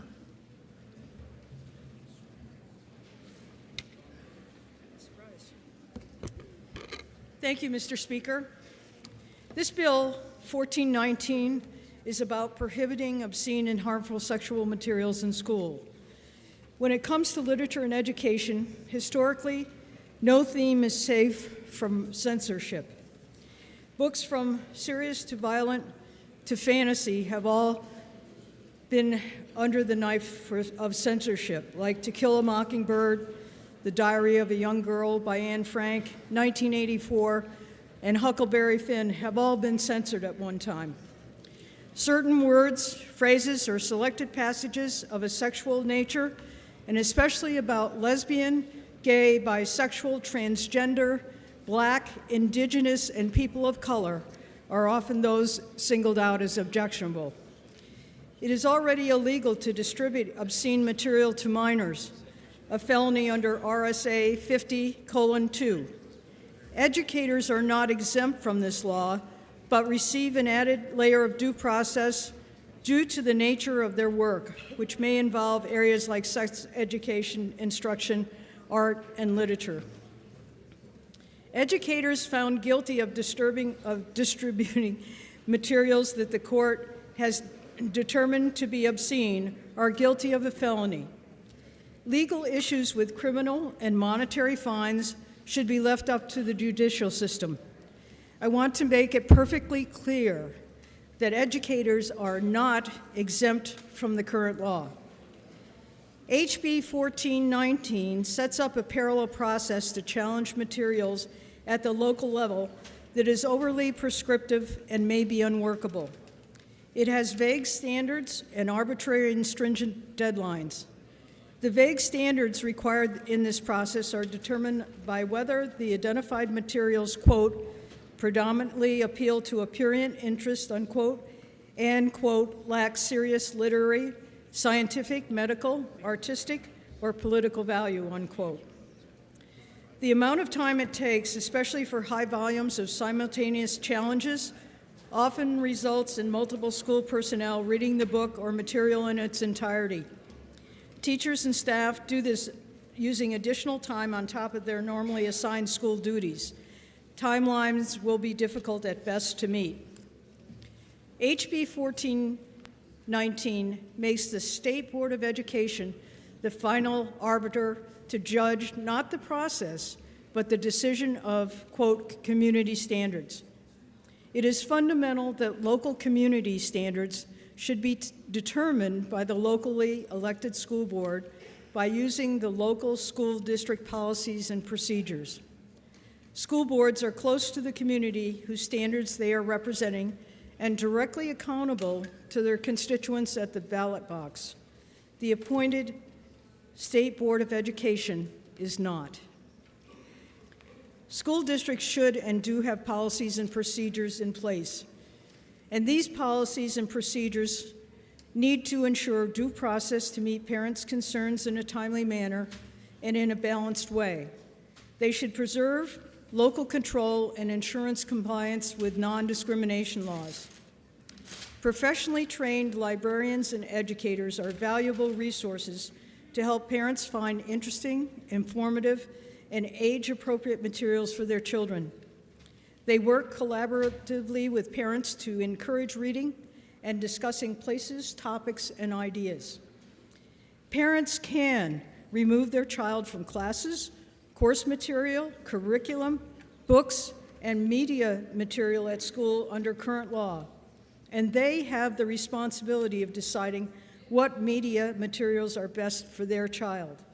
They have the right and the responsibility to review what their child is reading, seeing on the internet, receiving on their cell phones, or other material. Other parents might make different decisions, have different perspectives and beliefs, and these decisions and choices should be equally respected. Censorship can have serious and dangerous consequences. Growing up is hard, especially today with all the outside noise and social media. Kids that are marginalized or feel different often become isolated and believe they are the only ones who feel as they do. They think that no one else is going through or experiencing what they are. They feel alone, fearful of rejection, and often succumb to depression. Erasing the existence, voice, and experiences of students who are lesbian, gay, bisexual, transgender, or questioning students, survivors of violence and abuse, and Black, Indigenous, and students of color by censoring materials in their schools and libraries takes away their humanity, respect, and self-esteem.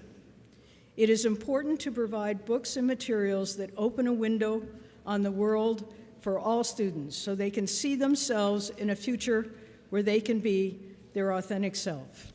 I urge you to vote. How do I urge you? To vote against the OTP. Thank you.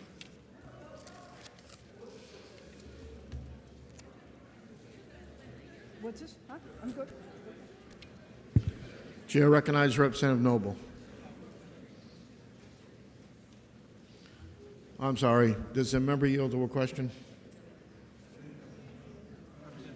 Does a member yield to a question? No, she does not yield.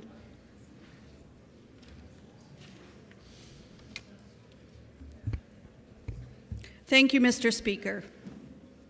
Back in 2020, the ACLU Deputy Director for Transgender Justice led the charge to ban the book Irreversible Damage. He said, "Stopping the circulation of this book and these ideas is 100% a hill I will die on." Caving to the pressure from the movement against this book, Target promptly removed it from their shelves. Amazon refused to run ads for the book's publisher, and the American Booksellers Association apologized for their violent distribution of the book.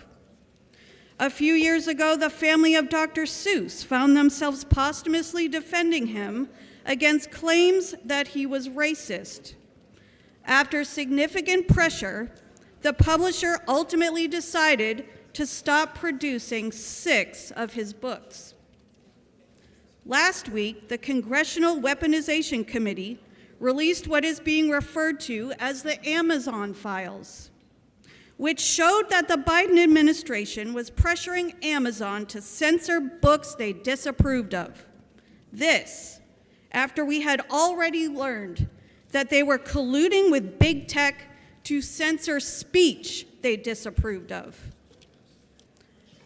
Now that I've presented these examples of actual book banning and the direction from which that comes, let's focus on our public school libraries. We've had several book challenges over the years, many of which do not even compare to the books now being discovered. Each time I'm shown a book, it gets worse. In a book called Queer, A Graphic History, there are cartoon-like depictions of threesomes, bondage, and sadomasochism. In a book called Let's Talk About It, young readers are encouraged to visit online adult chat rooms and to watch porn. The book says, a great place to research fantasies and kinks safely is on the internet. There are tons of people and communities out there who share your interests and have all kinds of advice.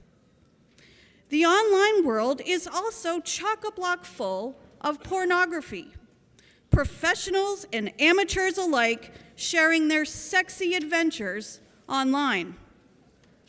And it goes on to say, there's nothing wrong with enjoying some porn. It's a fun, sugary treat. The book also encourages the young reader to take and send dirty pictures, including the advice that before you start sending your naughty masterpieces around the world, take some time to get friendly with photo editing software or apps. I'm fairly certain that parents are assuming the exact opposite of this is being taught to their children. These books are in New Hampshire public high school libraries, along with many others promoting sexual assault, rape, cutting, suicide, prostitution, drug and alcohol use, and more. The majority of students in high school are minors, some as young as 14. As a society, we have always protected the innocence of minors, always. Those opposed to this bill say it would violate a child's First Amendment rights to restrict them from reading the sexually explicit books in their school libraries. Those opposed to this bill argue that kids need a wide variety of material. Sure, but does it have to be obscene? Would they object to the book I mentioned earlier, Irreversible Damage, being part of a high school's collection? There is no campaign in New Hampshire to ban these books. No one has gone after Target or Amazon to stop selling them. No one is trying to stop the publishers from producing them. That would be book banning. These books are available for any parent to purchase for their child. Defense of this material reflects poorly on our public schools. The text and images would get you banned on social media for violating community standards. Parents and taxpayers being asked every year to shoulder a heavier tax burden for their schools need to be able to trust these institutions. Many districts have a reconsideration policy, but this bill would allow a neutral set of eyes to consider an appeal from parents. I urge you to support it. And Mr. Speaker, I request a roll call vote. We already have a roll call. The motion before us is ought to pass on House Bill 1419. This is a roll call vote. Members, take your seats.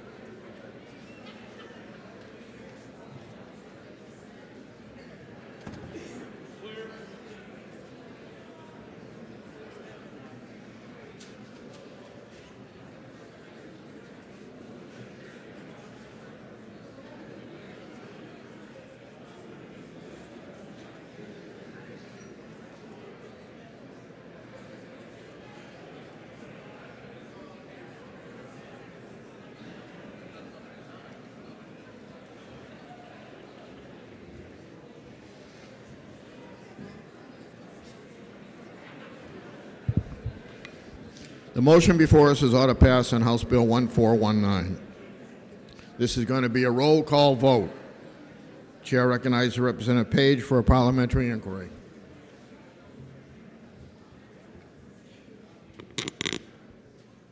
Thank you, Mr. Speaker. If I look around this chamber at my colleagues of all political stripes and believe that no member of this body supports the dissemination of harmful materials to our children. But if I know that this bill creates a vague standard for defining obscenity using highly subjective determinations of materials appropriateness, and if I understand that this bill is built around a fundamental contradiction, that we define the term harmful to minors based on prevailing community standards, but that our locally elected boards, who are accountable to their voters at the ballot box, no longer have the say here. Mr. Speaker, if I believe that it is entirely inappropriate that a group of political appointees on the State Board of Education get to tell my community what our own community standards are. And finally, Mr. Speaker, if I know that this body will have the opportunity to consider bipartisan legislation that addresses the concerns around due process for parents raising concerns while still preserving local control, then would I press the red button so a better motion may be made. Thank you. Chair recognizes Representative Cordelli for a parliamentary inquiry.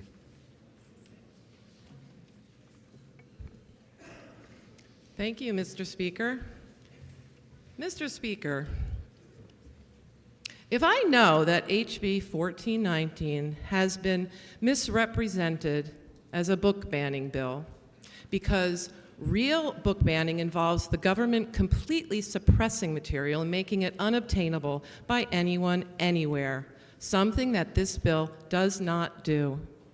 If I know that HB 1419 employs an objective standard for identifying materials that are harmful to minors, and that this legal precedent provides clear guidelines that have been used in courts for over 50 years, and that this bill also includes a minimum process by which parents can object to material,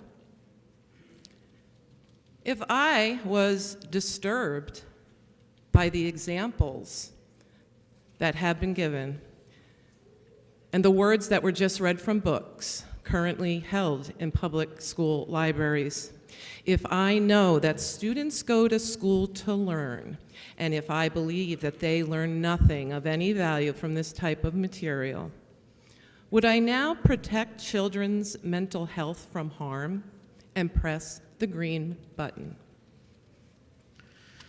Thank you, Mr. Speaker. The motion before us is ought to pass on House Bill 1419. This is a roll call vote. If you're in favor, you'll press the green button. If you're opposed, you'll press the red button. Voting stations are open for 30 seconds.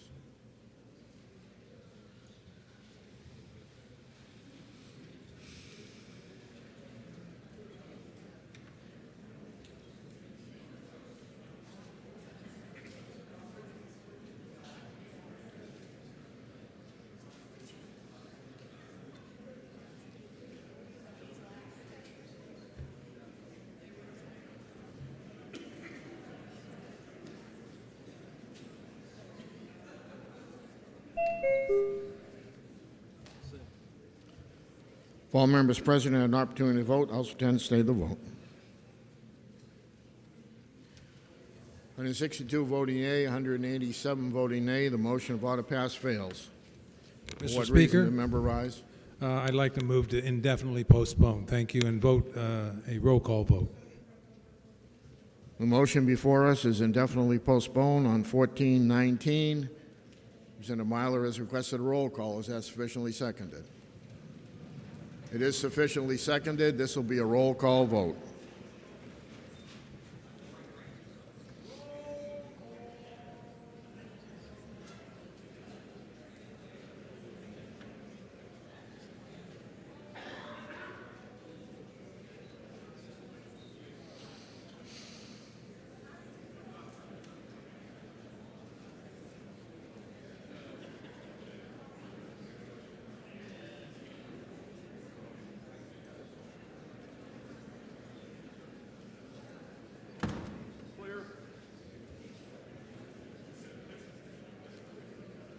The motion before us is definitely postponed on House Bill 1419.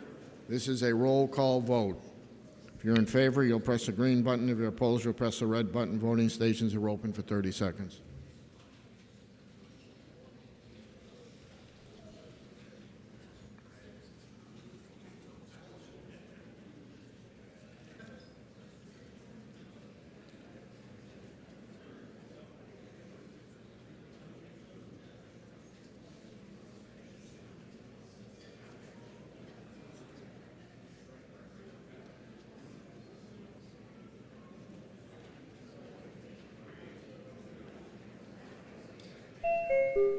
Representative Bose. Representative Bose.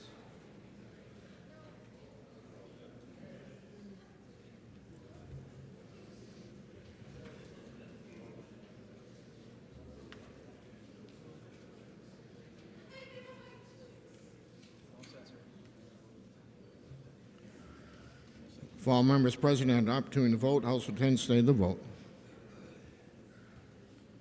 187 voting yea, 162 voting nay. HB 1419 is indefinitely postponed. For what reason does a member rise? Having voted on the prevailing side, I move reconsideration of House Bill 1419 and urge my colleagues to vote no.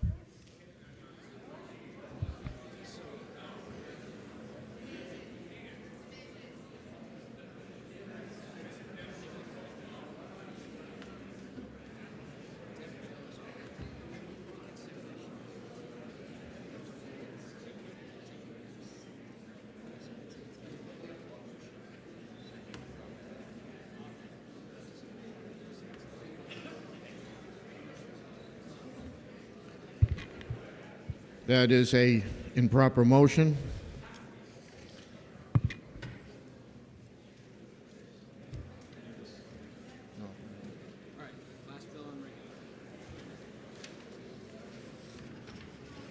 Committee on State and Federal Relations and Veterans Affairs, to which was referred H.R. 19, calling for the repeal of the Jones Act.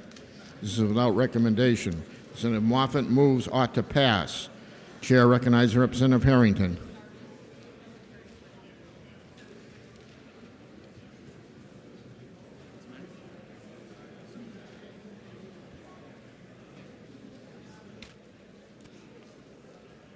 Thank you, Mr. Speaker. I know it's late, so I'm going to make this really fast.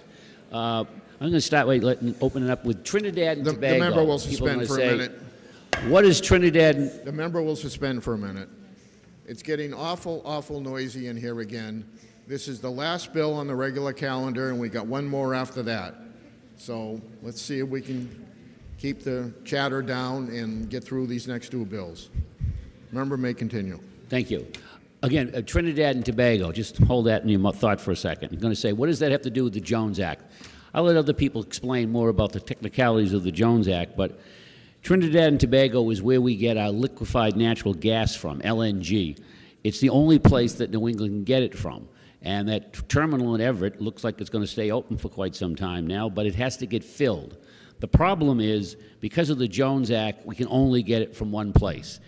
If there was no Jones Act, we could get domestic LNG from Maryland. A much shorter trip, it would cost less money. Or we could get it from the Gulf Coast, where, again, domestic LNG, and it would be a plentiful supply that we could get huge amounts of, never having to worry about a supply issue. But the Jones Act says this doesn't work. It has to be a specific ship built in the United States and manned by American crews, and they just do not exist. There's no option here. They do not exist, and no one's going to build one just to bring LNG to New England. So if something happens to Trinidad and Tobago in the winter and we have a severe cold snap, we might not be able to get our LNG, and that means we could have blackouts. So your electric rates are already higher because of the Jones Act. You could have blackouts because of the Jones Act. And to show how serious this is, last year, all 6 New England governors, Democrat and Republican alike, asked for a waiver on the Jones Act for the winter so they could get LNG from other sources. The Biden administration turned that down, but the 6 governors thought it was important enough to ask for a waiver. So that's just a small example of how the Jones Act cost everyone in New England a lot of money and could lead to blackouts. Chair recognizes Representative Carey.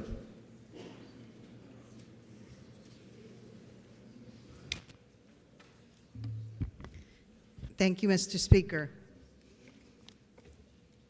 I unfortunately cannot agree with the not to pass, and I'll tell you why. And I'll make it simple. There are sort of 3 points that are important to me. And I realize we just had a discussion about the national impact of the Jones Act, which requires us to buy American-made, American-crewed, and American-owned ships because of national security concerns, which were detailed in the original act in 1920, which is still in force today. But I'm going to look at how this impacts New Hampshire, because I'm a New Hampshire state representative. I'm not a congressional representative. In New Hampshire, although this creates 650,000 jobs nationwide, in New Hampshire, it creates 1,210 jobs. These are good-paying jobs. People can afford to buy homes and raise families on these jobs. Secondly, it provides us with border security. As you know, having only American-made, American-owned, American-crewed ships in our inland waters, that provides us with a level of security. And at breakfast today, I had breakfast with a couple of folks from our public safety here in New Hampshire, and they said, given our current environment, they would not change the Jones Act. And finally, it provides tax dollars and industry to us, and that's important too. New Hampshire made is important. And I think if we learned nothing during COVID, we learned the importance of making things here at home. So, Mr. Speaker, I would ask you to stand up with me for New Hampshire jobs, New Hampshire made, and a strong New Hampshire border. Thank you, Mr. Speaker. Chair recognizes Representative Dan McGuire.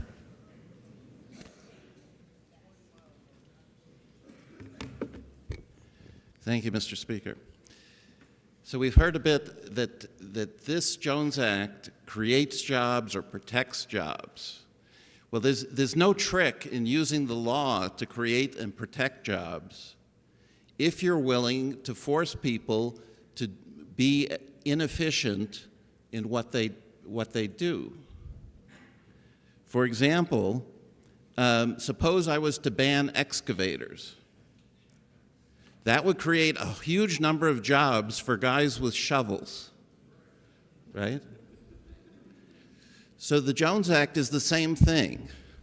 We ban shippers from using their equipment as efficiently as it could be used, from using their ships. A simple example, suppose a ship is coming from Japan with containers, goes to Los Angeles, goes to San Francisco, goes to Seattle, goes back to Japan. Because of the Jones Act, when that ship drops off containers in Los Angeles, it's not allowed to pick up a container that's going to San Francisco.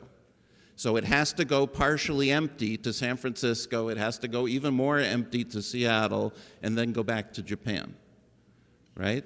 That empty ship is inefficient. We heard that there are jobs in New Hampshire. I really doubt that. Almost all Jones Act ships are tugboats and river-going ships, right?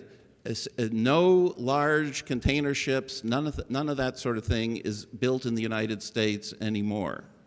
Of the 600 liquefied natural gas ships that we in New England need for our heat and our electricity, none of them have been built in the United States, and no natural gas ship has been built in the United States for 40 years. Only about 3 ocean-going ships are built under the Jones Act every year. And of the 3 shipyards that build them, 2 are foreign-owned. I mean, it's just silly. All right.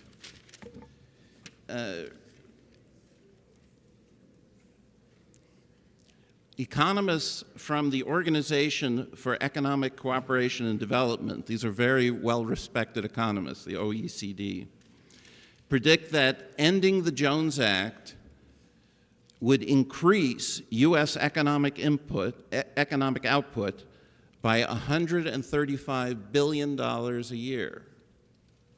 So this is not minor stuff, all right? That includes a 71% increase in commercial shipbuilding. All right. As the representative mentioned, this is not a partisan issue.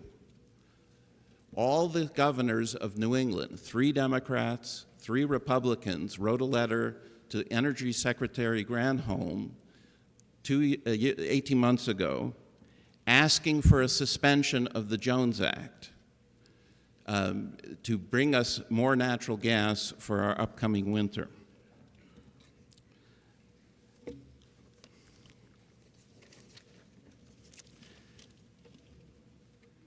Let's stand with those governors, with Alaska, whose governor is required by law to lobby Congress against the Jones Act, with Puerto Rico, who required a suspension of the Jones Act after their hurricane so that they could get resupplied, with Hawaii, where a container going from Los Angeles to Hawaii costs 10 times more in shipping than a container going from Los Angeles to Singapore. And most of all, with the residents and our constituents of New Hampshire who rely on oil, gas for their heating and for their electricity, and who pay much, much higher prices than the rest of the United States. Thank you, Mr. Speaker.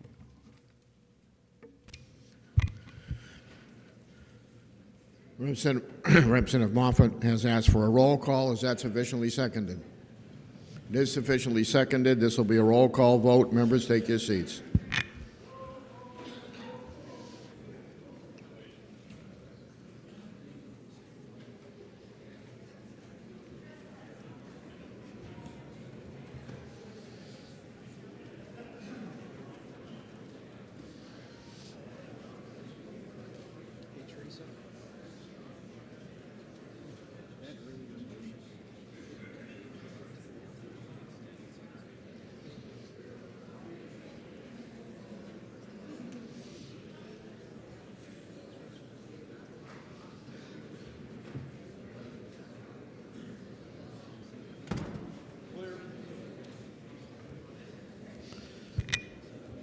The motion before us is how to pass on H.R. 19. Chair recognizes, this be a roll call vote. Chair recognizes Representative Shurtleff for a parliamentary inquiry.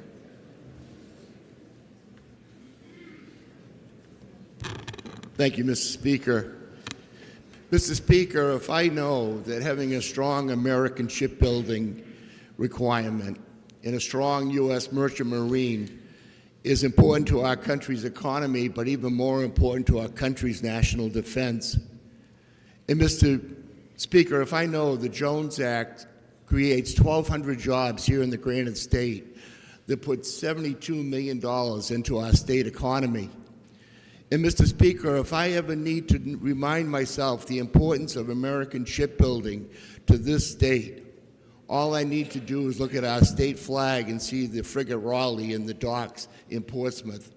Would I now push the red button so another motion could be made? Thank you, Mr. Speaker. Chair recognizes Representative Moffett for a parliamentary inquiry. Thank you, Mr. Speaker. If I know that in part, due to the Jones Act, which is a protectionist measure that precludes competition, that domestic shipbuilding has become expensive and slow. And if I know that our non-defense ocean-going vessel fleet has subsequently declined from around 200 ships in 2000 to less than 100 ships today, and that our U.S. Navy has declined from around 400 ships to only 280 ships today. While the Red Chinese Army, or as you were, while the Red Chinese Navy now has around 500 ships.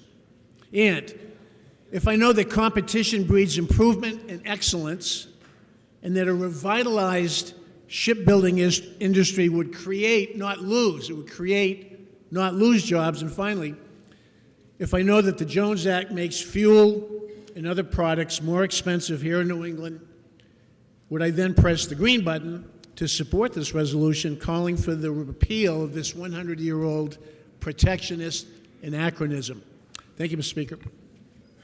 Motion before us is ought to pass on H.R. 19. This is a roll call vote.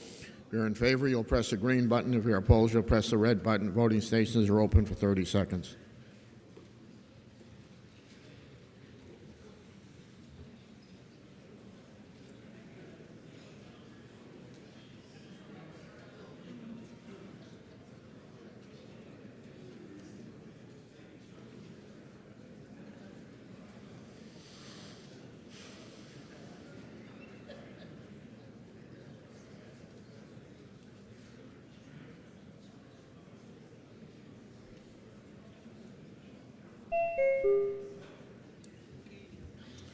All members present had an opportunity to vote. House will tend to stay the vote.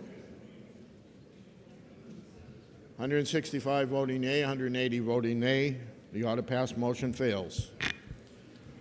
For what reason does the member rise? To make a motion, Mr. Speaker. Stage motion. I'd move ITL. Motion before us is inexpedient to legislate on H.R. 19. Are you ready for the question? All those in favor say aye. Aye. Those opposed, nay. The ayes have it, and the motion of inexpedient to legislate is adopted.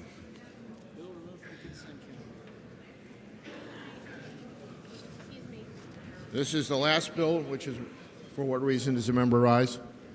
Having voted on the prevailing side, I'd like to move reconsideration on HCR 11 and urge the body to vote no. Okay, the motion before us is reconsideration on H.R. 19. HCR 11. HCR 11. Oh, okay. Reconsider. Okay. The motion before us is HCR 11. Is reconsideration. This is a division vote.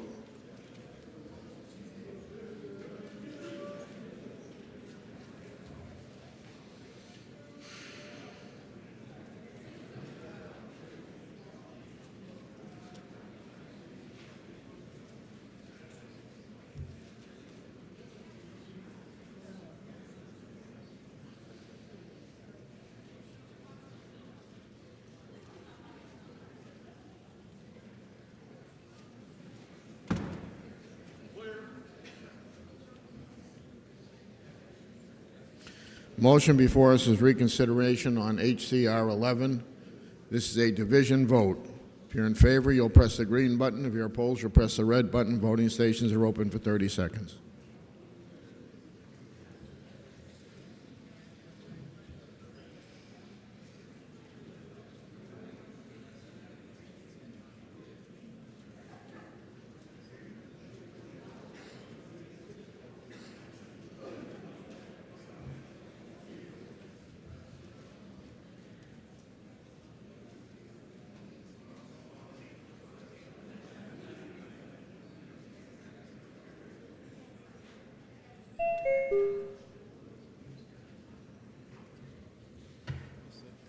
All members present had an opportunity to vote. House will tend to stay to the vote.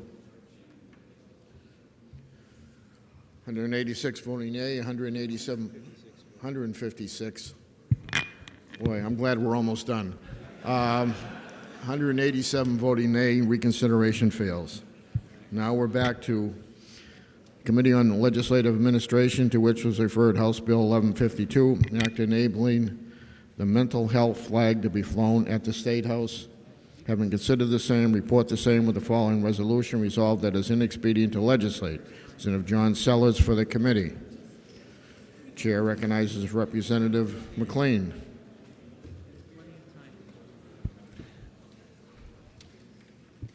Thank you, Mr. Speaker. This is the first time I've pulled a bill from consent, so I appreciate everybody's indulgence. It's late, so I'll be brief. HB 1152 would add the mental health flag to the statutory list of flags that could be flown at the State House at the discretion of legislative leadership. Last year, folks working in the mental health community reached out to me to ask if the mental health flag could be flown at the State House on the 1st of May to kick off Mental Health Month. When I told them that the flag could not be flown because it was not on the statutory list of authorized flags, they responded by asking me if I could file this bill to add it to the list. The bill was ITL'd in committee due to logistic concerns and concerns that if we grant statutory approval, then it might open the door to a flood of similar requests. And this is not the only flag bill that was ITL'd. A bill recognizing the honor and remembrance flag was also rejected for similar reason. And it turns out that the committee deals with a lot of flag bills all the time and usually rejects them for the reasons that I just mentioned. And while both these bills did not get the favorable recommendation in committee, I've spoken to the chair and the ranking member of the committee, and they feel that it's worth studying. Rather than saying no all the time, they agree that there has to be a workable way that we as a legislature can evaluate groups such as Gold Star mothers, veterans, and members of the mental health community to see if they are worthy of recognition by this legislature and how to tangibly express that recognition. So I'd like to give them the opportunity to do that study. I would therefore ask my colleagues to vote no on the ITL motion so that a motion of interim study can be brought forward and we can hopefully find a path forward to recognizing worthy groups within our community. Thank you, Mr. Speaker. Chair recognizes Representative Hunt.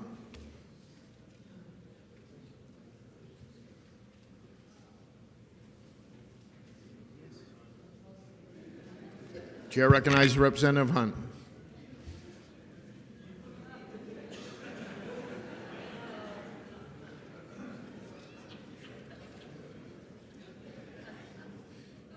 Okay. As some of you might know, I'm now chairman of the History Committee of the State House, and the flag issue and what would happen, the flagpole came to me and say, how can we solve the problem of who should have the flags there? And really the resolution is that, unfortunately, the right way to do this is to bring this bill through the legislative process, and that's why you have it here. We would like to find a way so that we can find more places for these flags to fly, and this is not the only one, there's a lot of them, but at this point in time I would urge you to support the committee's recommendation. The motion before us is any speaking to legislate on House Bill 1152. Are you ready for the question? All those in favor say aye. Aye. Those opposed, nay. No. The ayes have it, and the committee report is adopted.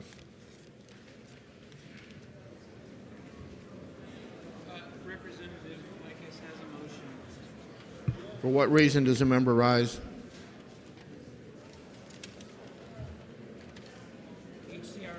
Thank you.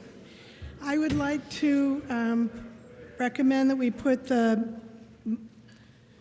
speed of HCR 11 in the permanent journal. Remarks. You move putting the remarks of HCR 11 in the into journal. the permanent journal. Without objection.